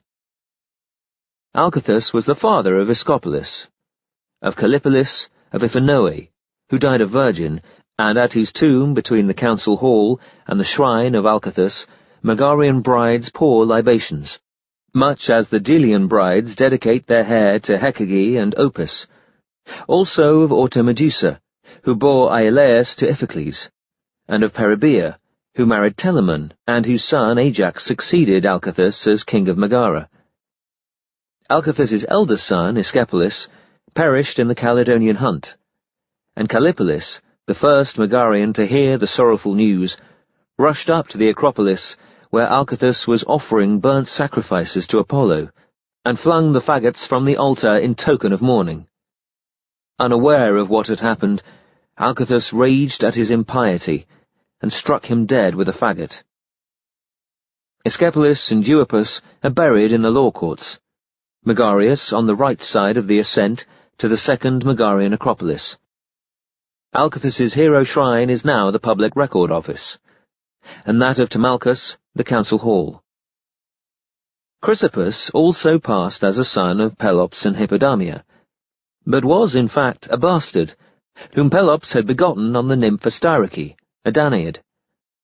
Now it happened that Laius, when banished from Thebes, was hospitably received by Pelops at Pisa, but fell in love with Chrysippus, to whom he taught the charioteer's art, and as soon as the sentence of banishment was annulled, carried the boy off in his chariot from the Nemean Games, and brought him to Thebes as his catamite.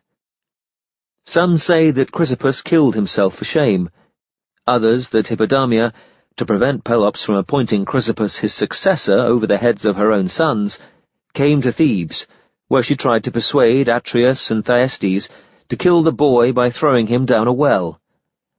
When both refused to murder their father's guest, Hippodamia, at dead of night, stole into Laius's chamber, and finding him asleep, took down his sword from the wall and plunged it into his bedfellow's belly. Laius was at once accused of the murder, but Chrysippus had seen Hippodamia as she fled, and accused her with his last breath. Meanwhile, Pelops marched against Thebes to recover Chrysippus, but finding that Laius was already imprisoned by Atreus and Thyestes, nobly pardoned him, recognizing that only an overwhelming love had prompted this breach of hospitality. Some say that Laius, not Thamyris or Minos, was the first pederast, which is why the Thebans, far from condemning the practice, maintain a regiment called the Sacred Band, composed entirely of boys and their lovers. Hippodamia fled to Argolis, and there killed herself, but later, in accordance with an oracle, her bones were brought back to Olympia, where women enter her walled sanctuary once a year to offer her sacrifices. At one of the turns of the hippodrome stands Hippodamia's bronze statue, holding a ribbon with which to decorate Pelops for his victory. Chapter 111. Atreus and Thyestes. Some say that Atreus, who fled from Elis after the death of Chrysippus, in which he may have been more deeply implicated than Pelops knew, took refuge in Mycenae.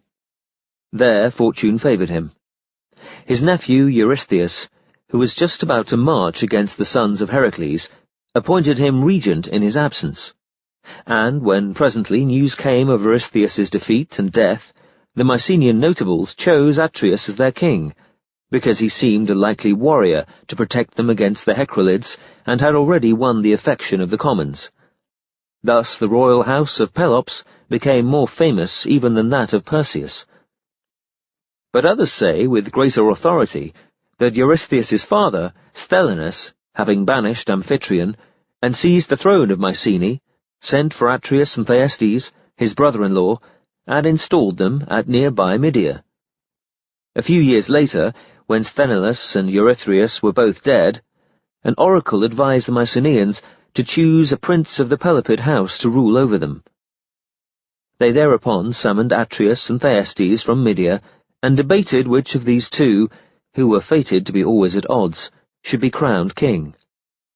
Now, Atreus had once vowed to sacrifice the finest of his flocks to Artemis, and Hermes, anxious to avenge the death of Myrtilus on the Pelopids, consulted his old friend Goat Pan, who made a horned lamb with a golden fleece appear among the Acarnanian flock, which Pelops had left to his sons Atreus and Thyestes. He foresaw that Atreus would claim it as his own, and, from his reluctance to give Artemis the honours due to her, would become involved in fratricidal war with Thyestes. Some, however, say that it was Artemis herself who sent the lamb, to try him. Atreus kept his vow, in part at least, by sacrificing the lamb's flesh. But he stuffed and mounted the fleece and locked it in a chest. He grew so proud of his lifelike treasure that he could not refrain from boasting about it in the marketplace, and the jealous Thyestes, for whom Atreus's newly married wife Erope had conceived a passion, agreed to be her lover if she gave him the lamb, which, he said, had been stolen by Atreus's shepherds from his own half of the flock. For Artemis had laid a curse upon it, and this was her doing. In a debate at the council hall, Atreus claimed the throne of Mycenae by right of primogeniture, and also as possessor of the lamb. Thyestes asked him, "Do you then publicly declare that its owner should be king?" "I do," Atreus replied. "And I concur," said Thyestes, smiling grimly. A herald then summoned the people of Mycenae to acclaim their new king. The temples were hung with gold, and their doors thrown open. Fires blazed on every altar throughout the city, and songs were sung in praise of the horned lamb with the golden fleece. But Thyestes unexpectedly rose to upbraid Atreus as a vainglorious boaster, and led the magistrates to his home, where he displayed the lamb, justified his claim to its ownership, and was pronounced the rightful king of Mycenae. Zeus, however, favoured Atreus, and sent Hermes to him, saying, "Call Thyestes, and ask him whether if the sun goes backward on the dial, he will resign his claim to the throne in your favour." Atreus did as he was told, and Thyestes agreed to abdicate, should such a portent occur. Thereupon Zeus, aided by Eris, reversed the laws of nature, which hitherto had been immutable. Helios, already in mid-career, rested his chariot about, and turned his horses' heads towards the dawn. The 7 Pleiades, and all the other stars, retraced their courses in sympathy, and that evening, for the first and last time, the sun set in the east. When, later, Atreus discovered that Thyestes had committed adultery with Erope, he could hardly contain his rage. Nevertheless, for a while he feigned forgiveness. Now this Erope, whom some called Europe, was a Cretan, the daughter of King Catreus. One day she had been surprised by Catreus while entertaining a lover in the palace, and was on the point of being thrown to the fishes when, countermanding his sentence at the plea of Nauplius, he sold her, and his other daughter Clymene as well, whom he suspected of plotting against his life, as slaves to Nauplius for a nominal price, only stipulating that neither of them should ever return to Crete. Nauplius then married Clymene, who bore him Aeax and Palamedes the inventor. But Atreus, whose wife Cleila had died after giving birth to a weakly son, Pleisthenes, this was Artemis's revenge on him for his failure to keep the vow, married Erope, and begot on her Agamemnon, Menelaus, and Anaxibia. Pleisthenes had also died. The cutthroats whom Atreus sent to murder his namesake, Thyestes' bastard son by Erope, murdered him in error. Thyestes saw to that. Atreus now sent a herald to lure Thyestes back to Mycenae, with the offer of an amnesty and a half-share in the kingdom. But as soon as Thyestes accepted this, slaughtered Aglaeus, Orchomenus, and Callion, Thyestes' 3 sons by one of the Naiads, on the very altar of Zeus where they had taken refuge, and then sought out and killed the infant Pleisthenes II and Tantalus II, his twin. He hacked them all limb from limb, and set chosen morsels of their flesh, boiled in a cauldron, before Thyestes, to welcome him on his return. When Thyestes had eaten heartily, Atreus sent in their bloody heads, and feet and hands, laid out on another dish, to show him what was now inside his belly. Thyestes fell back, vomiting, and laid an ineluctable curse upon the seed of Atreus. Exiled once more, Thyestes fled first to King Thesprotus at Sicyon, where his own daughter Pelopia, or Pelopeia, was a priestess. For, desiring revenge at whatever cost, he had consulted the Delphic oracle, and been advised to beget a son on his own daughter. Thyestes found Pelopeia sacrificing by night to Athene Colocasia, and being loath to profane the rites, concealed himself in a nearby grove. Presently Pelopeia, who was leading the solemn dance, slipped in a pool of blood that had flowed from the throat of a black ewe, the victim, and stained her tunic.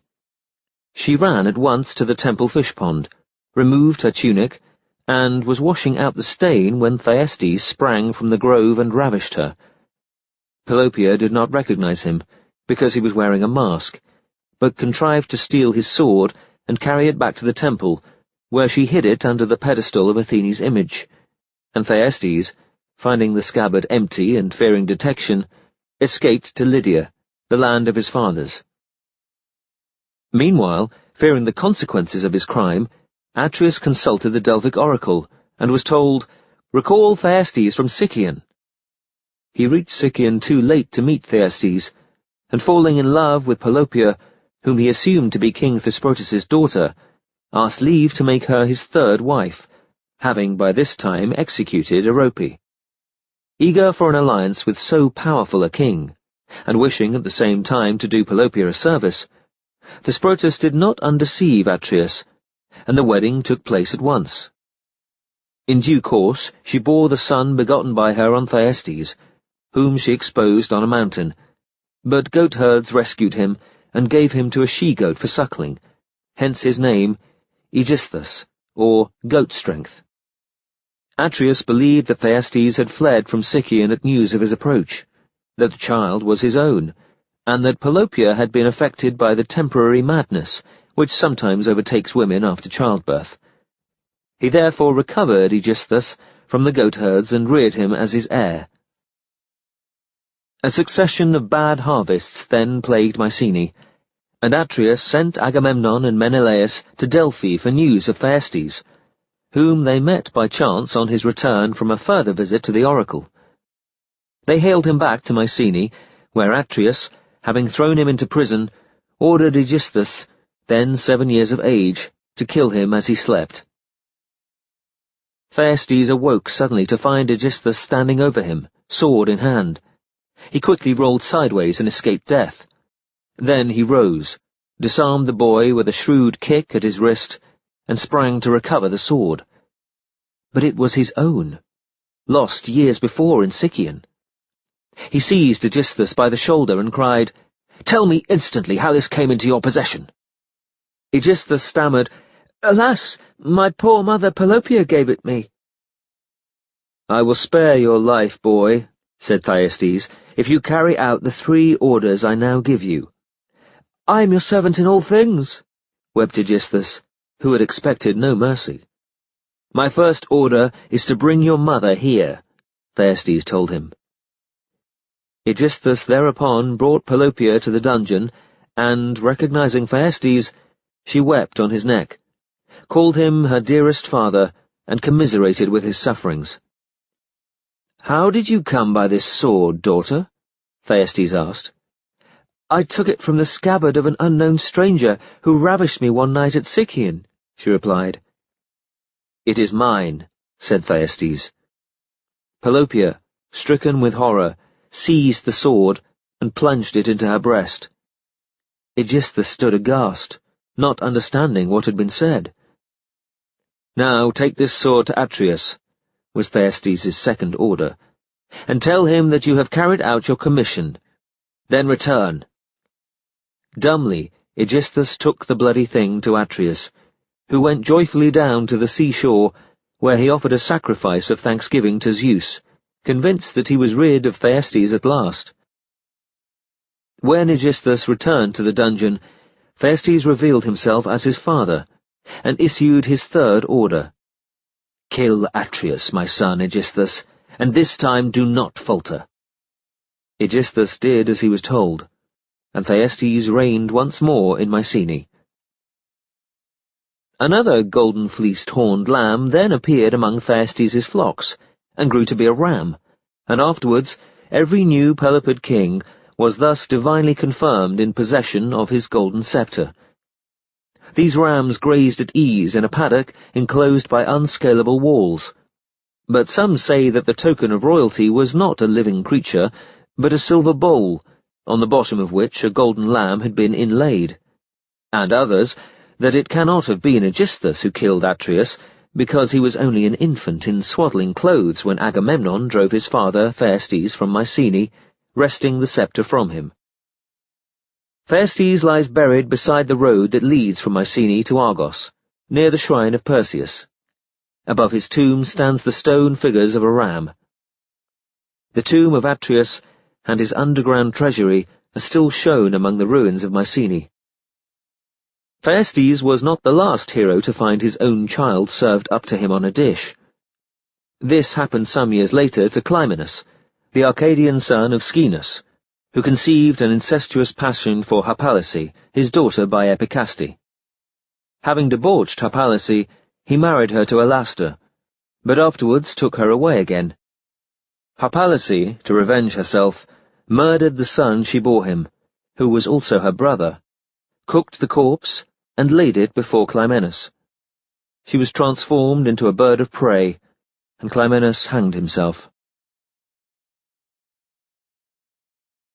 Chapter 112. Agamemnon and Clytemnestra.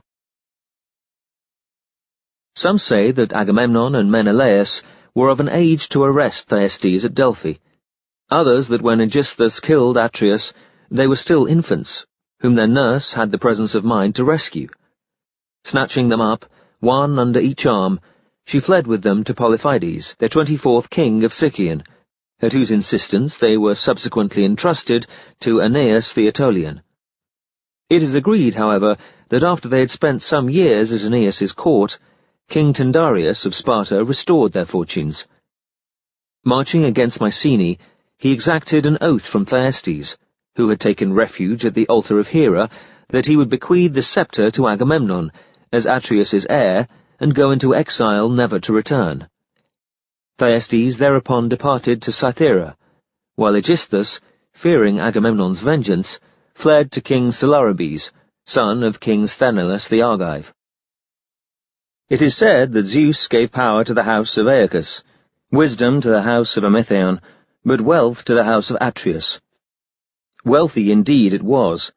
The kings of Mycenae, Corinth, Cleone, Orneae, Arethyria, Sicyon, Hyperesia, Gonoesa, Pelene, Aegeum, Aegialus, and Helice all paid tribute to Agamemnon, both on land and sea. Agamemnon first made war against Tantalus, king of Pisa, the son of his ugly uncle Broteus, killed him in battle, and forcibly married his widow Clytemnestra, whom Leda had borne to King Tyndareus of Sparta. The Dioscuri, Clytemnestra's brothers, thereupon marched on Mycenae, but Agamemnon had already gone as a suppliant to his benefactor Tyndareus, who forgave him and let him keep Clytemnestra. After the death of the Dioscuri, Menelaus married their sister Helen, and Tyndareus abdicated in his favour. Clytemnestra bore Agamemnon one son, Orestes, and 3 daughters, Electra, or Laodice, Iphigenia, or Iphianassa, and Chrysothemis, though some say that Iphigenia was Clytemnestra's niece, the daughter of Theseus and Helen, whom she took pity upon and adopted. When Paris, the son of King Priam of Troy, abducted Helen and thus provoked the Trojan War, both Agamemnon and Menelaus were absent from home for 10 years. But Aegisthus did not join their expedition, preferring to stay behind at Argos and seek revenge on the house of Atreus.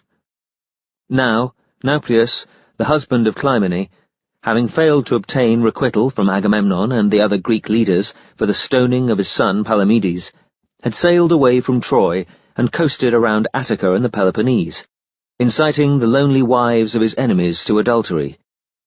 Aegisthus, therefore, when he heard that Clytemnestra was among those most eager to be convinced by Nauplius, planned not only to become her lover, but to kill Agamemnon, with her assistance, as soon as the Trojan War ended. Hermes, sent to Aegisthus by omniscient Zeus, warned him to abandon this project, on the ground that when Orestes had grown to manhood, he would be bound to avenge his father. For all his eloquence, however, Hermes failed to deter Aegisthus, who went to Mycenae with rich gifts in his hands, but hatred in his heart. At first, Clytemnestra rejected his advances, because Agamemnon, apprised of Nauplius's visit to Mycenae, had instructed his court bard to keep close watch on her and to report to him, in writing, the least sign of infidelity. But Aegisthus seized the old minstrel and marooned him without food on a lonely island, where birds of prey were soon picking his bones.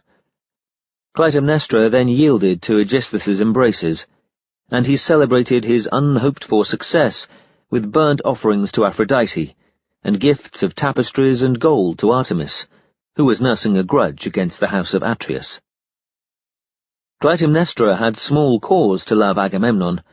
After killing her former husband, Tantalus, and the newborn child at her breast, he had married her by force, and then gone away to a war which promised never to end.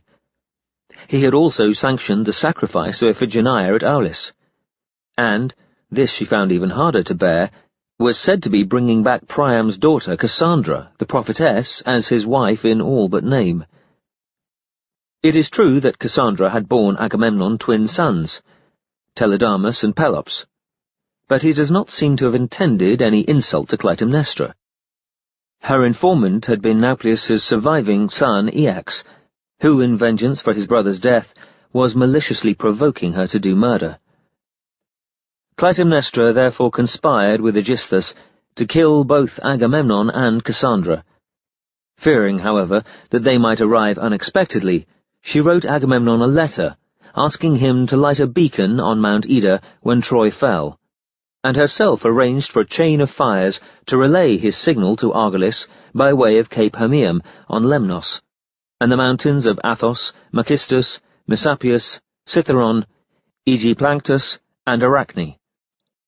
A watchman was also stationed on the roof of the palace at Mycenae, a faithful servant of Agamemnon's who spent one whole year crouched on his elbows like a dog, gazing towards Mount Arachne and filled with gloomy forebodings.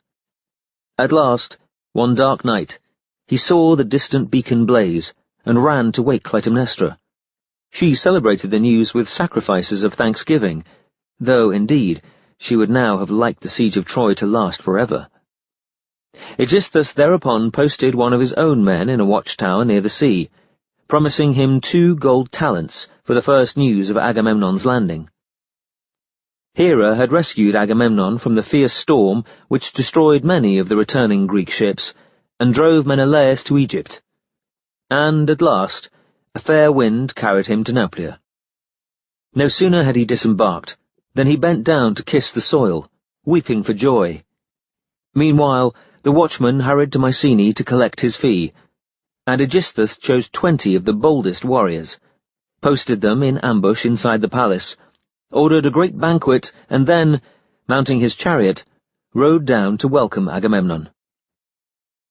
Clytemnestra greeted her travel-worn husband with every appearance of delight, unrolled a purple carpet for him, and led him to the bath-house, where slave girls had prepared a warm bath.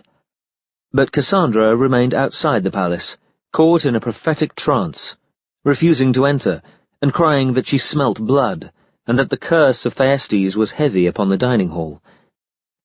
When Agamemnon had washed himself and set one foot out of the bath, eager to partake of the rich banquet now already set on the tables, Clytemnestra came forward, as if to wrap a towel about him, but instead threw over his head a garment of net, woven by herself, without either neck or sleeve-holes. Entangled in this, like a fish, Agamemnon perished at the hands of Aegisthus, who struck him twice with a 2-edged sword. He fell back into the silver-sided bath, where Clytemnestra avenged her wrongs by beheading him with an axe.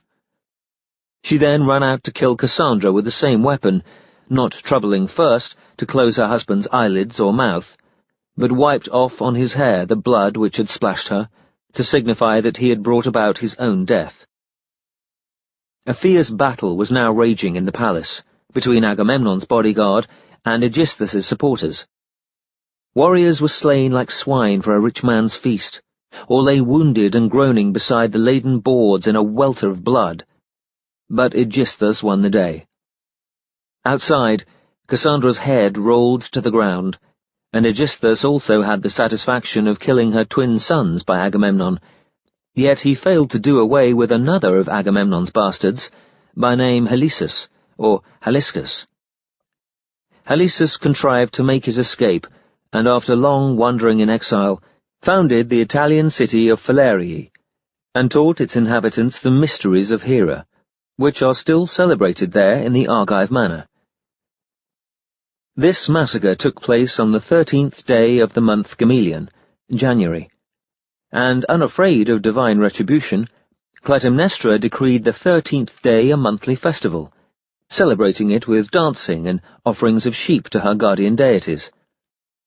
Some applaud her resolution, but others hold that she brought eternal disgrace upon all women, even virtuous ones. Aegisthus, too, gave thanks to the goddess who had assisted him. The Spartans claim that Agamemnon is buried at Amyclae, now no more than a small village, where are shown the tomb and statue of Clytemnestra, also the sanctuary and statue of Cassandra. The inhabitants even believe that he was killed there. But the truth is that Agamemnon's tomb stands among the ruins of Mycenae, close to those of his charioteer, of his comrades murdered with him by Aegisthus, and of Cassandra's twins. Menelaus was later informed of the crime by Proteus, the prophet of Pharos, and having offered hecatombs to his brother's ghost, built a cenotaph in his honour beside the river of Egypt. Returning to Sparta 8 years later, he raised a temple to Zeus Agamemnon. There are other such temples at Lapae in Attica and Clazomene in Ionia, although Agamemnon never reigned in either of these places. Chapter 113. The Vengeance of Orestes. Orestes was reared by his loving grandparents, Tyndareus and Leda, and as a boy accompanied Clytemnestra and Iphigenia to Aulis. But some say that Clytemnestra sent him to Phocis, shortly before Agamemnon's return, and others that on the evening of the murder, Orestes, then 10 years of age, was rescued by his noble-hearted nurse, Arsinoe, Laodamia, or Gelissa, who, having sent her own son to bed in the royal nursery, let Aegisthus kill him in Orestes's place. Others again say that his sister Electra, aided by her father's ancient tutor, wrapped him in a robe embroidered with wild beasts, which she herself had woven, and smuggled him out of the city.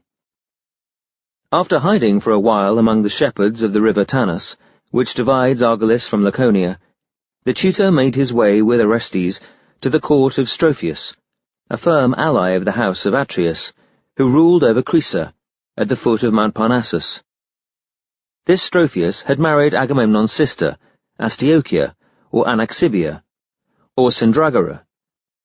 At Crisa, Orestes found an adventurous playmate, namely Strophius's son Pylades, who was somewhat younger than himself, and their friendship was destined to become proverbial. From the old tutor he learned with grief that Agamemnon's body had been flung out of the house and hastily buried by Clytemnestra, without either libations or myrtle boughs, and that the people of Mycenae had been forbidden to attend the funeral.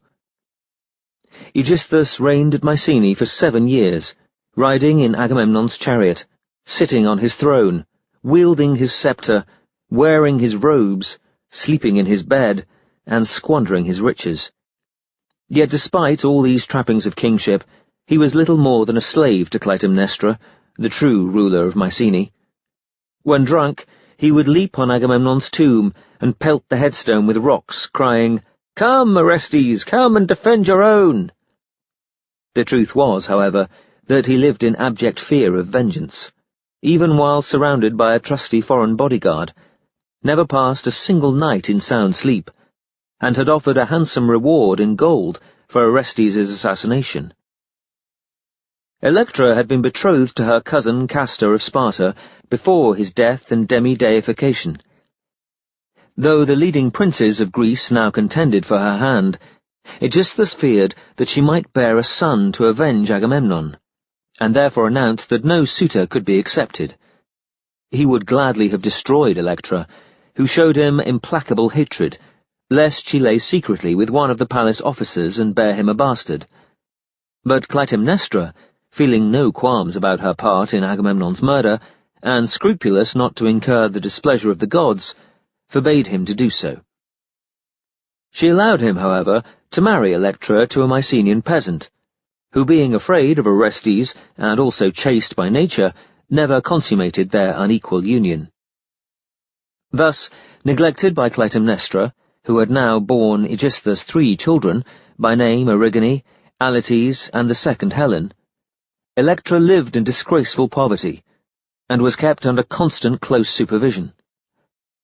In the end, it was decided that unless she would accept her fate, as her sister Chrysothemis had done, and refrain from publicly calling Aegisthus and Clytemnestra murderous adulterers, she would be banished to some distant city, and there confined in a dungeon where the light of the sun never penetrated.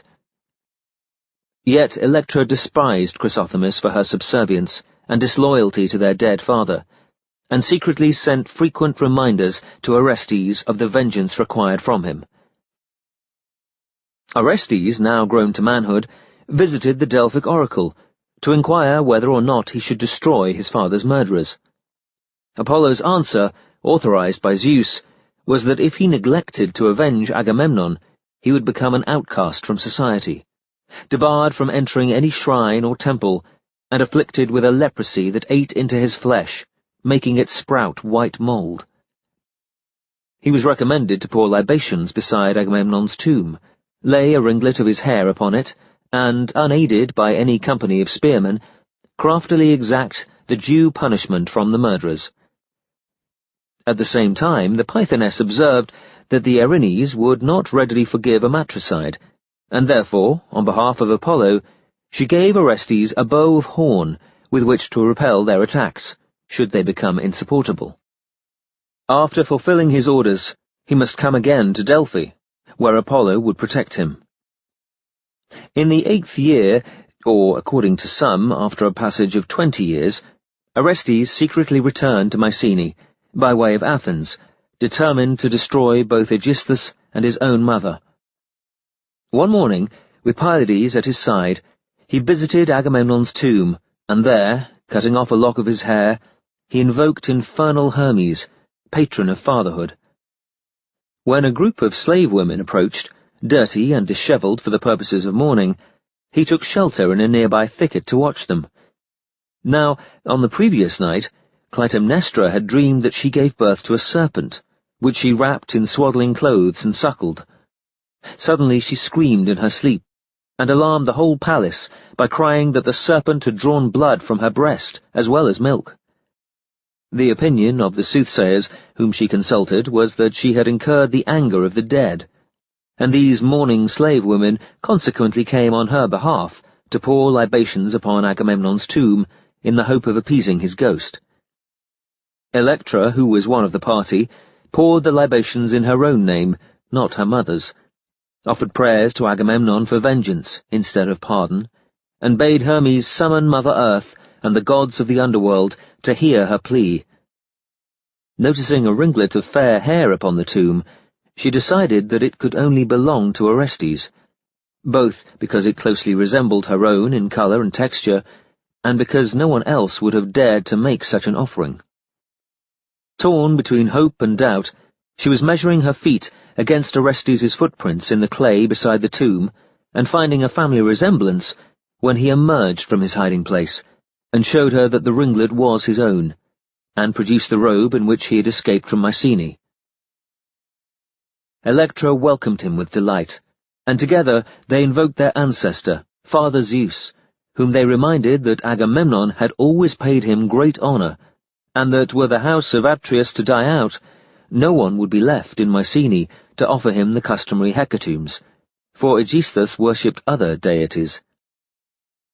When the slave women told Orestes of Clytemnestra's dream, he recognized the serpent as himself, and declared that he would indeed play the cunning serpent and draw blood from her false body. Then he instructed Electra to enter the palace and tell Clytemnestra nothing about their meeting. He and Pylades would follow, after an interval, and beg hospitality at the gate, as strangers and suppliants, pretending to be Phocians and using the Parnassian dialect. If the porter refused their admittance, Aegisthus's inhospitality would outrage the city. If he granted it, they would not fail to take vengeance. Presently, Orestes knocked at the palace gate and asked for the master or mistress of the house. Clytemnestra herself came out, but did not recognize Orestes.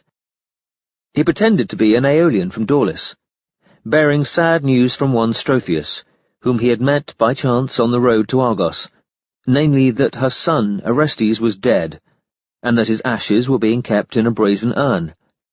Strophius wished to know whether he should send these back to Mycenae or bury them at Crisa. Clytemnestra at once welcomed Orestes inside, and concealing her joy from the servants, sent his old nurse, Gelissa, to fetch Aegisthus from a nearby temple. But Gelissa saw through Orestes' disguise, and, altering the message, told Aegisthus to rejoice, because he could now safely come alone and weaponless to greet the bearers of glad tidings. His enemy was dead. Unsuspectingly, Aegisthus entered the palace, where, to create a further distraction, Pylades had just arrived, carrying a brazen urn. He told Clytemnestra that it held Orestes' ashes, which Strophius had now decided to send to Mycenae. This seeming confirmation of the first message put Aegisthus completely off his guard. Thus Orestes had no difficulty in drawing his sword and cutting him down. Clytemnestra then recognized her son, and tried to soften his heart by baring her breast and appealing to his filial duty. Orestes, however, beheaded her with a single stroke of the same sword, and she fell beside the body of her paramour. Standing over the corpses, he addressed the palace servants, holding aloft the still blood-stained net in which Agamemnon had died, eloquently exculpating himself for the murder of Clytemnestra by this reminder of her treachery, and adding that Aegisthus had suffered the sentence prescribed by law for adulterers. Not content with killing Aegisthus and Clytemnestra, Orestes next disposed of the second Helen, their daughter, and Pylades beat off the sons of Nauplius, who had come to Aegisthus's rescue. Some say, however, that these events took place in Argos, on the third day of Hera's festival, when the Virgins' procession was about to begin. Aegisthus had prepared a banquet for the nymphs near the horse meadows before sacrificing a bull to Hera, and was gathering myrtle boughs to wreathe his head. It is added that Electra, meeting Orestes by Agamemnon's tomb, would not believe at first that he was her long-lost brother, despite the similarity of their hair, and the robe he showed her. Finally, a scar on his forehead convinced her, because once, when they were children together, chasing a deer, he had slipped and fallen, cutting his head upon a sharp rock. Obeying her whispered instructions, Orestes went at once to the altar where the bull had now been slaughtered, and, as Aegisthus bent to inspect its entrails, struck off his head with a sacrificial axe. Meanwhile Electra, to whom he presented the head, enticed Clytemnestra from the palace by pretending that, 10 days before, she had borne a son to her peasant husband, and when Clytemnestra, anxious to inspect her first grandchild, visited the cottage, Orestes was waiting behind the door and killed her without mercy. Others, though agreeing that the murder took place at Argos, say that Clytemnestra sent Chrysothemis to Agamemnon's tomb with the libations, having dreamed that Agamemnon, restored to life, snatched his sceptre from Aegisthus's hands and planted it so firmly in the ground that it budded and put forth branches, which overshadowed the entire land of Mycenae. According to this account, the news which deceived Aegisthus and Clytemnestra was that Orestes had been accidentally killed while competing in the chariot race at the Pythian Games, and that Orestes showed Electra neither a ringlet nor an embroidered robe, nor a scar in proof of his identity, but Agamemnon's own seal, which was carved from a piece of Pelops' ivory shoulder. Still others, denying that Orestes killed Clytemnestra with his own hands, say that he committed her for trial by the judges, who condemned her to death, and that his one fault, if it may be called a fault, was that he did not intercede on her behalf. Chapter 114. The Trial of Orestes. The Mycenaeans, who had supported Orestes in his unheard-of action, would not allow the bodies of Clytemnestra and Aegisthus to lie within their city, but buried them at some distance beyond the walls. That night, Orestes and Pylades stood guard at Clytemnestra's tomb, lest anyone should dare rob it. But during their vigil, the serpent-haired, dog-headed, bat-winged Erinyes appeared, swinging their scourges. Driven to distraction by these fierce attacks, against which Apollo's bow of horn was of little avail, Orestes fell prostrate on a couch, where he lay for 6 days, his head wrapped in a cloak, refusing either to eat or to wash. Old Tyndareus now arrived from Sparta, and brought a charge of matricide against Orestes, summoning the Mycenaean chieftains to judge his case. He decreed that, pending the trial, none should speak either to Orestes or Electra, and that both should be denied shelter, fire, and water. Thus Orestes was prevented even from washing his blood-stained hands. The streets of Mycenae were lined with citizens in arms, and Aeax, son of Nauplius, delighted in this opportunity to persecute Agamemnon's children. Meanwhile, Menelaus, laden with treasure, landed at Nauplia, where a fisherman told him that Aegisthus and Clytemnestra had been murdered. He sent Helen ahead to confirm the news at Mycenae, but by night, lest the kinsmen of those who had perished at Troy should stone her. Helen, feeling ashamed to mourn in public for her sister Clytemnestra, since she herself had caused even more bloodshed by her infidelities, asked Electra, who was now nursing the afflicted Orestes, "Pray, niece, take offerings of my hair and lay them on Clytemnestra's tomb, after pouring libations to her ghost." Electra, when she saw that Helen had been prevented by vanity from cutting off more than the very tips of her hair, refused to do so. "Send your daughter Hermione instead," was her curt advice. Helen thereupon summoned Hermione from the palace. She had been only a 9-year-old child when her mother eloped with Paris, and Menelaus had committed her to Clytemnestra's charge at the outbreak of the Trojan War, yet she recognized Helen at once, and dutifully went off to do as she was told. Menelaus then entered the palace, where he was greeted by his foster-father Tyndareus, clad in deep mourning, and warned not to set foot on Spartan soil until he had punished his criminal nephew and niece. Tyndareus held that Orestes should have contented himself with allowing his fellow citizens to banish Clytemnestra. If they had demanded her death, he should have interceded on her behalf. As matters now stood, they must be persuaded, willy-nilly, that not only Orestes, but Electra, who had spurred him on, should be stoned to death as matricides.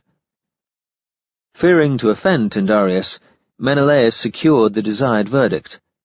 But at the eloquent plea of Orestes himself, who was present in court, and had the support of Pylades, now disowned by Strophius for his part in the murder, the judges commuted the sentence to one of suicide.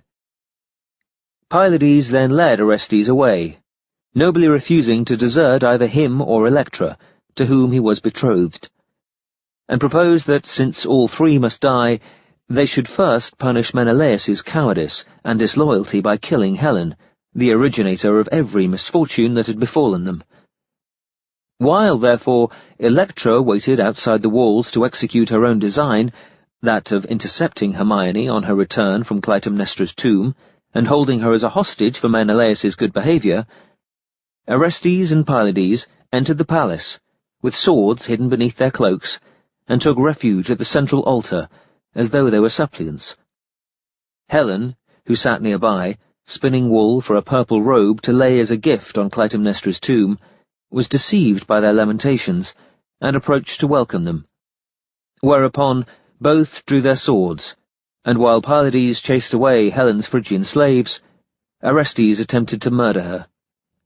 But Apollo, at Zeus's command, wrapped her in a cloud to Olympus, where she became an immortal, joining her brothers, the Dioscuri, as a guardian of sailors in distress.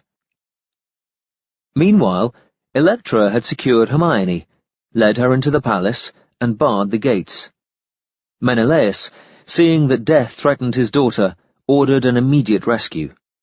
His men burst open the gates, and Orestes was just about to set the palace alight kill Hermione, and die himself either by sword or fire, when Apollo providentially appeared, wrenched the torch from his hand, and drove back Menelaus's warriors.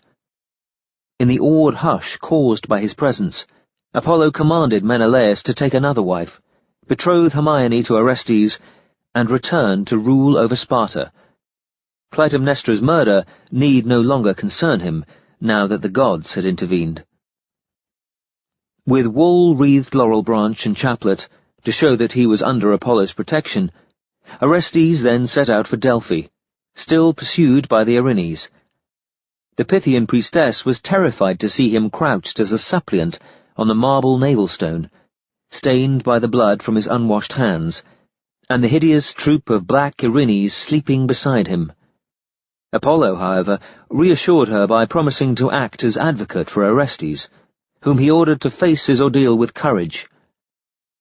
After a period of exile, he must make his way to Athens, and there embrace the ancient image of Athene, who, as the Dioscuri had already prophesied, would shield him with her Gorgon-faced aegis, and annul the curse.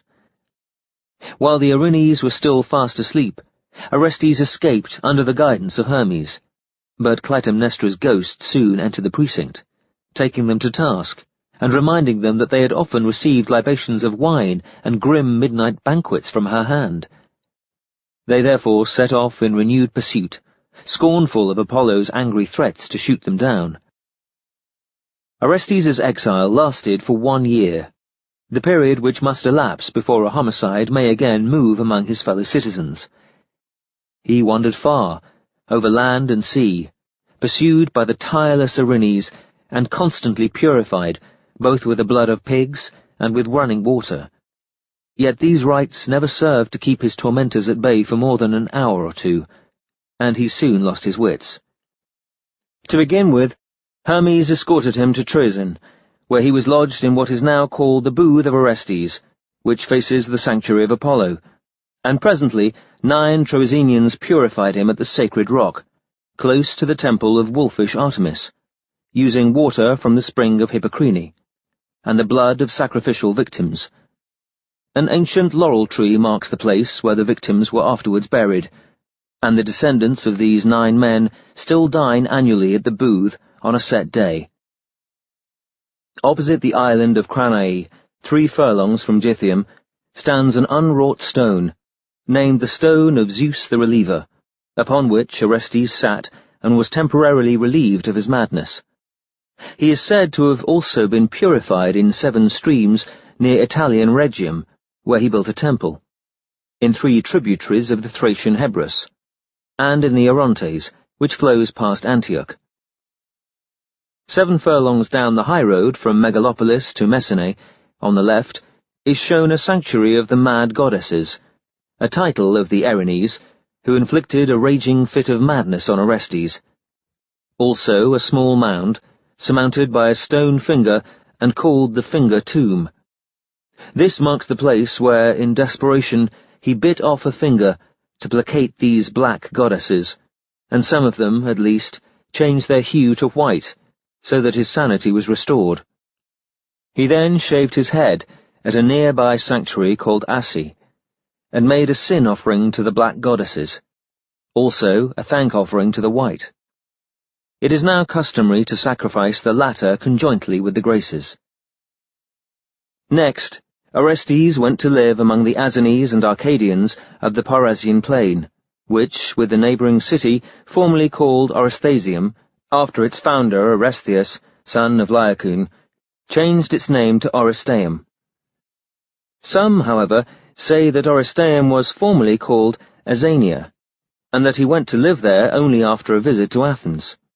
Others, again, say that he spent his exile in Epirus, where he founded the city of Orestic Argos, and gave his name to the Oresti Pararei, Epirots who inhabit the rugged foothills of the Illyrian mountains. When a year had passed, Orestes visited Athens, which was then governed by his kinsman Pandion, or some say by Demophoon. He went at once to Athene's temple on the Acropolis, sat down, and embraced her image. The black Erinyes soon arrived, out of breath, having lost track of him while he crossed the isthmus. Though at his first arrival none wished to receive him, as being hated by the gods, presently some were emboldened to invite him into their houses, where he sat at a separate table and drank from a separate wine-cup. The Erinyes, who had already begun to accuse him to the Athenians, were soon joined by Tyndareus with his granddaughter Erigone, daughter of Aegisthus and Clytemnestra, also, some say, by Clytemnestra's cousin Perilaus, son of Icarius. But Athene, having heard Orestes' supplication from Scamander, her newly acquired Trojan territory, hurried to Athens and, swearing in the noblest citizens as judges, summoned the Areopagus to try what was then only the second case of homicide to come before it. In due course the trial took place, Apollo appearing as counsel for the defence, and the eldest of the Erinyes as public prosecutrix. In an elaborate speech, Apollo denied the importance of motherhood, asserting that a woman was no more than the inert furrow in which the husbandman cast his seed, and that Orestes had been abundantly justified in his act, the father being the one parent worthy of the name. When the voting proved equal, Athene confessed herself wholly on the father's side, and gave her casting vote in favour of Orestes. Thus honourably acquitted, he returned in joy to Argolis, swearing to be a faithful ally of Athens so long as he lived.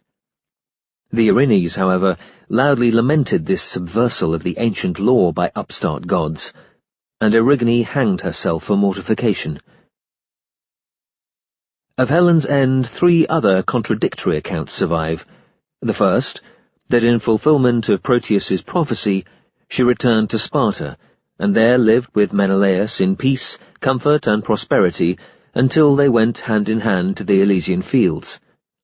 The second, that she visited the Taurians with him, whereupon Iphigenia sacrificed them both to Artemis.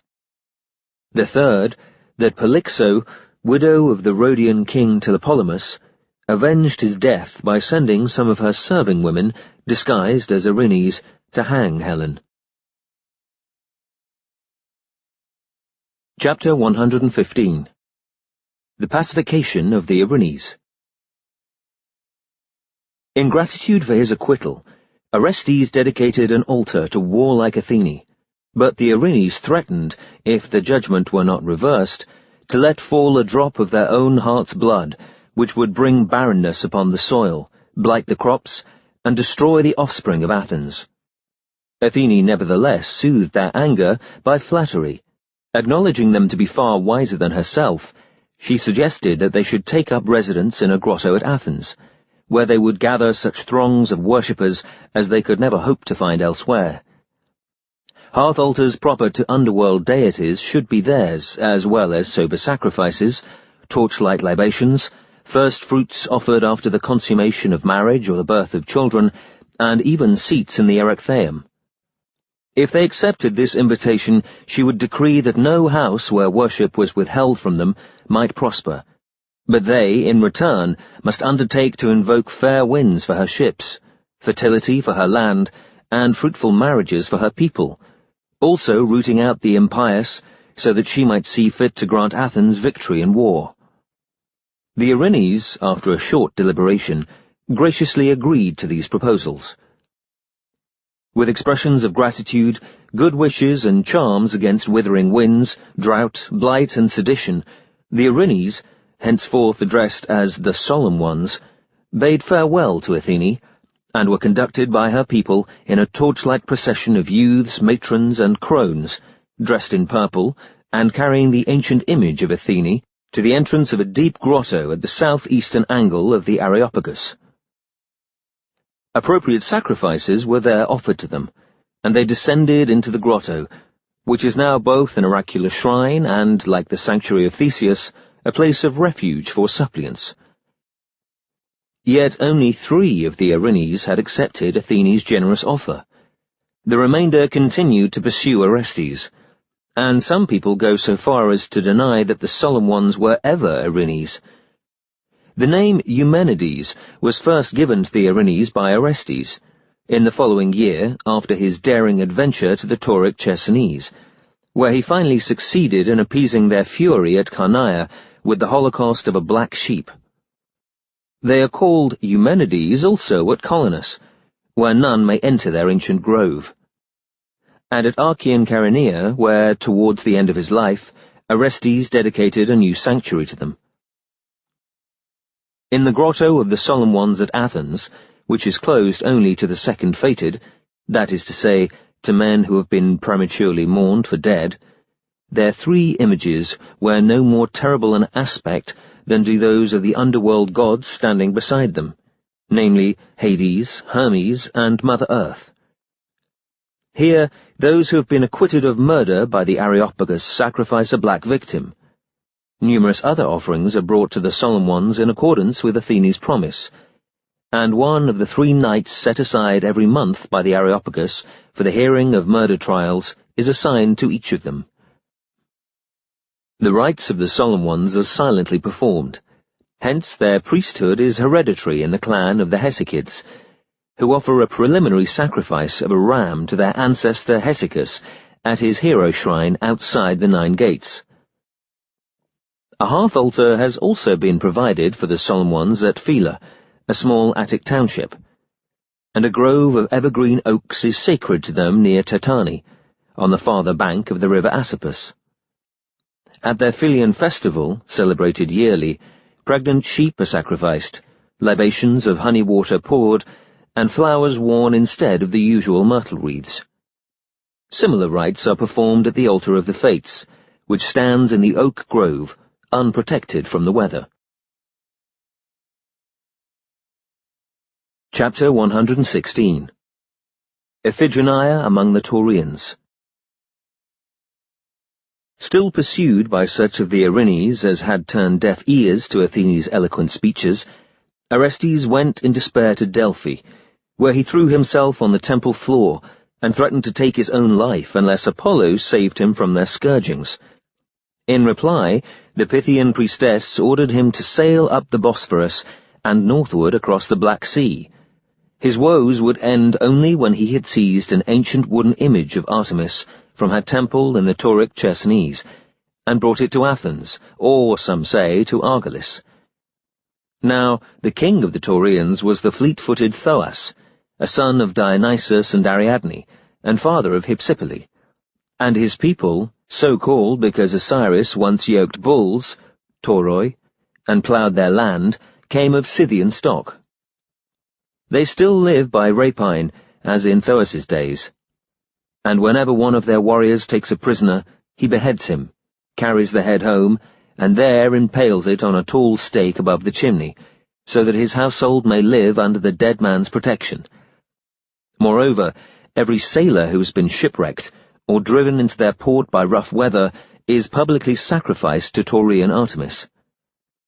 When they have performed certain preparatory rites, they fell him with a club, and nail his severed head to a cross, after which the body is either buried or tossed into the sea from the precipice crowned by Artemis's temple. But any princely stranger who falls into their hands is killed with a sword by the goddess's virgin priestess, and she throws his corpse into the sacred fire, welling up from Tartarus, which burns in the divine precinct. Some, however, say that the priestess, though supervising the rites and performing the preliminary lustration and hair-cropping of the victim, does not herself kill him.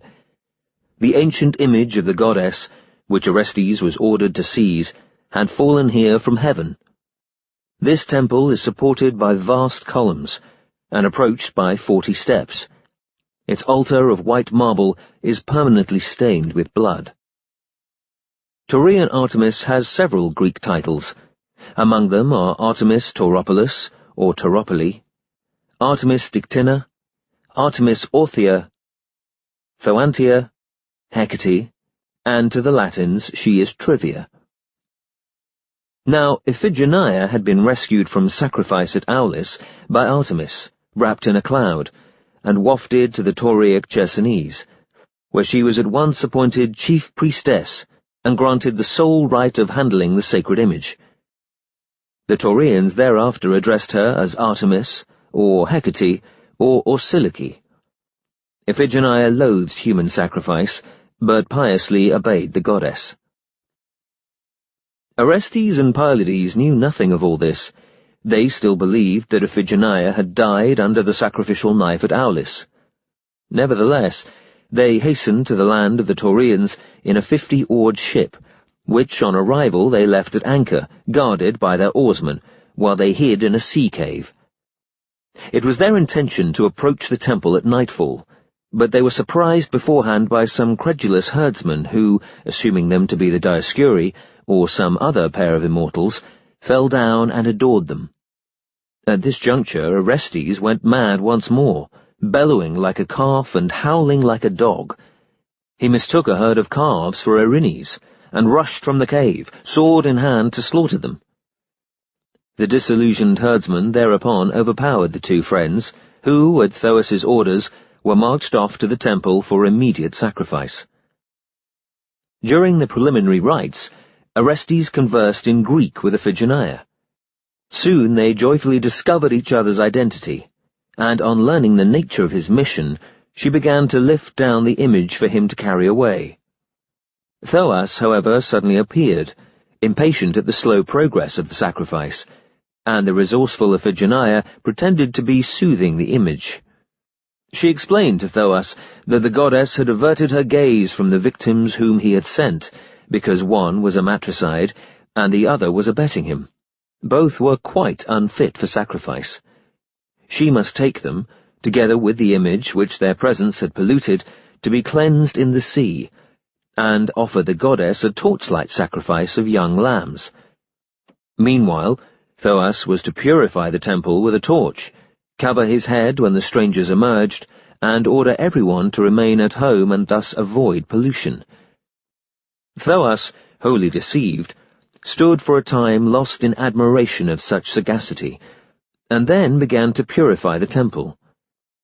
Presently Iphigenia, Orestes, and Pylades conveyed the image down to the shore by torchlight, but instead of bathing it in the sea, hastily carried it aboard their ship. The Taurian temple servants, who had come with them, now suspected treachery and showed fight. They were subdued in a hard struggle, after which Orestes' oarsmen rowed the ship away. A sudden gale, however, sprang up, driving her back towards the rocky shore, and all would have perished, had not Poseidon calmed the sea at Athene's request. With a favouring breeze, they made the island of Smynthos. This was the home of Chryses, the priest of Apollo, and his grandson of the same name, whose mother, Chryseis, now proposed to surrender the fugitives to Thoas. For although some hold that Athene had visited Thoas, who was manning a fleet to sail in pursuit, and cajoled him so successfully that he even consented to repatriate Iphigenia's Greek slave women, it is certain that he came to Smynthos with murderous intentions. Then Chryses the elder, learning the identity of his guests, revealed to Chryses the younger that he was not, as Chryseis had always pretended, Apollo's son, but Agamemnon's, and therefore half-brother to Orestes and Iphigenia. At this, Chryses and Orestes rushed shoulder to shoulder against Thoas, whom they succeeded in killing, and Orestes, taking up the image, sailed safely home to Mycenae, where the Erinyes at last abandoned their chase. But some say that a storm drove Orestes to Rhodes, where, in accordance with the Hellenian oracle, he set up the image upon a city wall. Others say that since Attica was the land to which he had been instructed to bring it by Apollo's orders, Athene visited him on Smynthos and specified the frontier city of Brauron as its destination. It must be housed there in a temple of Artemis Tauropolis, and placated with blood drawn from a man's throat. She designated Iphigenia as the priestess of this temple, in which she was destined to end her days peacefully. The perquisites would include the clothes of rich women who had died in childbed. According to this account, the ship finally made port at Brauron, where Iphigenia deposited the image and then, while the temple was being built, went with Orestes to Delphi. She met Electra in the shrine, and brought her back to Athens for marriage to Pylades. What is claimed to be the authentic wooden image of Tauric Artemis may still be seen at Brauron. Some, however, say that it is only a replica, the original having been captured by Xerxes in the course of his ill-fated expedition against Greece, and taken to Susa. Afterwards, they add, it was presented by King Seleucus of Syria to the Laodiceans, who worship it to this day. Others, again, loath to allow credit to Xerxes, say that Orestes himself, on his homeward voyage from the Tauric Chersonese, was driven by a storm to the region now named Seleucia, where he left the image, and that the natives renamed Mount Melantius, where the madness finally left him, Mount Ammonon, that is, not mad, in his memory. But the Lydians, who have a sanctuary of Artemis Aneatis, also claim to possess the image, and so do the people of Cappadocia and Comana, whose city is said to take its name from the mourning trees, Comai, which Orestes deposited there, when he brought the rites of Artemis Tauropolis into Cappadocia. Others again say that Orestes concealed the image in a bundle of faggots, and took it to Italian Aricia, where he himself died and was buried, his bones being later transferred to Rome, and that the image was sent from Aricia to Sparta, because the cruelty of its rites displeased the Romans, and there placed in the sanctuary of upright Artemis. But the Spartans claim that the image has been theirs since long before the foundation of Rome, Orestes having brought it with him when he became their king, and hidden it in a willow thicket. For centuries, they say, its whereabouts were forgotten, until, one day, Astrabagus and Alopicus, two princes of the royal house, entering the thicket by chance, were driven mad at the sight of the grim image, which was kept upright by the willow branches wreathed around it. Hence its names, Orthia and Lygodisma. No sooner was the image brought to Sparta than an ominous quarrel arose between the rival devotees of Artemis, who were sacrificing together at her altar. Many of them were killed in the sanctuary itself. The remainder died of plague shortly afterwards. When an oracle advised the Spartans to propitiate the image by drenching the altar with human blood, they cast lots for a victim and sacrificed him.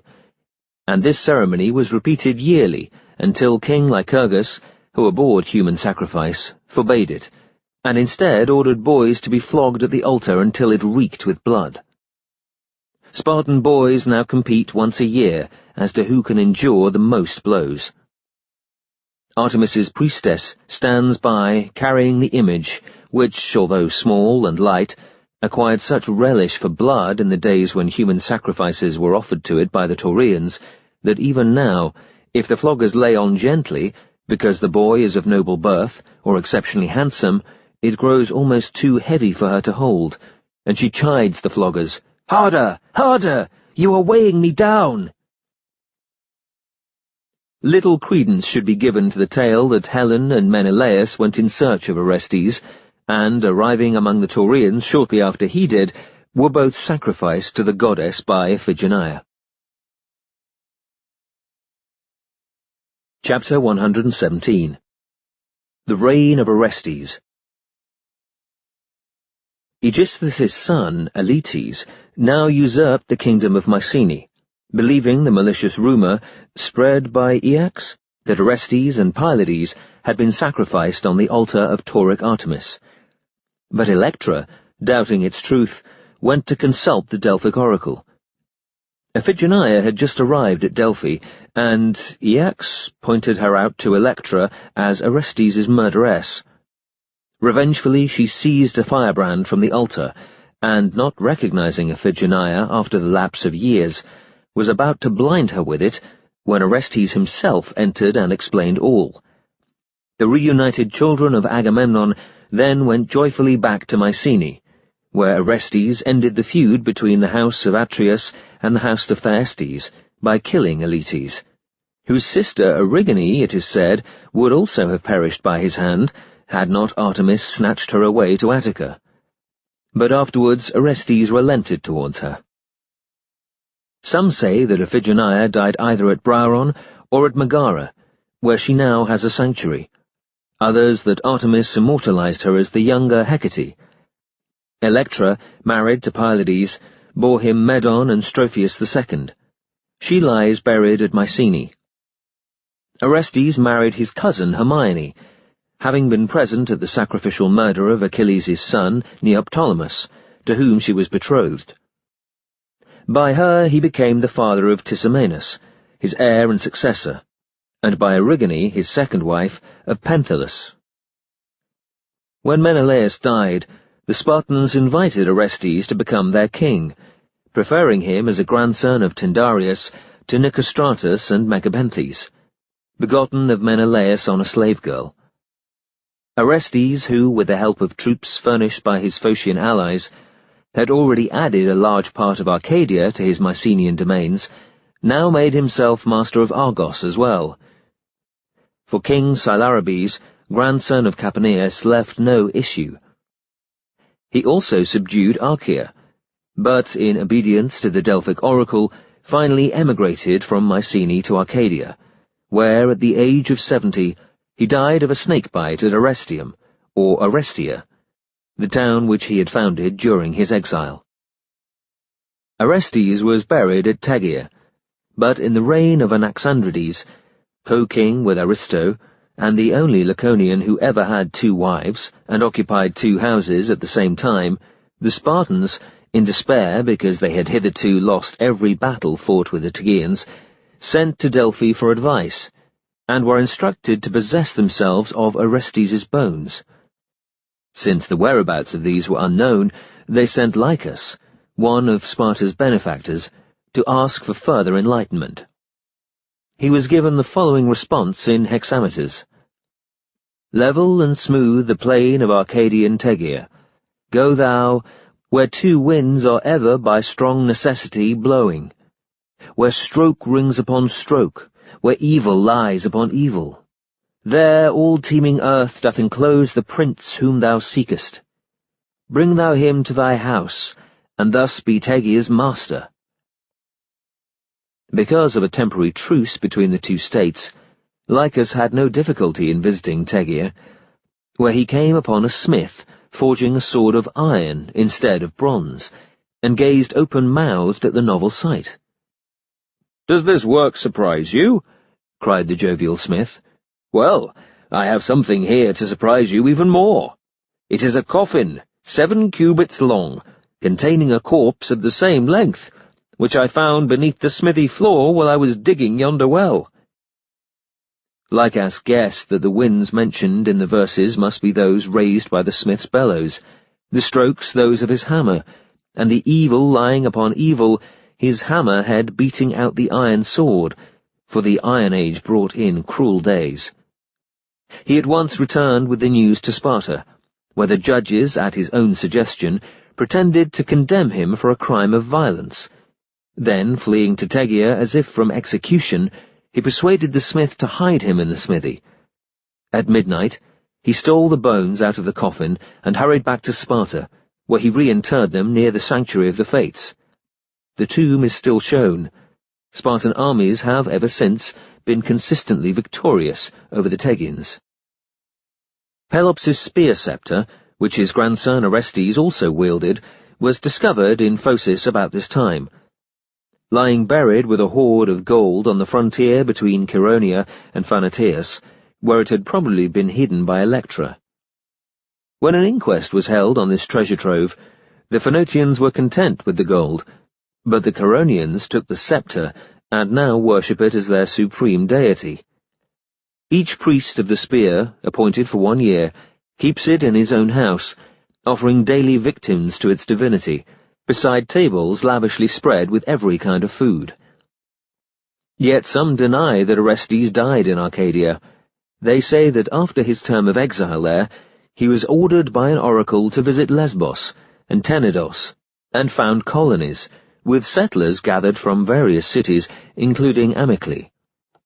He did so, calling his new people Aeolians, because Aeolus was their nearest common ancestor, but died soon after building a city in Lesbos. This migration took place, they say, 4 generations before the Ionian. Others, however, declare that Orestes' son, Penthilus, not Orestes himself, conquered Lesbos, and that his grandson Gras, aided by the Spartans, occupied the territory between Ionia and Mysia, now called Aeolis. and that another grandson, Archelaus, took Aeolian settlers to the present city of Cyzicene, near Dascylium, on the southern shores of the Sea of Marmara. Tissamenus, meanwhile, succeeded to his father's dominions, but was driven from the capital cities of Sparta, Mycenae, and Argos by the sons of Heracles, and took refuge with his army in Achaea. His son Cometes emigrated to Asia. Chapter 118. The Birth of Heracles. Electryon, son of Perseus, High King of Mycenae and husband of Anaxo, marched vengefully against the Taphians and Teleboans. They had joined in a successful raid on his cattle, planned by one Telereus, a claimant to the Mycenaean throne, which had resulted in the death of Electryon's 8 sons. While he was away, his nephew, King Amphitryon of Troezen, acted as regent. "Rule well, and when I return victorious, you shall marry my daughter Alcmene," Electryon cried in farewell. Amphitryon, informed by the king of Elis that the stolen cattle were now in his possession, paid the large ransom demanded, and recalled Electryon to identify them. Electryon, by no means pleased to learn that Amphitryon expected him to repay his ransom, asked harshly what right had the Eleans to sell stolen property, and why did Amphitryon condone in a fraud? Disdaining to reply, Amphitryon vented his annoyance by throwing a club at one of the cows which had strayed from the herd. It struck her horns, rebounded, and killed Electryon. Thereupon Amphitryon was banished from Argolis by his uncle Sthenelus, who seized Mycenae and Tiryns and entrusted the remainder of the country, with Mydia for its capital, to Atreus and Thyestes, the son of Pelops. Amphitryon, accompanied by Alcmene, fled to Thebes, where King Creon purified him, and gave his sister Perimede in marriage to Electryon's only surviving son, Lysimnius, a bastard born by a Phrygian woman named Mydia. But the pious Alcmene would not lie with Amphitryon until he had avenged the death of her 8 brothers. Creon therefore gave permission to raise a Boeotian army for this purpose, on condition that he freed Thebes of the Taemessian vixen, which he did by borrowing the celebrated hound Lelaps from Cephalus the Athenian. Then, aided by Athenian, Phocian, Argive, and Locrian contingents, Amphitryon overcame the Teleboans and Taphians, and bestowed their islands on his allies, among them his uncle Helios. Meanwhile Zeus, taking advantage of Amphitryon's absence, impersonated him, and assuring Alcmene that her brothers were now avenged, since Amphitryon had indeed gained the required victory that very morning, lay with her all one night, to which he gave the length of 3. For Hermes, at Zeus's command, had ordered Helios to quench the solar fires, have the hours unyoke his team, and spend the following day at home, because the procreation of so great a champion as Zeus had in mind could not be accomplished in haste. Helios obeyed, grumbling about the good old times when day was day and night was night, and when Cronus, the then almighty god, did not leave his lawful wife and go off to Thebes on love adventures. Hermes next ordered the moon to go slowly, and sleep to make mankind so drowsy that no one would notice what was happening. Alcmene, wholly deceived, listened delightedly to Zeus's account of the crushing defeat inflicted on Telereus at Oechalia, and sported innocently with her supposed husband for the whole 36 hours. On the next day, when Amphitryon returned, eloquent of victory and his passion for her, Alcmene did not welcome him to the marriage couch so rapturously as he had hoped. "We never slept a wink last night," she complained, "and surely you do not expect me to listen twice to the story of your exploits." Amphitryon, unable to understand these remarks, consulted the seer Tiresias, who told him that he had been cuckolded by Zeus, and thereafter he never dared sleep with Alcmene again, for fear of incurring divine jealousy. 9 months later, on Olympus, Zeus happened to boast that he had fathered a son, now at the point of birth, who would be called Heracles, which means glory of Hera, and rule the noble house of Perseus. Hera thereupon made him promise that any prince born before nightfall to the house of Perseus should be high king. When Zeus swore an unbreakable oath to this effect, Hera went at once to Mycenae, where she hastened the pangs of Nicippe, wife of King Sthenelus. She then hurried to Thebes, and squatted cross-legged at Alcmene's door, with her clothing tied into knots, and her fingers locked together, by which means she delayed the birth of Heracles, until Eurystheus, son of Sthenelus, a 7 months' child, already lay in his cradle. When Heracles appeared 1 hour too late, he was found to have a twin named Iphicles, Amphitryon's son and the younger by night. But some say that Heracles, not Iphicles, was the younger by night, and others that the twins were begotten on the same night, and born together, and that Father Zeus divinely illumined the birth-chamber. At first, Heracles was called Alcaeus, or Palemon. When Hera returned to Olympus, and calmly boasted of her success in keeping Eileithyia, goddess of childbirth, from Alcmene's door, Zeus fell into a towering rage. Seizing his eldest daughter, Ate, who had blinded him to Hera's deceit, he took a mighty oath that she should never visit Olympus again. Whirled around his head by her golden hair, Ate was sent hurtling down to earth. Though Zeus could not go back on his word and allow Heracles to rule the house of Perseus, he persuaded Hera to agree that, after performing whatever 12 labours Eurystheus might set him, his son should become a god.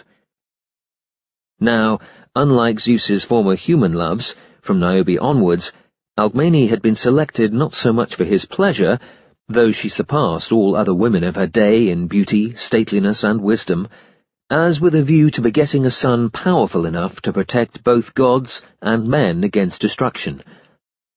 Alcmene, 16th in descent from the same Niobe, was the last mortal woman with whom Zeus lay, for he saw no prospect of begetting a hero to equal Heracles by any other, and he honoured Alcmene so highly that, instead of roughly violating her, he took pains to disguise himself as Amphitryon and woo her with affectionate words and caresses. He knew Alcmene to be incorruptible, and when, at dawn, he presented her with a Carcesian goblet, she accepted it without question as spoil won in the victory, Telebus's legacy from his father Poseidon.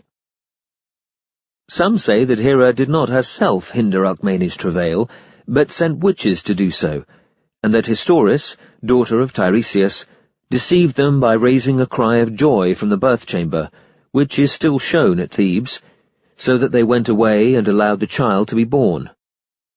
According to others, it was Eileithyia who hindered the travail on Hera's behalf, and a faithful handmaiden of Alcmene's, the yellow-haired Galanthis, or Galen, who left the birth-chamber to announce, untruly, that Alcmene had been delivered. When Eileithyia sprang up in surprise, unclasping her fingers and uncrossing her knees, Heracles was born, and Galanthis laughed at the successful deception, which provoked Eileithyia to seize her by the hair and turn her into a weasel. Galanthis continued to frequent Alcmene's house, but was punished by Hera for having lied. She was condemned in perpetuity to bring forth her young through the mouth.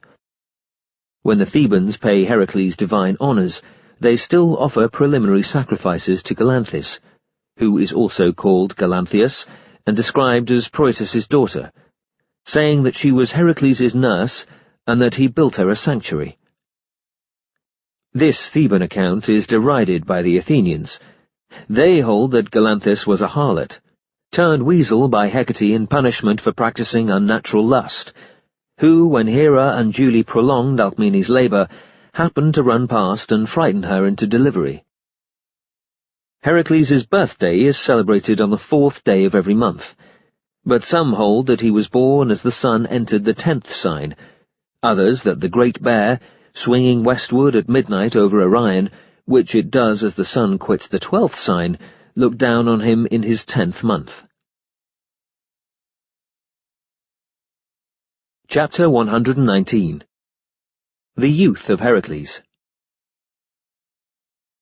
Alcmene, fearing Hera's jealousy, exposed her newly born child in a field outside the walls of Thebes, and here, at Zeus's instigation, Athene took Hera for a casual stroll. "Look, my dear, what a wonderfully robust child," said Athene, pretending surprise as she stopped to pick him up. "His mother must have been out of her mind to abandon him in a stony field. Come, you have milk. Give the poor little creature suck."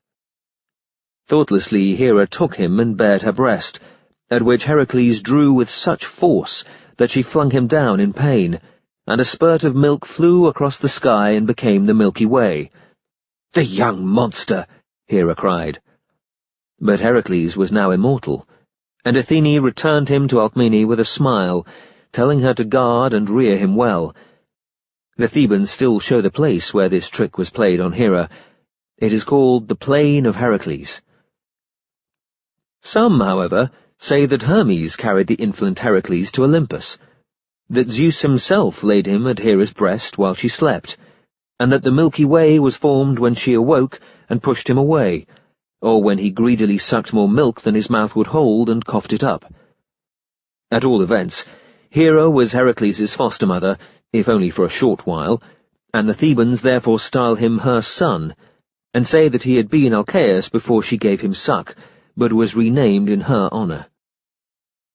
One evening, when Heracles had reached the age of 8 or 10 months, or, as others say, 1 year, and was still unweaned, Alcmene, having washed and suckled her twins, laid them to rest under a lamb-fleece coverlet, on the broad brazen shield which Amphitryon had won from Telereus. At midnight, Hera sent 2 prodigious azure-scaled serpents to Amphitryon's house, with strict orders to destroy Heracles. The gates opened as they approached. They glided through, and over the marble floors to the nursery, their eyes shooting flames, and poison dripping from their fangs. The twins awoke to see the serpents writhed above them, with darting, forked tongues, for Zeus again divinely illumined the chamber. Iphicles screamed, kicked off the coverlet, and, in an attempt to escape, rolled from the shield to the floor. His frightened cries, and the strange light shining under the nursery door, roused Alcmene. "Up with you, Amphitryon!" she cried. Without waiting to put on his sandals, Amphitryon leapt from the cedar-wood bed, seized his sword, which hung close by on the wall, and drew it from its polished sheath. At that moment the light in the nursery went out. Shouting to his drowsy slaves for lamps and torches, Amphitryon rushed in, and Heracles, who had not uttered so much as a whimper, proudly displayed the serpents, which he was in the act of strangling, one in either hand. As they died, he laughed, bounced joyfully up and down, and threw them at Amphitryon's feet. While Alcmene comforted the terror-stricken Iphicles, Amphitryon spread the coverlet over Heracles again, and returned to bed. At dawn, when the cock had crowed 3 times, Alcmene summoned the aged Tiresias, and told him of the prodigy. Tiresias, after foretelling Heracles' future glories, advised her to strew a broad hearth with dry faggots of gorse, thorn, and brambles, and burn the serpents upon them at midnight. In the morning, a maidservant must collect their ashes, take them to the rock where the Sphinx had perched, scatter them to the winds, and run away without looking back. On her return, the palace must be purged with fumes of sulphur and salted spring water, and its roof crowned with wild olive. Finally, a boar must be sacrificed at Zeus's high altar.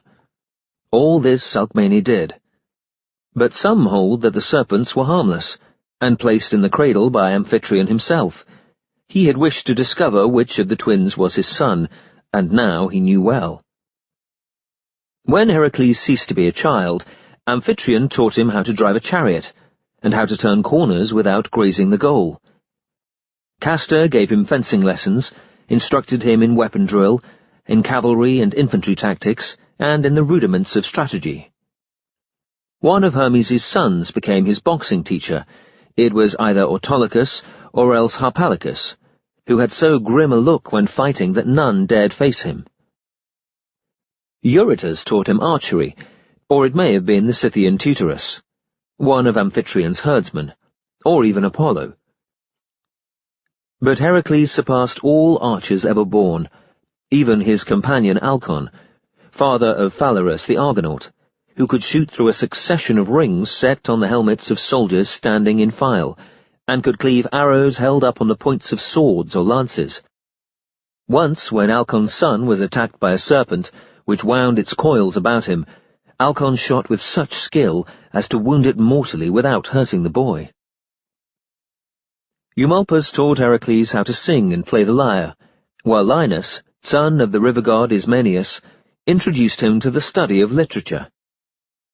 Once, when Eumolpus was absent, Linus gave the lyre lessons as well, but Heracles, refusing to change the principles in which he had been grounded by Eumolpus, and being beaten for his stubbornness, killed Linus with a blow of the lyre. At his trial for murder, Heracles quoted a law of Rhadamanthus, which justified forcible resistance to an aggressor, and thus secured his own acquittal. Nevertheless, Amphitryon, fearing that the boy might commit further crimes of violence, sent him away to a cattle ranch, where he remained until his 18th year, outstripping his contemporaries in height, strength, and courage.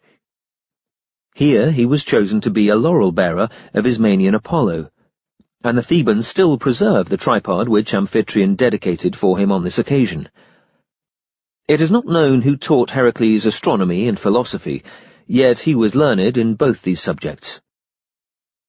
His height is usually given as 4 cubits. Since, however, he stepped out of the Olympian Stadium, making it 600 feet long, and since later Greek stadia are also nominally 600 feet long, but considerably shorter than the Olympic, the sage Pythagoras decided that the length of Heracles' stride, and consequently his stature, must have been in the same ratio to the stride and stature of other men, as the length of the Olympic Stadium is to that of other stadia. This calculation made him 4 cubits and 1 foot high, yet some hold that he was not above average stature. Heracles' eyes flashed fire, and he had an unerring aim, both with javelin and arrow. He ate sparingly at noon.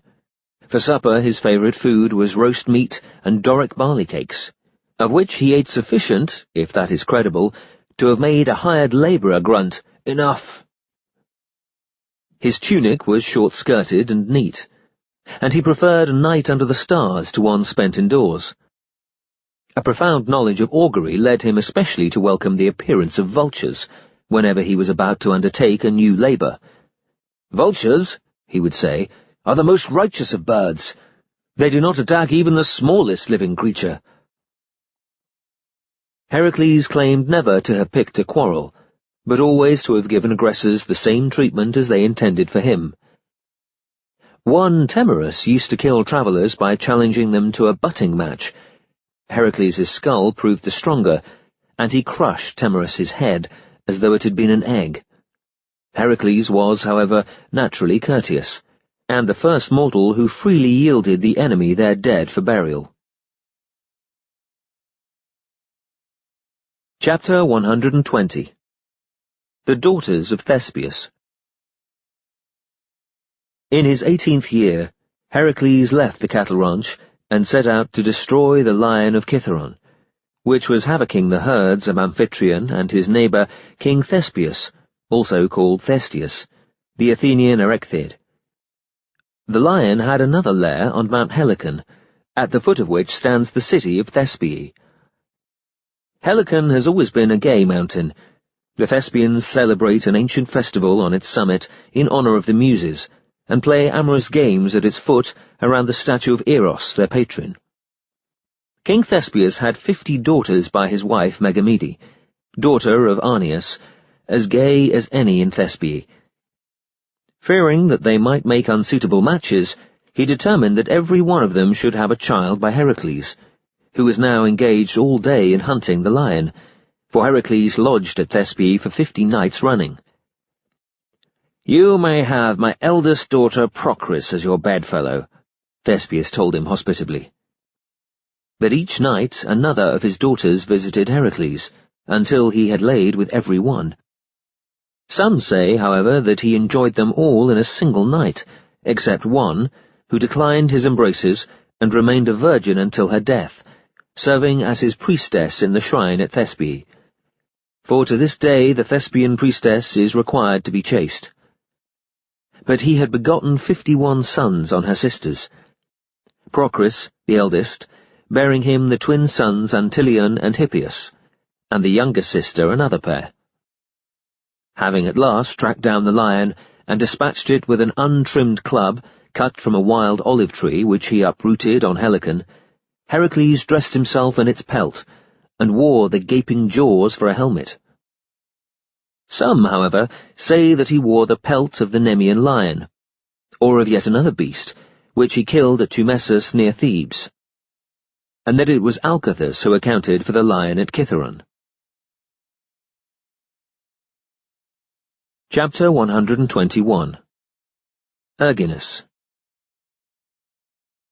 Some years before these events, during Poseidon's festival at Onchestus, a trifling incident vexed the Thebans, whereupon Menecius's charioteer flung a stone, which mortally wounded the Minian king Clymenus. Clymenus was carried back, dying to Orchomenus, where, with his last breath, he charged his sons to avenge him.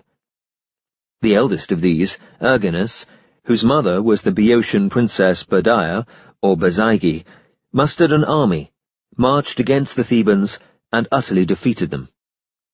By the terms of a treaty then confirmed with oaths, the Thebans would pay Erginus an annual tribute of 100 cattle for 20 years in requital for Clymenus' death. Heracles, on his return from Helicon, fell in with the Minian heralds as they went to collect the Theban tribute. When he inquired their business, they replied scornfully that they had come once more to remind the Thebans of Erginus' clemency in not lopping off the ears, nose, and hands of every man in the city. "Does Erginus indeed hanker for such tribute?" Heracles asked angrily. Then he maimed the heralds in the very manner that they had described, and sent them back to Orchomenus, with their bloody extremities tied on cords about their necks. When Erginus instructed King Creon at Thebes to surrender the author of this outrage, he was willing enough to obey, because the Minians had disarmed Thebes, nor could he hope for the friendly intervention of any neighbour in so bad a cause. Yet Heracles persuaded his youthful comrades to strike a blow for freedom. Making a round of the city temples, he tore down all the shields, helmets, breastplates, greaves, swords, and spears which had been dedicated there as spoils, and Athene, greatly admiring such resolution, girded these on him and on his friends. Thus Heracles armed every Theban of fighting age, taught them the use of their weapons, and himself assumed command. An oracle promised him victory if the noblest-born person in Thebes would take his own life. All eyes turned expectantly towards Antipenus, a descendant of the Sown men, but when he grudged dying for the common good, his daughters Androclea and Alcis gladly did so in his stead, and were afterwards honoured as heroines in the temple of famous Artemis. Presently the Minians marched against Thebes, but Heracles ambushed them in a narrow pass, killing Erginus and the greater number of his captains. This victory, won almost single-handed, he exploited by making a sudden descent on Orchomenus, where he battered down the gates, sacked the palace, and compelled the Minians to pay a double tribute to Thebes. Heracles had also blocked up the 2 large tunnels built by the Minians of old, through which the river Cephissus emptied into the sea, thus flooding the rich cornlands of the Capaic plain. His object was to immobilize the cavalry of the Minians, their most formidable arm, and to carry war into the hills, where he could meet them on equal terms. But, being a friend of all mankind, he later unblocked these tunnels. The shrine of Heracles the Horsebinder at Thebes commemorates an incident in this campaign. Heracles came by night into the Minian camp, and after stealing the chariot horses, which he bound to trees a long way off, put the sleeping men to the sword. Unfortunately, Amphitryon, his foster-father, was killed in the fighting. On his return to Thebes, Heracles dedicated an altar to Zeus the Preserver, a stone lion to famous Artemis, and 2 stone images to Athene, the girder on of arms. Since the gods had not punished Heracles for his ill treatment of Erginus's heralds, the Thebans dared to honour him with a statue, called Heracles the Nose-Docker. According to another account, Erginus survived the Minian defeat, and was one of the Argonauts who brought back the Golden Fleece from Colchis. After many years spent in recovering his former prosperity, he found himself rich indeed, but old and childless. An oracle advising him to put a new shoe on the battered plough coulter, he married a wife, who bore him Trophonius and Agamedes, the renowned architects, and Asius too. Chapter 122. The Madness of Heracles. Heracles' defeat of the Minians made him the most famous of heroes, and his reward was to marry King Creon's eldest daughter Megara, or Megara, and be appointed protector of the city, while Iphicles married the youngest daughter.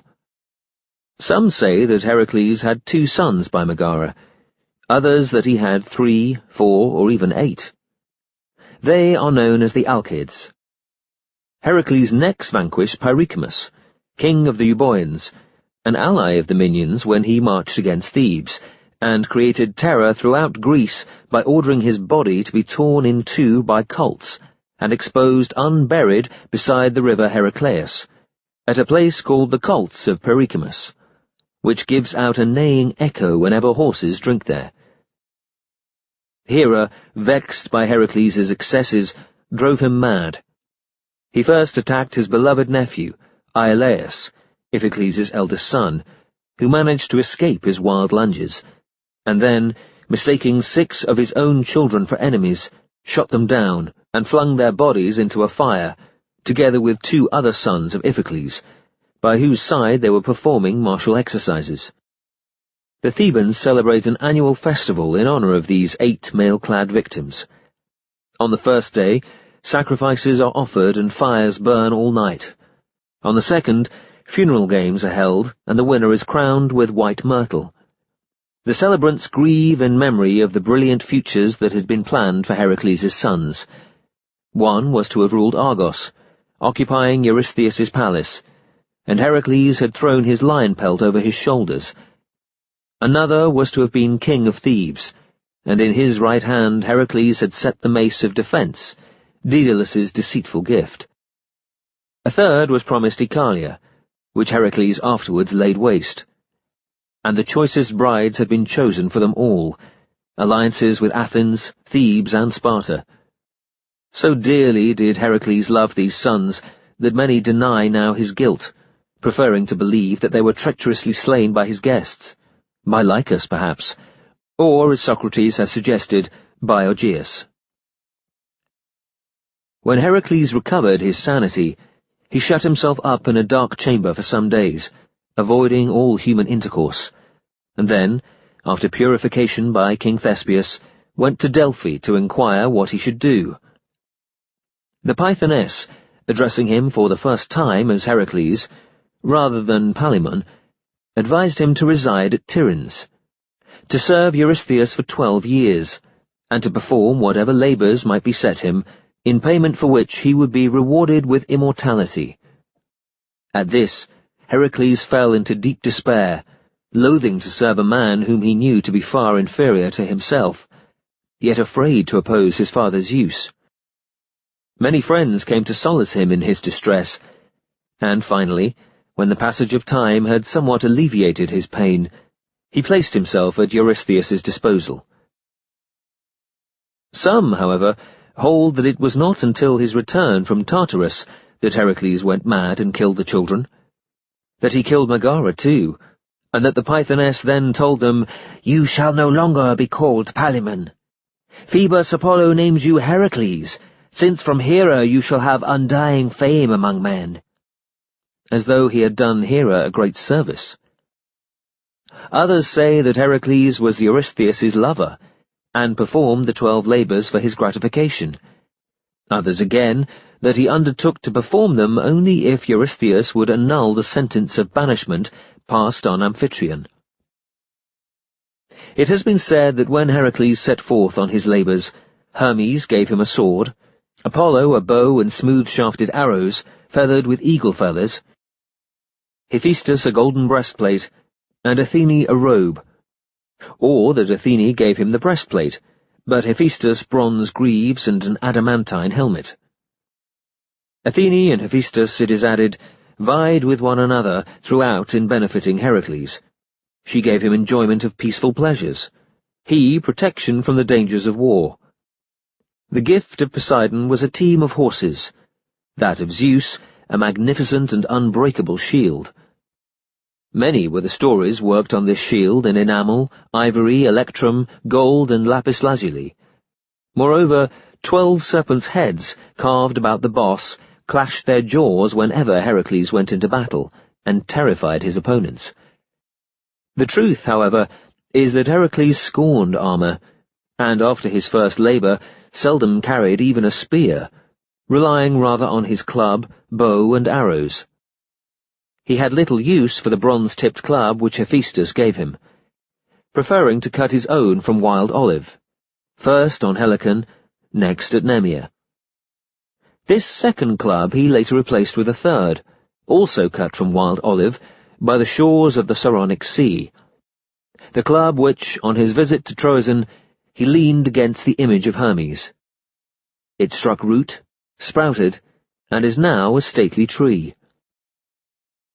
His nephew Iolaus shared in the labours as his charioteer, or shield-bearer. Chapter 123. The First Labour, the Nemean Lion.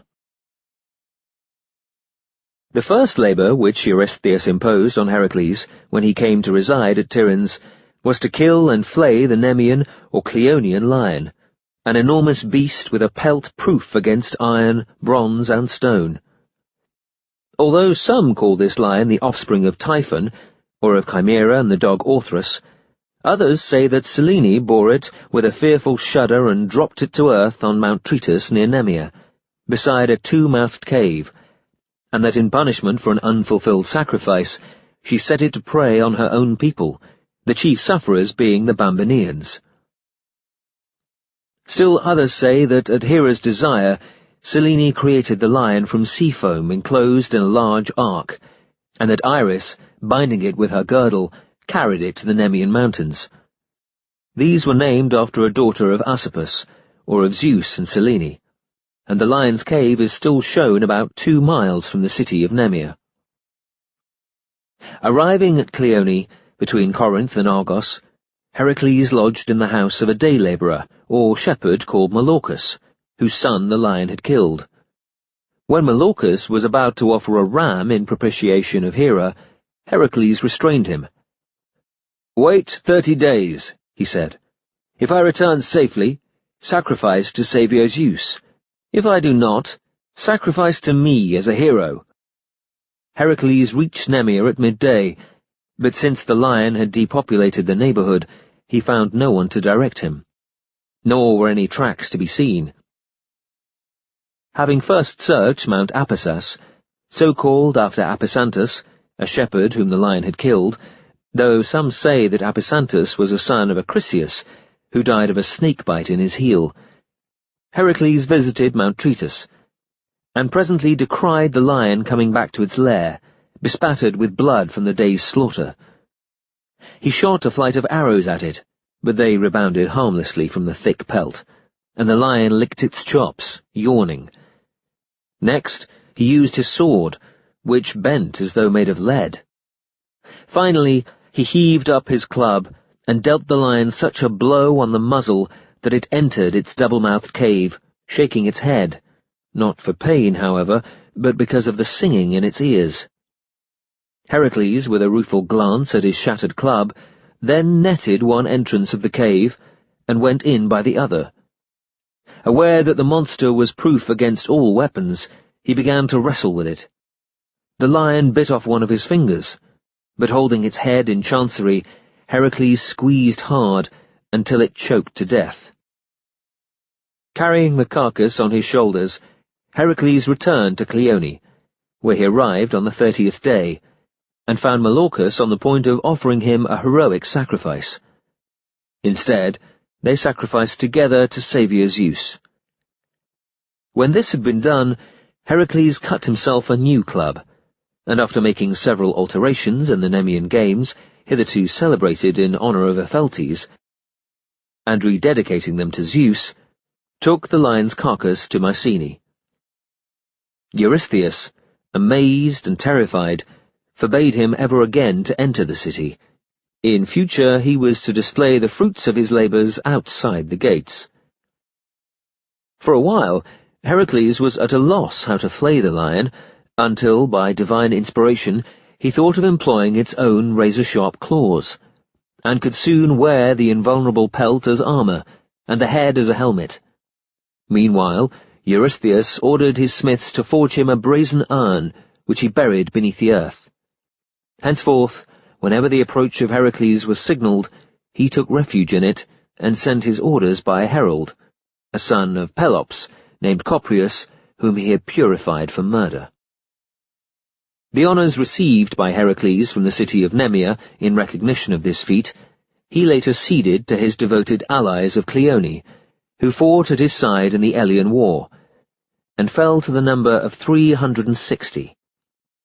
As for Molorchus, he founded the nearby city of Molochia, and planted the Nemean wood, where the Nemean games are now held. Heracles was not the only man to strangle a lion in those days. The same feat was accomplished by his friend Phyleus, as the first of 3 love tasks imposed on him by Cycnus, a son of Apollo by Hieria. Phyleus had also to catch alive several monstrous man-eating birds, not unlike vultures, and after wrestling with a fierce bull, led it to the altar of Zeus. When all 3 tasks had been accomplished, Cycnus further demanded an ox, which Phyleus had won as a prize at certain funeral games. Heracles advised Phyleus to refuse this, and press for a settlement of his claim with Cycnus, who, in desperation, leapt into a lake, thereafter called the Cycnean Lake. His mother Hieria followed him to his death, and both were transformed into swans.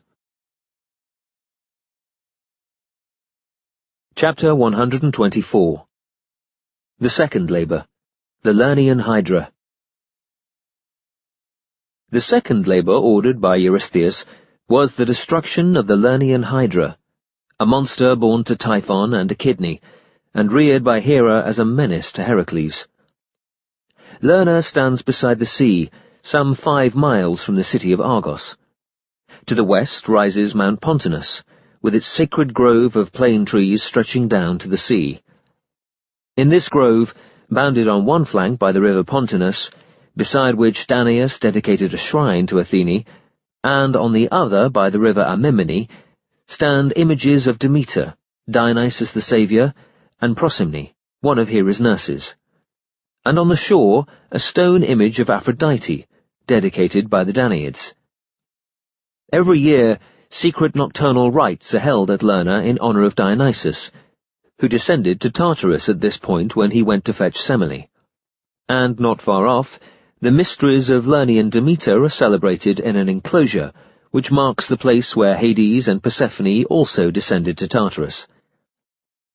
This fertile and holy district was once terrorized by the Hydra, which had its lair beneath a plane tree at the 7-fold source of the river Amymone, and haunted the unfathomable Lernaean swamp nearby. The Emperor Nero recently tried to sound it and failed, the grave of many an incautious traveller. The Hydra had a prodigious dog-like body, and 8 or 9 snaky heads, one of them immortal, but some credit it with 50 or 100 or even 10,000 heads. At all events, it was so venomous that its very breath or the smell of its tracks could destroy life. Athene had pondered how Heracles might best kill this monster, and when he reached Lerna, driven there in his chariot by Aeolus, she pointed out the Hydra's lair to him. On her advice, he forced the Hydra to emerge by pelting it with burning arrows, and then held his breath while he caught hold of it. But the monster twined around his feet in an endeavour to trip him up. In vain did he batter at its heads with his club. No sooner was one crushed than 2 or 3 more grew in its place. An enormous crab scuttered from the swamp to aid the Hydra and nipped Heracles' foot. Furiously crushing its shell, he shouted to Iolaus for assistance. Iolaus set one corner of the grove alight, and then, to prevent the Hydra from sprouting new heads, seared their roots with blazing branches. Thus the flow of blood was checked. Now, using a sword, or a golden falchion, Heracles severed the immortal head, part of which was gold, and buried it, still hissing, under a heavy rock beside the road to Ilius. The carcass he disemboweled, and dipped his arrows in the gall. Henceforth, the least wound from one of them was invariably fatal. In reward for the crab's services, Hera set its image among the 12 signs of the zodiac, and Eurystheus would not count this labour as duly accomplished, because Iolaus had supplied the firebrands. Chapter 125. The third labour, the Ceryneian Hind.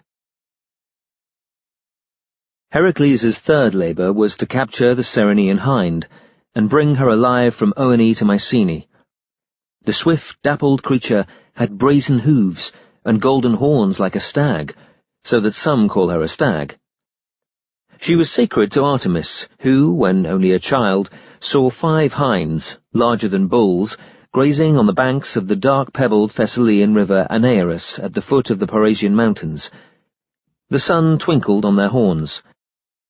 Running in pursuit, she caught 4 of them, one after the other with her own hands, and harnessed them to her chariot.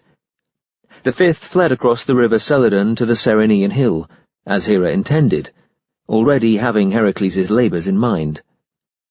According to another account, this hind was a masterless monster which used to ravage the fields, and which Heracles, after a severe struggle, sacrificed to Artemis on the summit of Mount Artemisium. Loath either to kill or wound the hind, Heracles performed this labour without exerting the least force. He hunted her tirelessly for 1 whole year, his chase taking him as far as Istria and the land of the Hyperboreans. When, exhausted at last, she took refuge on Mount Artemisium, and thence descended to the river Ladon, Heracles let fly and pinned her forelegs together with an arrow, which passed between bone and sinew, drawing no blood. He then caught her, laid her across his shoulders, and hastened through Arcadia to Mycenae. Some, however, say that he used nets, or followed the hind's track until he found her asleep underneath a tree. Artemis came to meet Heracles, rebuking him for having ill-used her holy beast, but he pleaded necessity and put the blame on Eurystheus. Her anger was thus appeased, and she let him carry the hind alive to Mycenae. Another version of this story is that this hind was one which Taygete the Pleiad, Alcyone's sister, had dedicated to Artemis in gratitude for being temporarily disguised as a hind, and thus enabled to elude Zeus's embraces. Nevertheless, Zeus could not long be deceived, and begot Lacedaemon on her, whereupon she hanged herself on the summit of Mount Amycleus, thereafter called Mount Taygetus. Taygetes' niece and namesake married Lacedaemon, and bore him Himerus, whom Aphrodite caused to deflower his sister Cleodice, unwittingly, on a night of promiscuous revel. Next day, learning what he had done, Himerus leapt into the river, now sometimes known by his name, and was seen no more. But oftener it is called the Eurytus, because Lacedaemon's predecessor, King Eurytus, having suffered an ignominious defeat at the hands of the Athenians, he would not wait for the full moon before giving battle, drowned himself in its waters. Eurytus, son of Myles, the inventor of watermills, was Amyclas's father, and grandfather of both Hyacinthus and Eurydice, who married Acrisius. Chapter 126. The fourth labour, the Erymanthian boar. The fourth labour imposed on Heracles was to capture alive the Erymanthian boar, a fierce, enormous beast which haunted the cypress-covered slopes of Mount Erymanthus and the thickets of Arcadian Mount Lampeia, and ravaged the country around Sophis. Mount Erymanthus takes his name from a son of Apollo, whom Aphrodite blinded because he had seen her bathing. Apollo, in revenge, turned himself into a boar and killed her lover Adonis. Yet the mountain is sacred to Artemis. Heracles, passing through Pholoe on his way to Erymanthus, where he killed one Saurus, a cruel bandit, was entertained by the centaur Pholus, whom one of the ash-nymphs bore to Silenus. Pholus set roast meat before Heracles, but himself preferred the raw, and dared not open the centaur's communal wine jar until Heracles reminded him that it was the very jar which, 4 generations earlier, Dionysus had left in the cave against this very occasion. The centaurs grew angry when they smelt the strong wine. Armed with great rocks, uprooted fir trees, firebrands, and butchers' axes, they made a rush at Pholus's cave. While Pholus hid in terror, Heracles boldly repelled Anchius and Agrius, his first 2 assailants, with a volley of firebrands. Nephele, the centaur's cloudy grandmother, then poured down a smart shower of rain, which loosened Heracles' bowstring and made the ground slippery. However, he showed himself worthy of his former achievements and killed several centaurs, among them Aureus and Hylias. The rest fled as far as Malea, where they took refuge with Chiron, their king, who had been driven from Mount Pelion by the Lapiths. A parting arrow from Heracles' bow passed through Elatus' arm, and stuck quivering in Chiron's knee. Distressed at the accident to his old friend, Heracles drew out the arrow, and though Chiron himself supplied the vulneraries for dressing the wound, they were of no avail, and he retired howling in agony to his cave, yet could not die because he was immortal. Prometheus later offered to accept immortality in his stead, and Zeus approved this arrangement, but some say that Chiron chose death, not so much because of the pain he suffered, as because he had grown weary of his long life. The centaurs now fled in various directions, some with Eurytion to Pholoe, some with Nessus to the river Evenus, some to Mount Malea, others to Sicily where the Sirens destroyed them. Poseidon received the remainder at Eleusis, and hid them in a mountain. Among those whom Heracles later killed was Homedus the Arcadian, who had tried to rape Eurystheus' sister Alcyone. By thus nobly avenging an insult offered to an enemy, Heracles won great fame. Pholus, in the meantime, while burying his dead kinsman, drew out one of Heracles' arrows and examined it. "How can so robust a creature have succumbed to a mere scratch?" he wondered. But the arrow slipped from his fingers, and piercing his foot, killed him there and then. Heracles broke off the pursuit and returned to Pholoe, where he buried Pholus with unusual honours at the foot of the mountain which has taken his name. It was on this occasion that the river Anigras acquired the foul smell which now clings to it from its very source on Mount Lapithus, because a centaur named Pylenor, whom Heracles had winged with an arrow, fled and washed his wound there. Some, however, hold that Melampus had caused the stench some years before, by throwing into the Anigras the foul objects used for purifying the daughters of Proetus. Heracles now set off to chase the boar by the river Erymanthus. To take so savage a beast alive was a task of unusual difficulty, but he dislodged it from a thicket with loud halloos, drove it into a deep snowdrift, and sprang upon its back. He bound it with chains, and carried it alive on his shoulders to Mycenae, but when he heard that the Argonauts were gathering for their voyage to Colchis, dropped the boar outside the marketplace, and instead of waiting for further orders from Eurystheus, who was hiding in his bronze jar, went off with Hylas to join the expedition. It is not known who dispatched the captured boar, but its tusks are preserved in the temple of Apollo at Cumae. According to some accounts, Chiron was accidentally wounded by an arrow that pierced his left foot, while he and Pholus and the young Achilles were entertaining Heracles on Mount Pelion. After 9 days, Zeus set Chiron's image among the stars as the centaur. But others hold that the centaur is Pholus, who was honored by Zeus in this way because he excelled all men in the art of prophesying from entrails. The bowman in the zodiac is likewise a centaur, one Crotus, who lived on Mount Helicon, greatly loved by his foster sisters, the Muses. Chapter 127.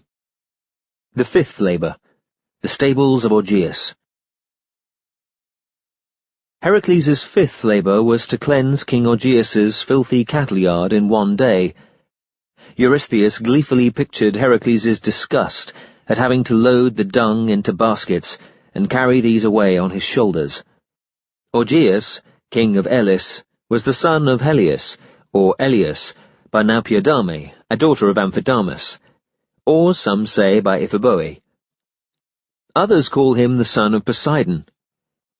In flocks and herds he was the wealthiest man on earth, for, by a divine dispensation, his were immune against disease and inimitably fertile, nor did they ever miscarry.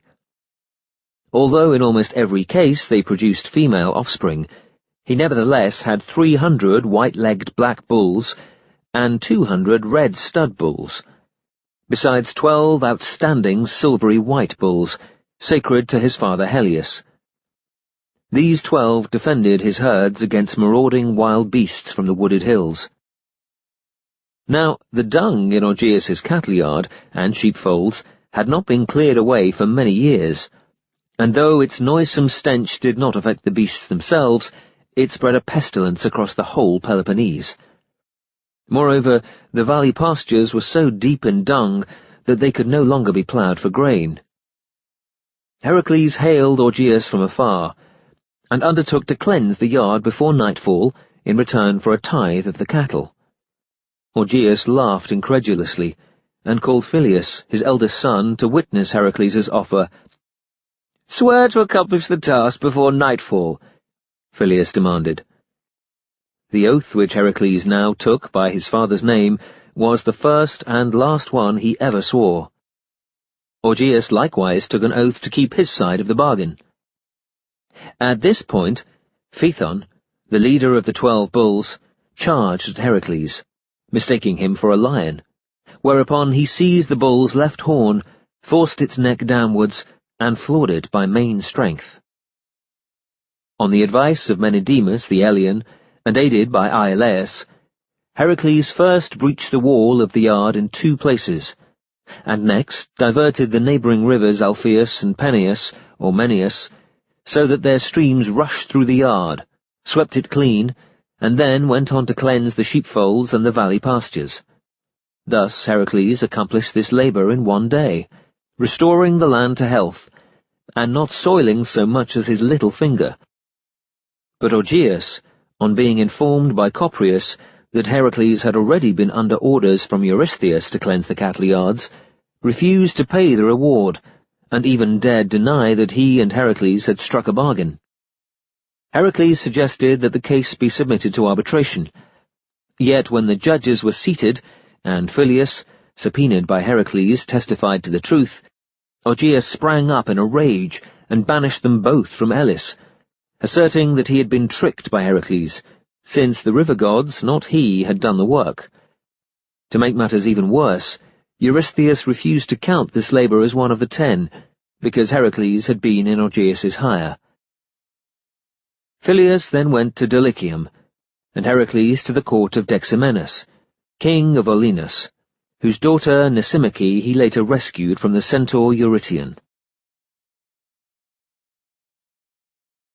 Chapter 128.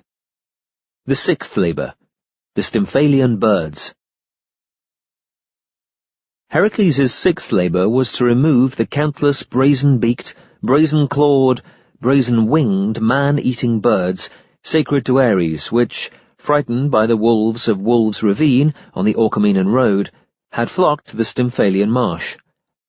Here they bred, and waded beside the river of the same name, occasionally taking to the air in great flocks to kill men and beasts by discharging a shower of brazen feathers, and at the same time muting a poisonous excrement, which blighted the crops. On arrival at the marsh, which lay surrounded by dense woods, Heracles found himself unable to drive away the birds with his arrows. They were too numerous. Moreover, the marsh seemed neither solid enough to support a man walking, nor liquid enough for the use of a boat. As Heracles paused irresolutely on the bank, Athene gave him a pair of brazen castanets, made by Hephaestus. Or it may have been a rattle. Standing on a spur of Mount Cyllene, which overlooks the marsh, Heracles clacked the castanets, or shook the rattle, raising such a din that the birds soared up in one great flock, mad with terror. He shot down scores of them as they flew off to the Isle of Ares in the Black Sea, where they were afterwards found by the Argonauts. Some say that Heracles was with the Argonauts at the time, and killed many more of the birds. Stymphalian birds are the size of cranes, and closely resemble ibises, except that their beaks can pierce a metal breastplate, and are not hooked.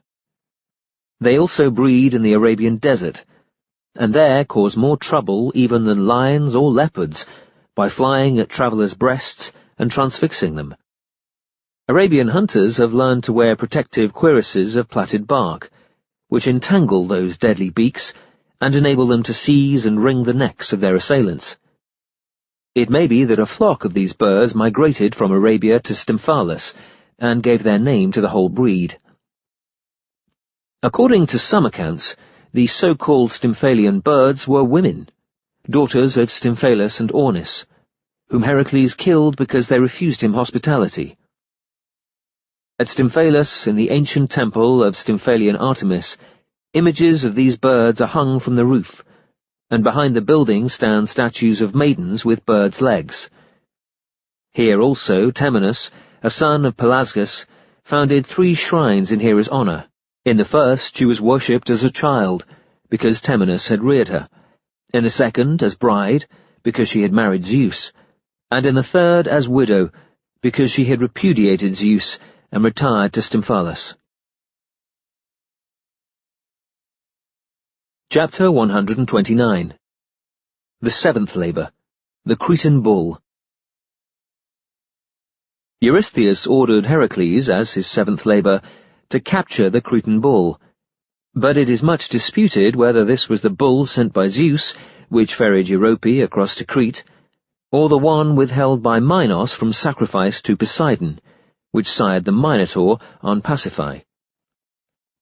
At this time it was ravaging Crete, especially the region watered by the river Tethris, rooting up crops and levelling orchard walls. When Heracles sailed to Crete, Minos offered him every assistance in his power, but he preferred to capture the bull single-handed, though it belched scorching flames. After a long struggle, he brought the monster across to Mycenae, where Eurystheus, dedicating it to Hera, set it free. Hera, however, loathing a gift which redounded to Heracles' glory, drove the bull first to Sparta, and then back through Arcadia and across the isthmus to Attic Marathon, whence Theseus later dragged it to Athens as a sacrifice to Athene. Nevertheless, many still deny the identity of the Cretan and Marathonian bulls. Chapter 130. The Eighth Labour, the Mares of Diomedes. Eurystheus ordered Heracles, as his eighth labour, to capture the 4 savage mares of the Thracian king Diomedes. It is disputed whether he was the son of Ares and Cyrene, or born of an incestuous relationship between Asterie and her father Atlas, who ruled the warlike Bistones, and whose stables, at the now-vanished city of Tyrrhida, were the terror of Thrace. Diomedes kept the mares tethered with iron chains to bronze mangers, and fed them on the flesh of his unsuspecting guests. One version of the story makes them stallions, not mares, and names them Podagus, Lampon, Xanthus, and Dinas. With a number of volunteers, Heracles set sail for Thrace, visiting his friend King Admetus of Pherai on the way. Arriving at Tyrrhida, he overpowered Diomedes' grooms and drove the mares down to the sea, where he left them on a knoll in charge of his minion Abderus, and then turned to repel the Bistones as they rushed in pursuit. His party being outnumbered, he overcame them by ingeniously cutting a channel, which caused the sea to flood the low-lying plain. When they turned to run, he pursued them, stunned Diomedes with his club, dragged his body around the lake that had now formed, and set it before his own mares, which tore at the still-living flesh. Their hunger being now fully assuaged, for while Heracles was away they had also devoured Abderus, he mastered them without much trouble. According to another account, Abderus, though a native of Opus in Locris, was employed by Diomedes. Some call him the son of Hermes, and others the son of Heracles' friend, Oppian Menetius, and thus brother to Patroclus, who fell at Troy.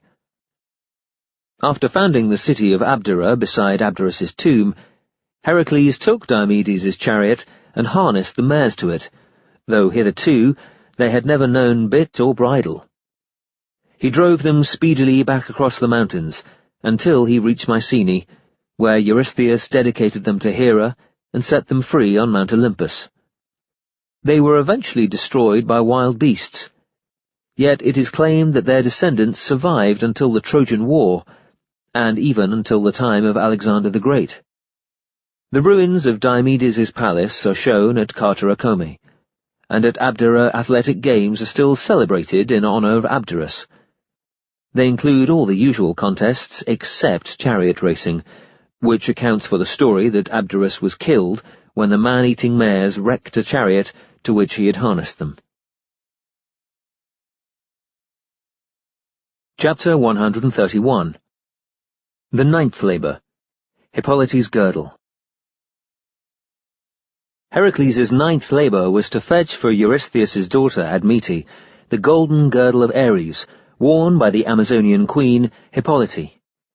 Taking one ship, or some say 9, and a company of volunteers, among whom were Iolaus, Telamon of Aegina, Peleus of Iolcus, and according to some accounts Theseus of Athens, Heracles set sail for the river Thermodon.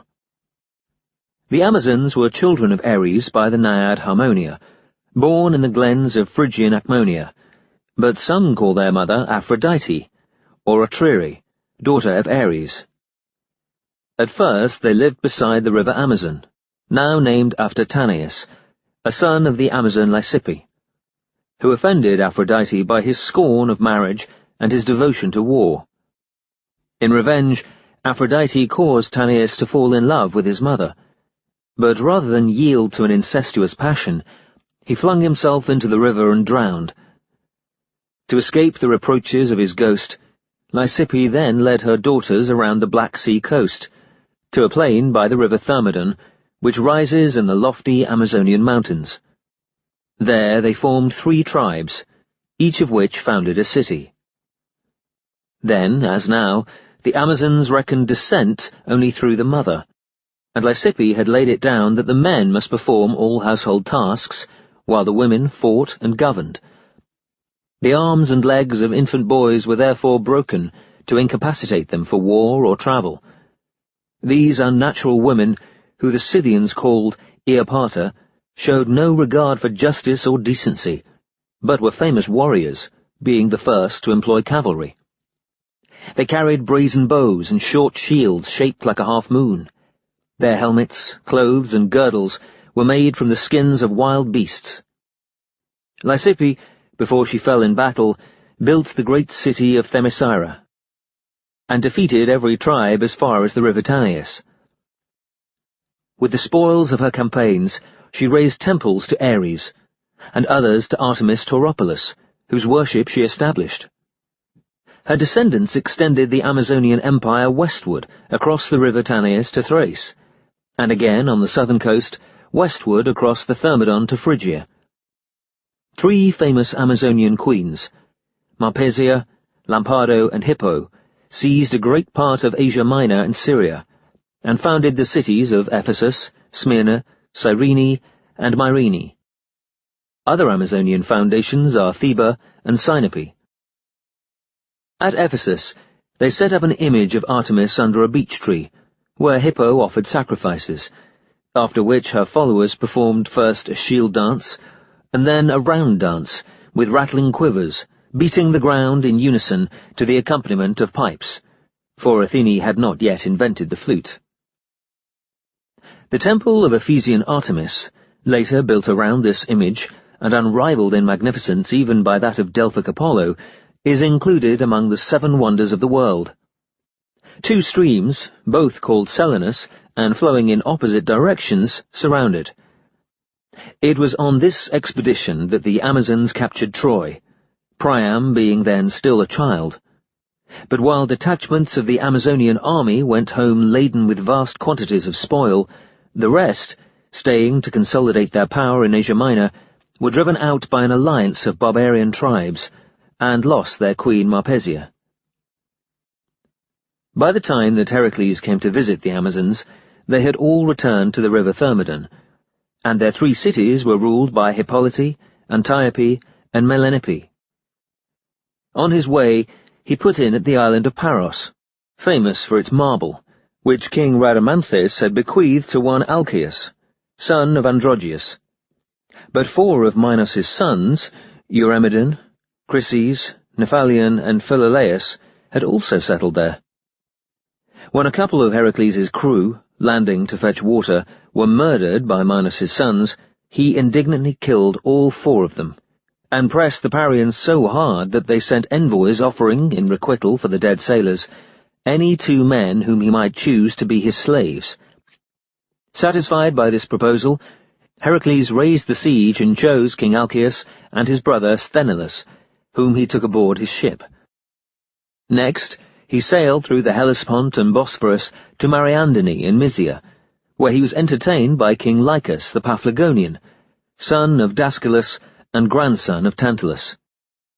In return, he supported Lycus in a war with the Bebricans, killing many, including their king Mygdon, brother of Amycus, and recovered much Paphlagonian land for the Bebricans. This he restored to Lycus, who renamed it Heraclea in his honor.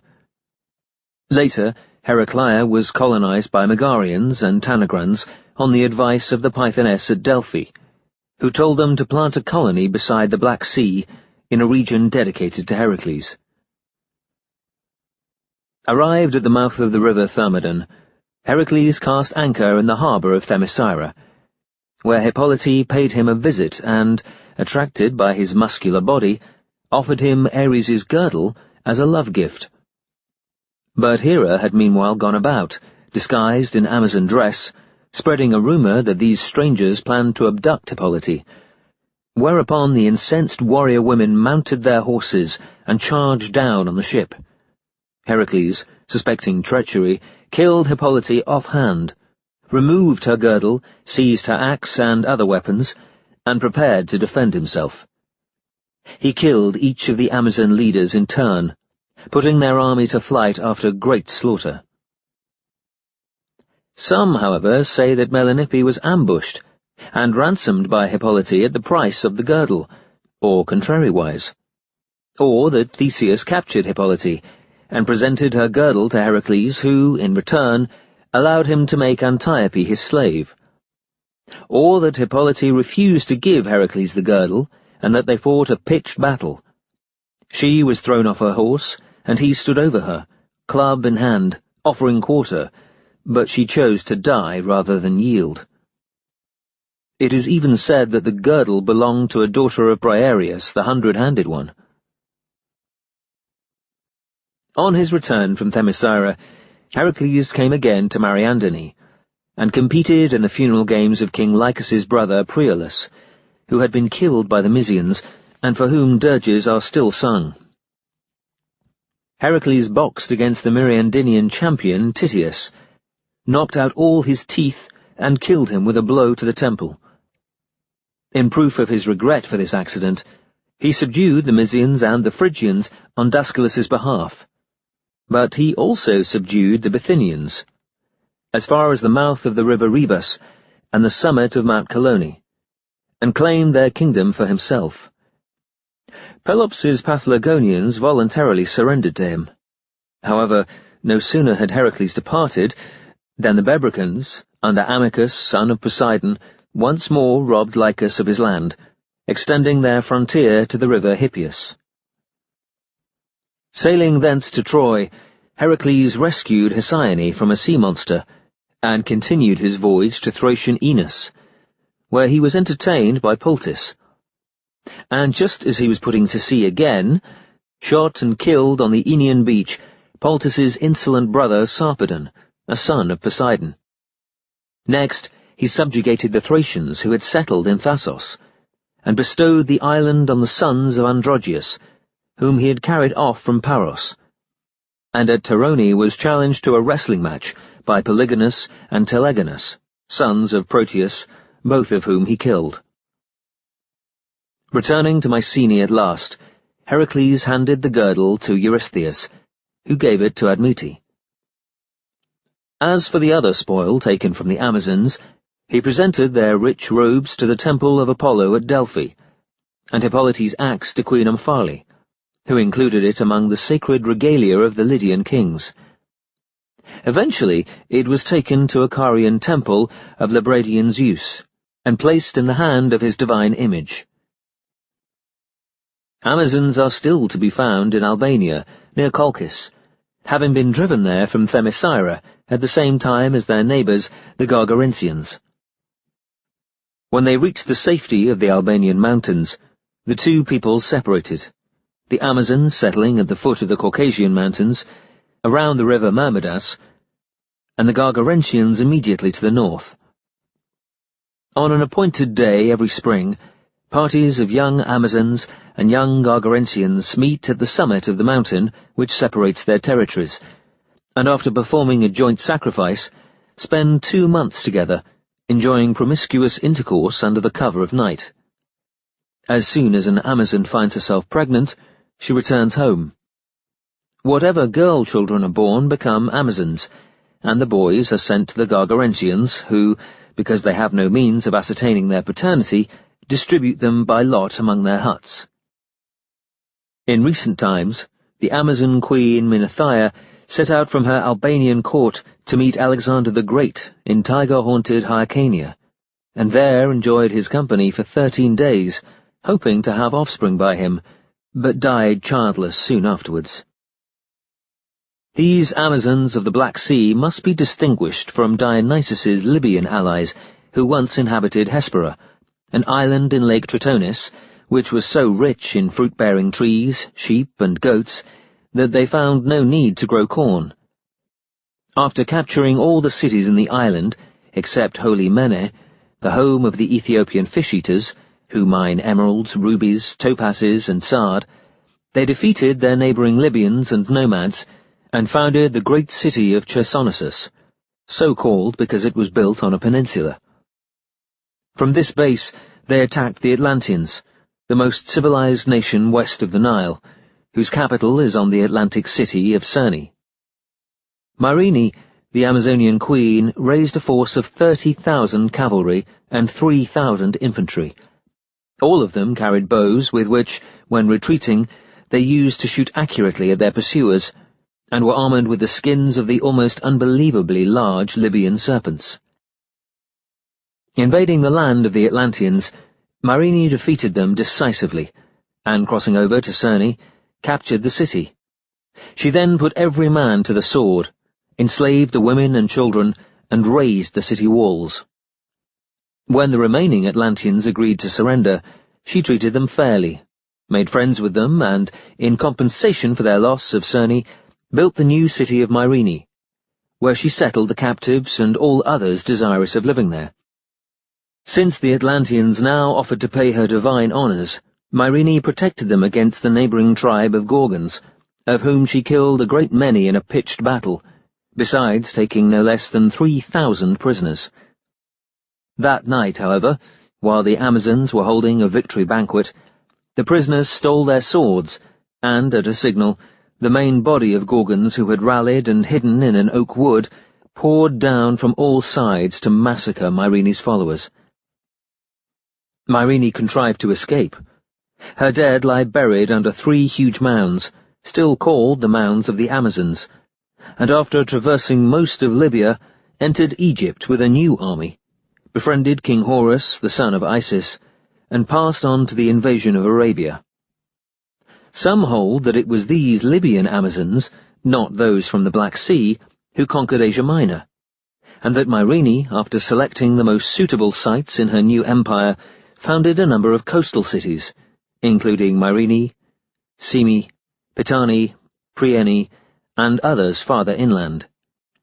She also subdued several of the Aegean islands, notably Lesbos, where she built the city of Mytilene, named after a sister who had shared in the campaign. While Myrene was still engaged in conquering the islands, a storm overtook her fleet.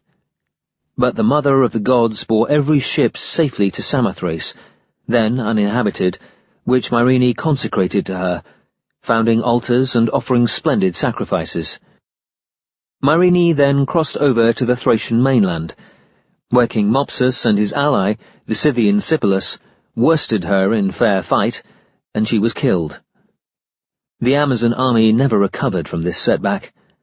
Defeated by the Thracians in frequent engagements, its remnants finally retired to Libya. Chapter 132. The 10th Labour. The Cattle of Geryon. Heracles' 10th labour was to fetch the famous cattle of Geryon from Erythea, an island near the ocean stream, without either demand or payment. Geryon, a son of Chrysaor and Callirrhoe, a daughter of the Titan Oceanus, was the king of Tartessus in Spain, and reputedly the strongest man alive. He had been born with 3 heads, 6 hands, and 3 bodies joined together at the waist. Geryon's shambling red cattle, beasts of marvellous beauty, were guarded by the herdsman Eurytion, son of Ares, and by the 2-headed watchdog Orthrus, formerly Atlas's property, born of Typhon and Echidna. During his passage through Europe, Heracles destroyed many wild beasts, and, when at last he reached Tartessus, erected a pair of pillars facing each other across the straits, one in Europe, one in Africa. Some hold that the 2 continents were formerly joined together, and that he cut a channel between them, or thrust the cliffs apart. Others say that, on the contrary, he narrowed the existing straits to discourage the entry of whales and other sea monsters. Helios beamed down upon Heracles, who, finding it impossible to work in such heat, strung his bow and let fly an arrow at the god. "Enough of that!" cried Helios angrily. Heracles apologized for his ill temper, and unstrung his bow at once. Not to be outdone in courtesy, Helios lent Heracles his golden goblet, shaped like a water-lily, in which he sailed to Erythea. But the Titan Oceanus, to try him, made the goblet pitch violently upon the waves. Heracles again drew his bow, which frightened Oceanus into calming the sea. Another account is that Heracles sailed to Erythea in a brazen urn, using his lion pelt as a sail. On his arrival, he descended Mount Abas. The dog Orthrus rushed at him, barking, but Heracles' club struck him lifeless, and Eurytion, Geryon's herdsman, hurrying to Orthrus' aid, died in the same manner. Heracles then proceeded to drive away the cattle. Menetes, who was pasturing the cattle of Hades nearby, but Heracles had left these untouched, took the news to Geryon. Challenged to battle, Heracles ran to Geryon's flank, and shot him sideways through all 3 bodies with a single arrow. But some say that he stood his ground and let loose a flight of 3 arrows. As Hera hastened to Geryon's assistance, Heracles wounded her with an arrow in the right breast, and she fled. Thus he won the cattle, without either demand or payment, and embarked in the golden goblet, which he then sailed across to Tartessus and gratefully returned to Helios. From Geryon's blood sprang a tree which, at the time of the Pleiades' rising, bears stoneless, cherry-like fruit. Geryon did not, however, die without issue. His daughter Erytheia became, by Hermes, the mother of Norax, who led a colony to Sardinia, even before the time of Hylas, and there founded Nora, the oldest city in the island. The whereabouts of Erytheia, also called Erythrea or Erythraia, is disputed. Though some describe it as an island beyond the ocean stream, others place it off the coast of Lusitania. Still others identify it with the island of Leon, or with an islet hard by, on which the earliest city of Gades was built, and where the pasture is so rich that the milk yields no whey but only curds, and the cattle must be cupped every 50 days, lest they choke for excess of blood. This islet, sacred to Hera, is either called Erytheia or Aphrodisias. Leon, the island on which the present city of Gades stands, used to be called Cotinusa, from its olives, but the Phoenicians renamed it Gadira, or Fenced City. On the western cape stands a temple of Cronus, and the city of Gades. On the eastern, a temple of Heracles, remarkable for a spring which ebbs at flood tide and flows at ebb tide. And Geryon lies buried in the city, equally famed for a secret tree that takes diverse forms. According to another account, however, Geryon's cattle were not pastured in any island, but on the mountain slopes of the farther part of Spain, confronting the ocean, and Geryon was a title of the renowned King Chrysaor, who ruled over the whole land and whose 3 strong and courageous sons helped him in the defence of his kingdom, each leading an army recruited from warlike races. To combat these, Heracles assembled a large expedition in Crete, the birthplace of his father Zeus. Before setting out, he was splendidly honoured by the Cretans, and in return rid their island of bears, wolves, serpents, and other noxious creatures, from which it is still immune. First, he sailed to Libya, where he killed Antaeus, slaughtered the wild beasts that infested the desert, and gave the country unsurpassed fertility. Next, he visited Egypt, where he killed Busiris.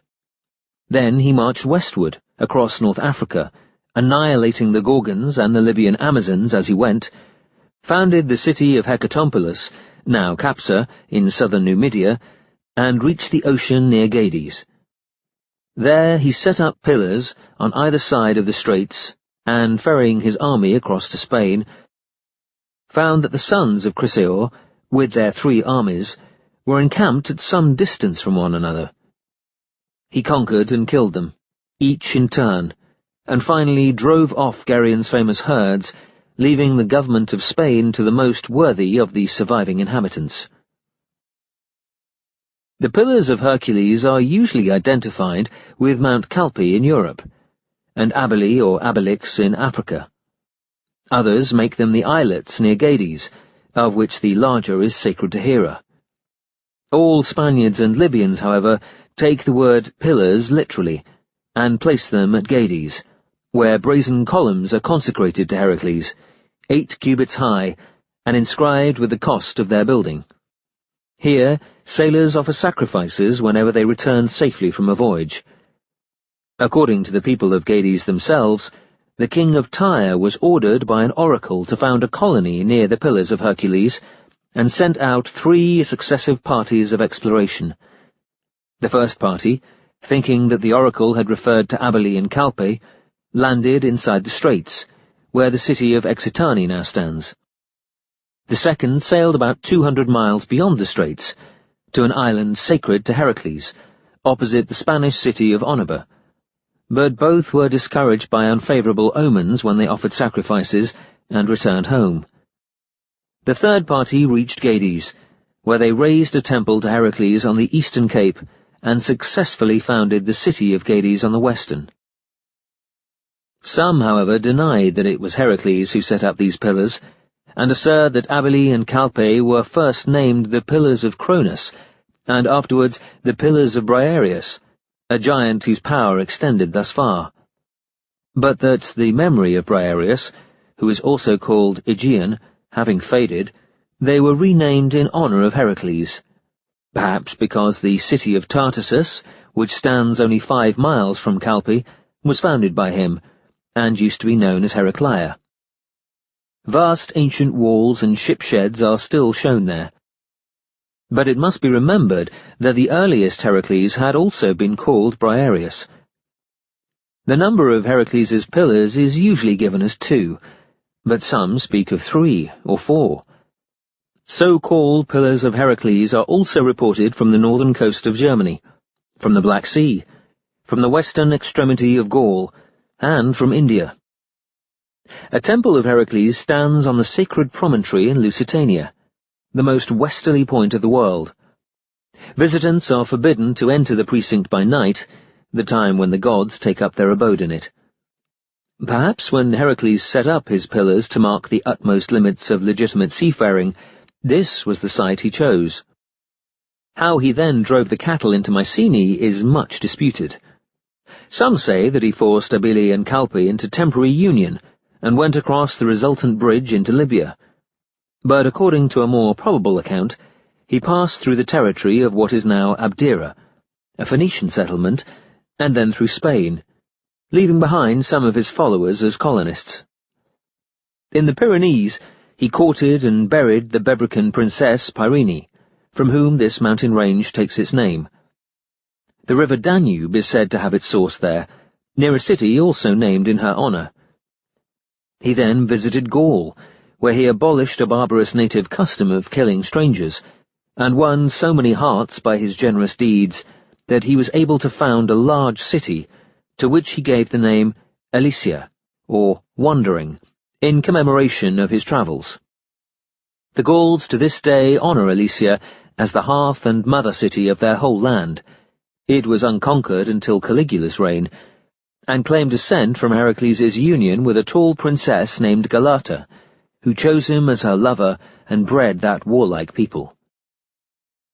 When Heracles was driving Gerion's cattle through Liguria, 2 sons of Poseidon, named Aelebion and Ticinus, tried to steal them from him, and were both killed. At one stage of his battle with hostile Ligurian forces, Heracles ran out of arrows and knelt down in tears, wounded and exhausted. The ground being of soft mould, he could find no stones to throw at the enemy. Ligus, the brother of Aelebion, was their leader, until Zeus, pitying his tears, overshadowed the earth with a cloud, from which a shower of stones hailed down, and with these he put the Ligurians to flight. Zeus set among the stars an image of Heracles fighting the Ligurians, known as the constellation Engenesis. Another memorial of this battle survives on earth, namely the broad, circular plain lying between Marseille and the mouths of the river Rhône, about 15 miles from the sea, called the Stony Plain, because it is strewn with stones the size of a man's fist. Brine springs are also found there. In his passage over the Ligurian Alps, Heracles carved a road fit for his armies and baggage trains. He also broke up all robber bands that infested the pass, before entering what is now Cisalpine Gaul and Etruria. Only after wandering down the whole coast of Italy and crossing into Sicily did it occur to him, "I have taken the wrong road." The Romans say that on reaching the Albula, afterwards called the Tiber, he was welcomed by King Evander, an exile from Arcadia. At evening he swam across, driving the cattle before him, and lay down to rest on a grassy bed. In a deep cave nearby lived a vast, hideous, 3-headed shepherd named Cacus, son of Hephaestus and Medusa, who was the dread and disgrace of the Aventine forest, and puffed flames from each of his 3 mouths. Human skulls and arms hung nailed above the lintels of his cave, and the ground inside gleamed white with the bones of his victims. While Heracles slept, Cacus stole the 2 finest of his bulls, as well as 4 heifers, which he dragged backwards by their tails into his lair. At the first streak of dawn, Heracles awoke, and at once noticed that the cattle were missing. After searching for them in vain, he was about to drive the remainder onward when one of the stolen heifers lowed hungrily. Heracles traced the sound to the cave, but found the entrance barred by a rock which 10 yoke of oxen could hardly have moved. Nevertheless, he heaved it aside as though it had been a pebble, and, undaunted by the smoky flames which Cacus was now belching, grappled with him and battered his face to a pulp. Aided by King Evander, Heracles then built an altar to Zeus, at which he sacrificed one of the recovered bulls, and afterwards made arrangements for his own worship. Yet the Romans tell this story in order to glorify themselves, the truth being that it was not Heracles who killed Cacus and offered sacrifices to Zeus, but a gigantic herdsman named Garanus, or Ricarinus, the ally of Hercules. King Evander ruled rather by personal ascendancy than by force. He was particularly reverenced for the knowledge of letters which he had imbibed from his prophetic mother, the Arcadian nymph Nicostrate, or Themis. She was a daughter of the river Ladon, and though already married to Echinus, bore Evander to Hermes. Nicostrate persuaded Evander to murder his supposed father, and when the Arcadians banished them both, went with him to Italy, accompanied by a body of Pelasgians. There, some 60 years before the Trojan War, they founded the small city of Pallanteum, on the hill beside the river Tiber, later called Mount Palatine, the site having been Nicostrate's choice. And soon there was no more powerful king than Evander in all Italy. Nicostrate, now called Carmenta, adapted the 13-consonant Pelasgian alphabet, which Cadmus had brought back from Egypt, to form the 15-consonant Latin one. But some assert that it was Heracles who taught Evander's people the use of letters, which is why he shares an altar with the Muses. According to the Romans, Heracles freed King Evander from the tribute owed to the Etruscans, killed King Faunus, whose custom was to sacrifice strangers at the altar of his father Hermes, and begot Latinus, the ancestor of the Latins, on Faunus's widow or daughter. But the Greeks hold that Latinus was a son of Circe by Odysseus. Heracles, at all events, suppressed the annual Cronian sacrifice of 2 men who were flung into the river Tiber, and forced the Romans to use puppets instead. Even now, in the month of May, when the moon is full, the chief Vestal Virgin, standing on the oaken-timbered Pons Sublicius, throws whitewashed images of old men, plaited from bulrushes and called Argives, into the yellow stream.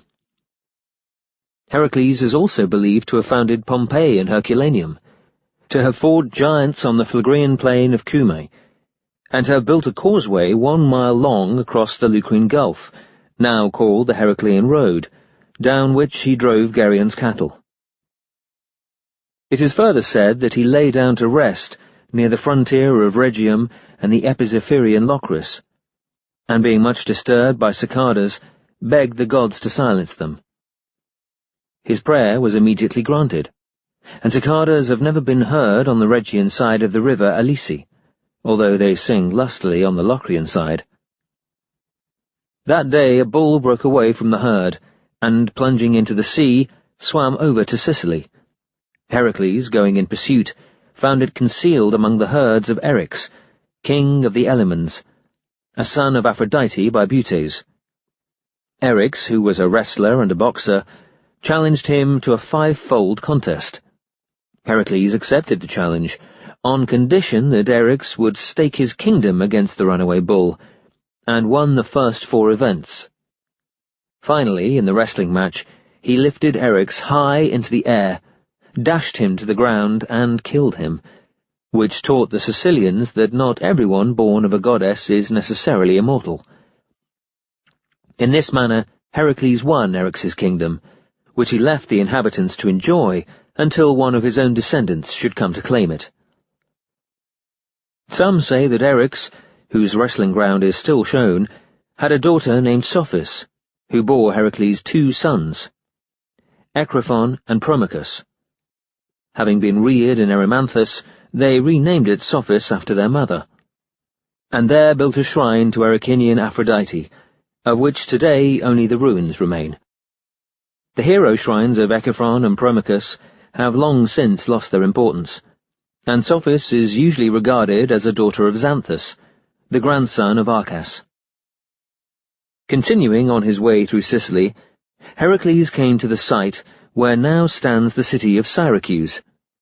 There he offered sacrifices, and instituted the annual festival beside the sacred chasm of Cyane, down which Hades snatched Chore to the underworld. To those who honoured Heracles in the plain of Leontini, he left undying memorials of his visit. Close to the city of Agirium, the hoofmarks of his cattle were found imprinted on a stony road, as though in wax, and regarding this as an intimation of his own immortality, Heracles accepted from the inhabitants those divine honours which he had hitherto consistently refused. Then, in acknowledgment of their favours, he dug a lake 4 furlongs in circumference outside the city walls, and established local sanctuaries of Iolaus and Geryon. Returning to Italy in search of another route to Greece, Heracles drove his cattle up the eastern coast, to the Licinian promontory, where the ruler, King Licinius, was afterwards able to boast that he had put Heracles to flight. This he did merely by building a temple to Hera, at the sight of which Heracles departed in disgust. 6 miles farther on, Heracles accidentally killed one Croton, buried him with every honour, and prophesied that in time to come a great city would rise, called by his name. This prophecy Heracles made good after his deification. He appeared in a dream to one of his descendants, the Argive Miscellus, threatening him with terrible punishments if he did not lead a party of colonists to Sicily and found the city. And when the Argives were about to condemn Miscellus to death for defying their embargo on emigration, he miraculously turned every black voting pebble into a white one. Heracles then proposed to drive Geryon's cattle through Istria into Epirus, and thence to the Peloponnese by way of the Isthmus. At the head of the Adriatic Gulf, Hera sent a gadfly, which stampeded the cows, driving them across Thrace and into the Scythian desert. There Heracles pursued them, and one cold, stormy night drew the lion pelt about him and fell fast asleep on a rocky hillside. When he awoke, he found that his chariot mares, which he had unharnessed and put out to graze, were likewise missing. He wandered far and wide in search of them, until he reached the wooded district called Hylea, where a strange being, half woman, half serpent, shouted at him from a cave. She had his mares, she said, but would give them back to him only if he became her lover. Heracles agreed, though with a certain reluctance, and kissed her thrice. Whereupon the serpent-tailed woman embraced him passionately, and when at last he was free to go, asked him, "What of the 3 sons whom I now carry in my womb? When they grow to manhood, shall I settle them here where I am mistress, or shall I send them to you?" "When they grow up, watch carefully," Heracles replied, "and if ever one of them bends this bow, thus, as I now bend it, and girds himself with this belt, thus, as I now gird myself, choose him as the ruler of your country." So saying, he gave her one of his 2 bows, and his girdle, which had a golden goblet hanging from its clasp, then went on his way. She named her triplets Agathyrsus, Gelenus, and Sithes. The eldest 2 were unequal to the tasks that their father had set, and she drove them away, but Sithes succeeded in both and was allowed to remain, thus becoming the ancestor of all royal Scythian kings, who, to this day, wear golden goblets on their girdles.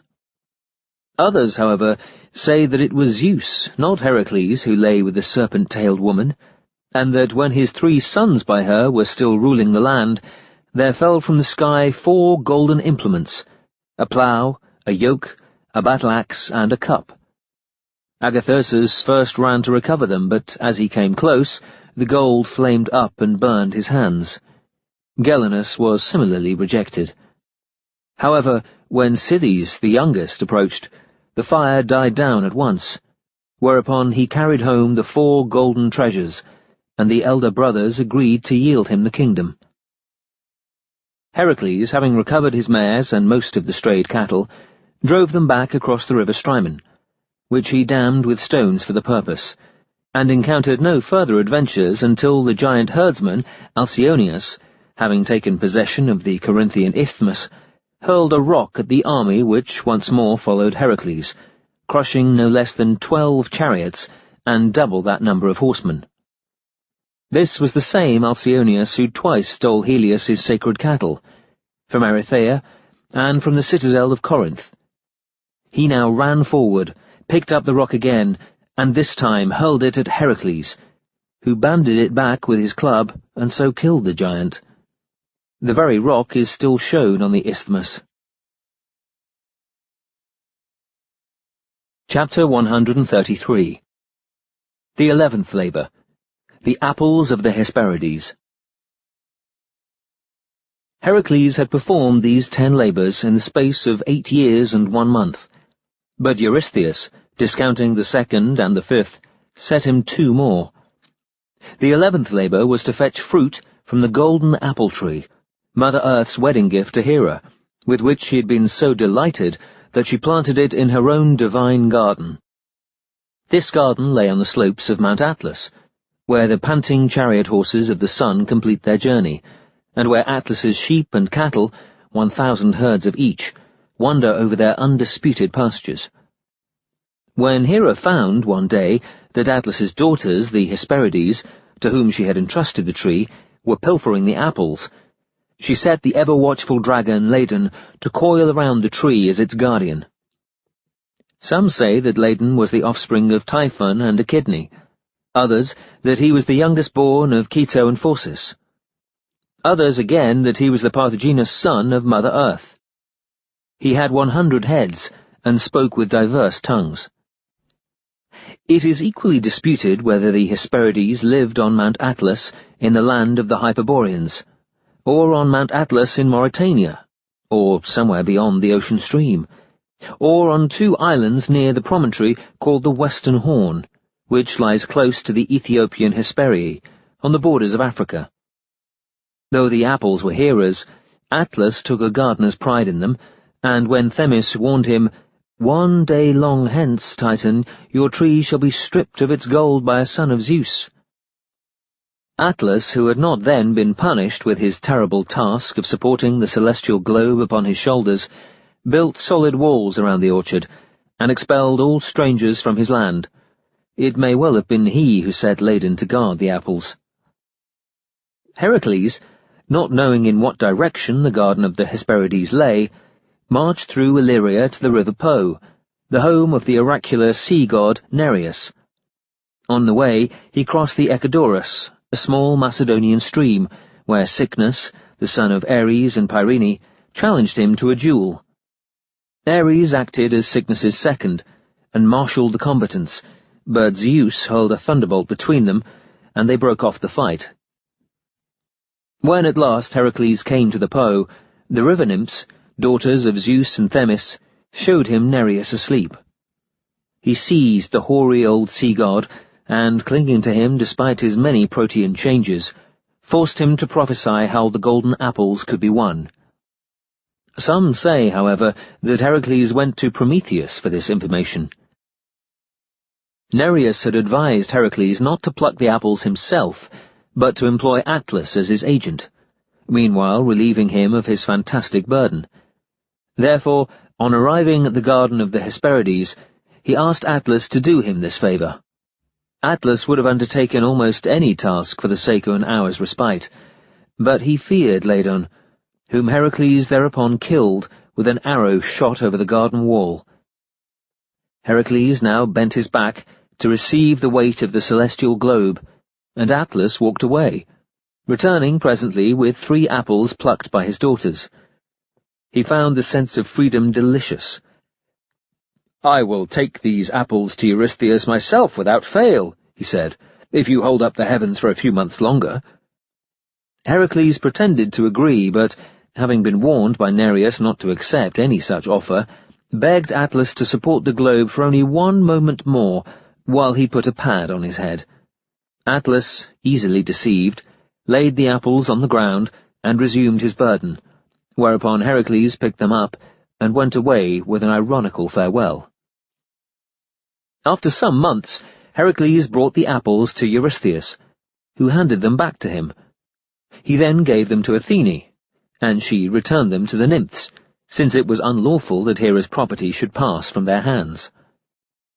Feeling thirsty after this labour, Heracles stamped his foot and made a stream of water gush out, which later saved the lives of the Argonauts when they were cast up high and dry on the Libyan desert.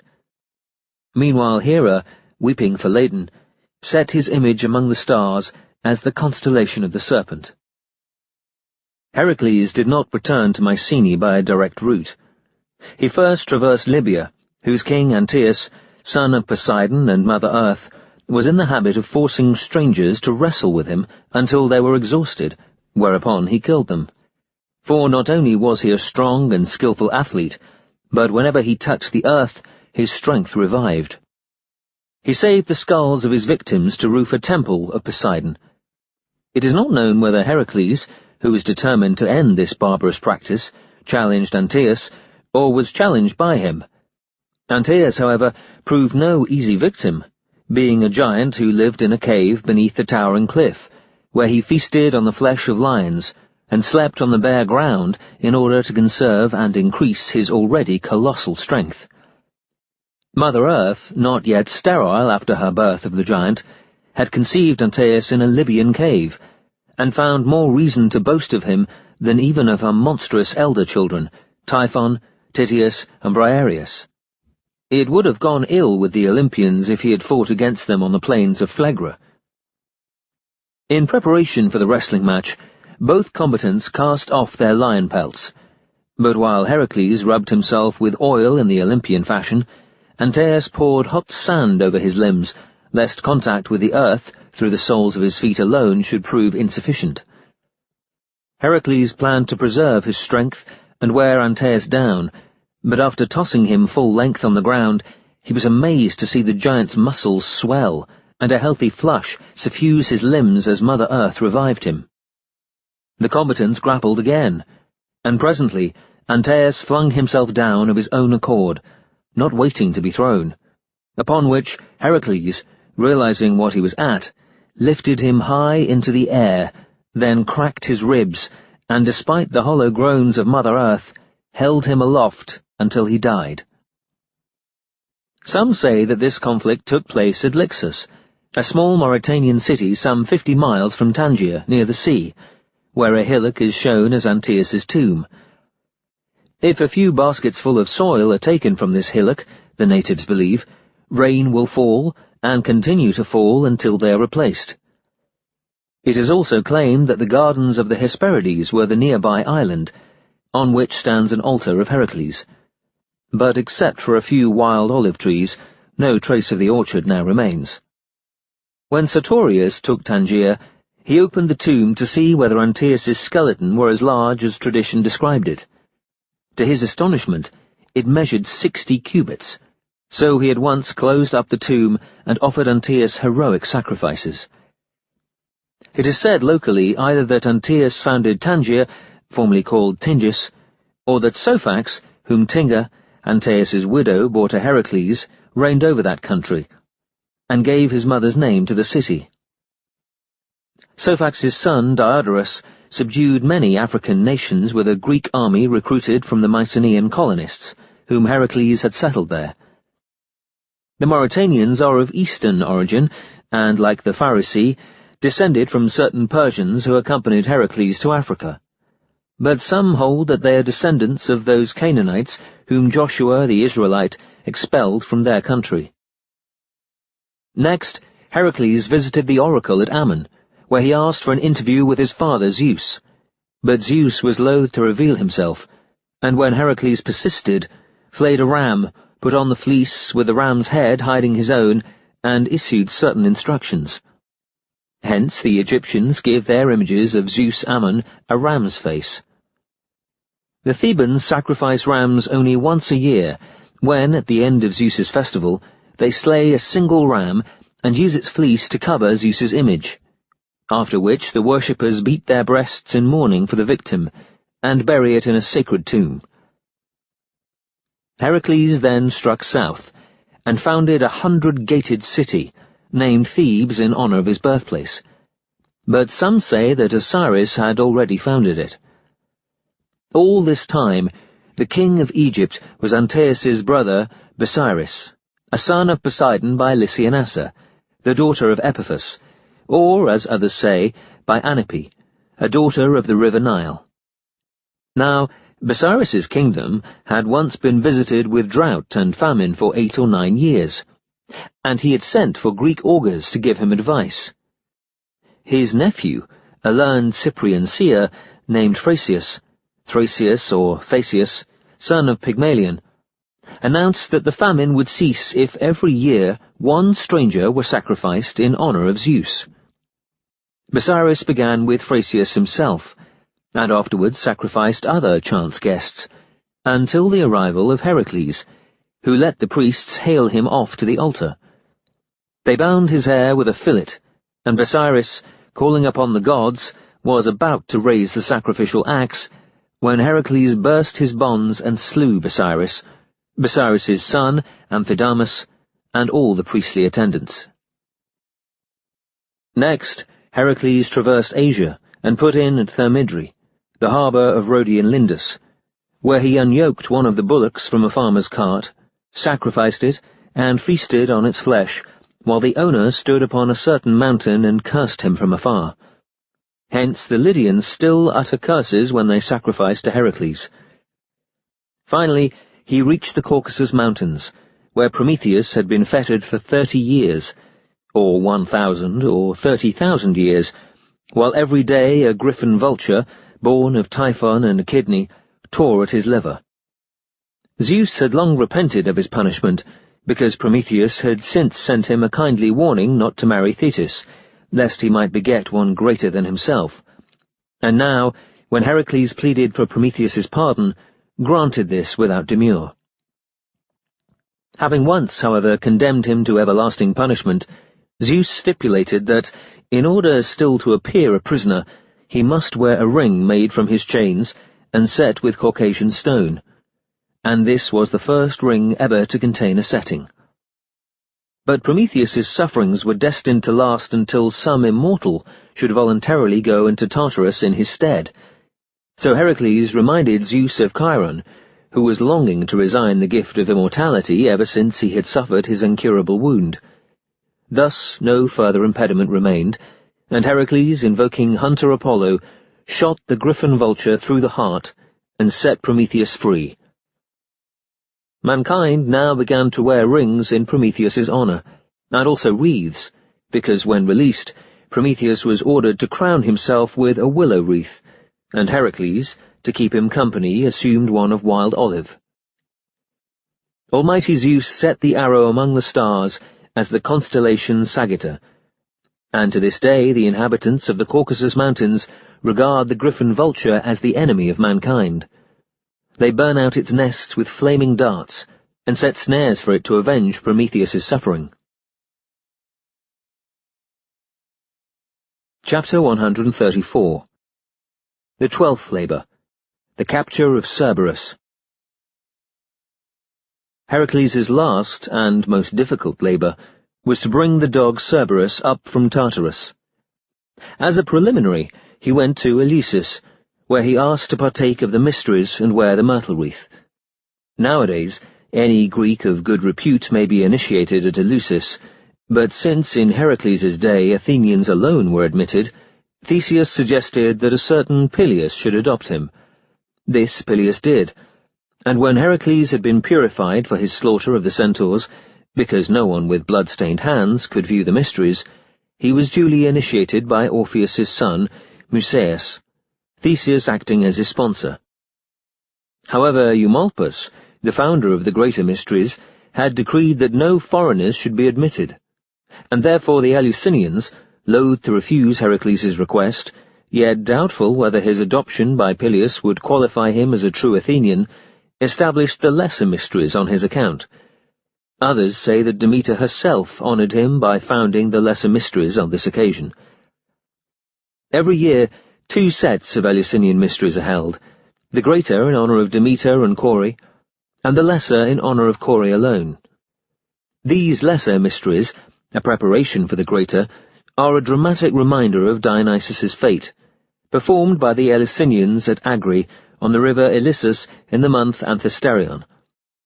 The principal rites are the sacrifice of a sow, which the initiates first wash in the river Cantharus, and their subsequent purification by a priest who bears the name Hydranus. They must then wait at least 1 year until they may participate in the greater mysteries, which are held at Eleusis itself in the month Bidromion, and must also take an oath of secrecy, administered by the mystagogue, before being prepared for these. Meanwhile, they are refused admittance to the sanctuary of Demeter, and wait in the vestibule throughout the solemnities.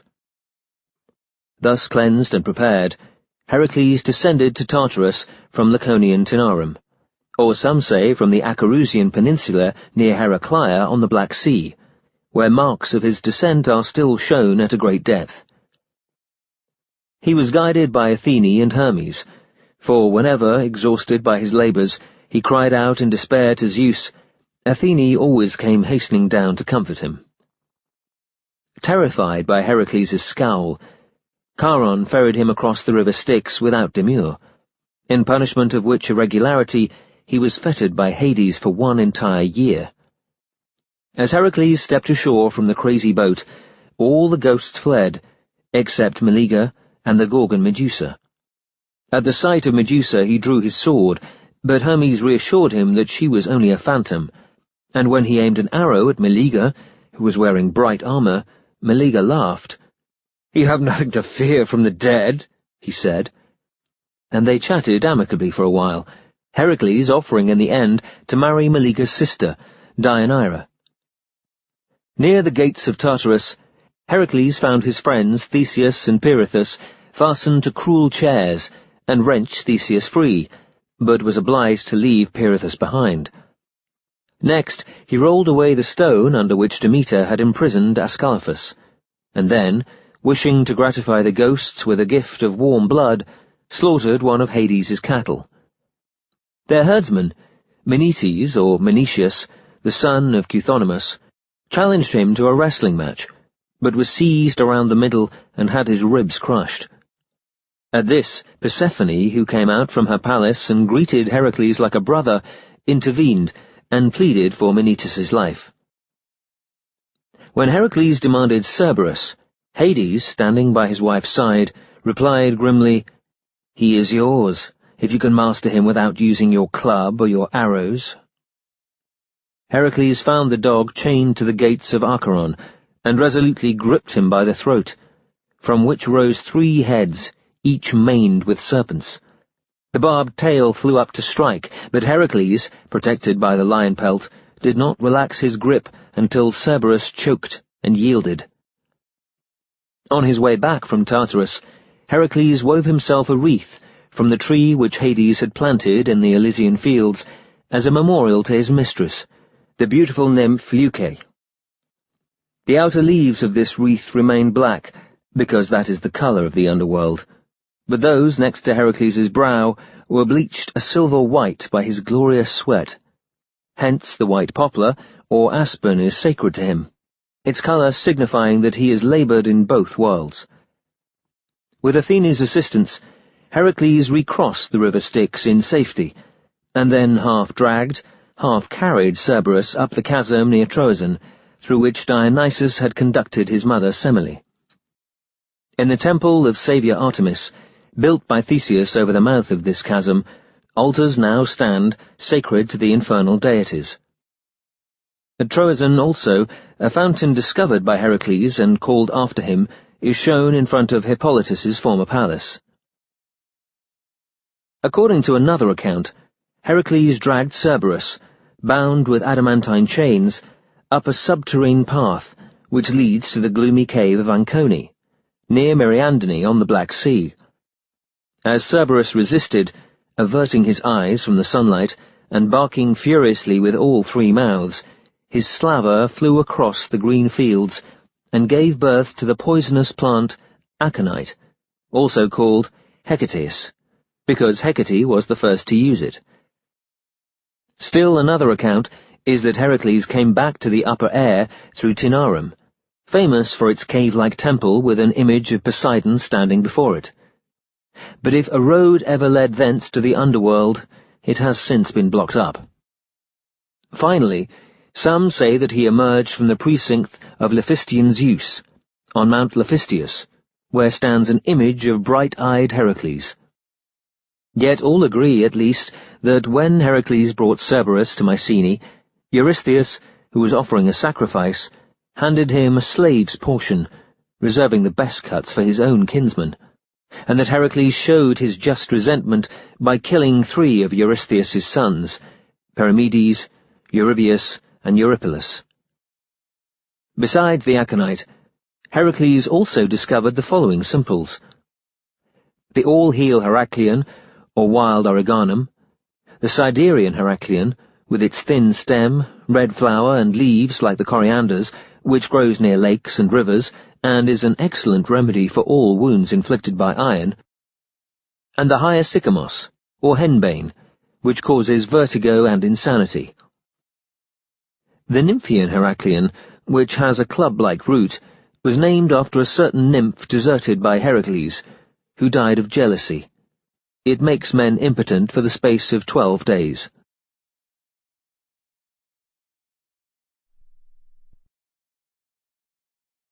This audiobook has been broken into multiple parts to make the download faster. You have reached the end of a part, but not the end of the complete audiobook, so please check your library for the next part of this audiobook. Audible hopes you've enjoyed this program.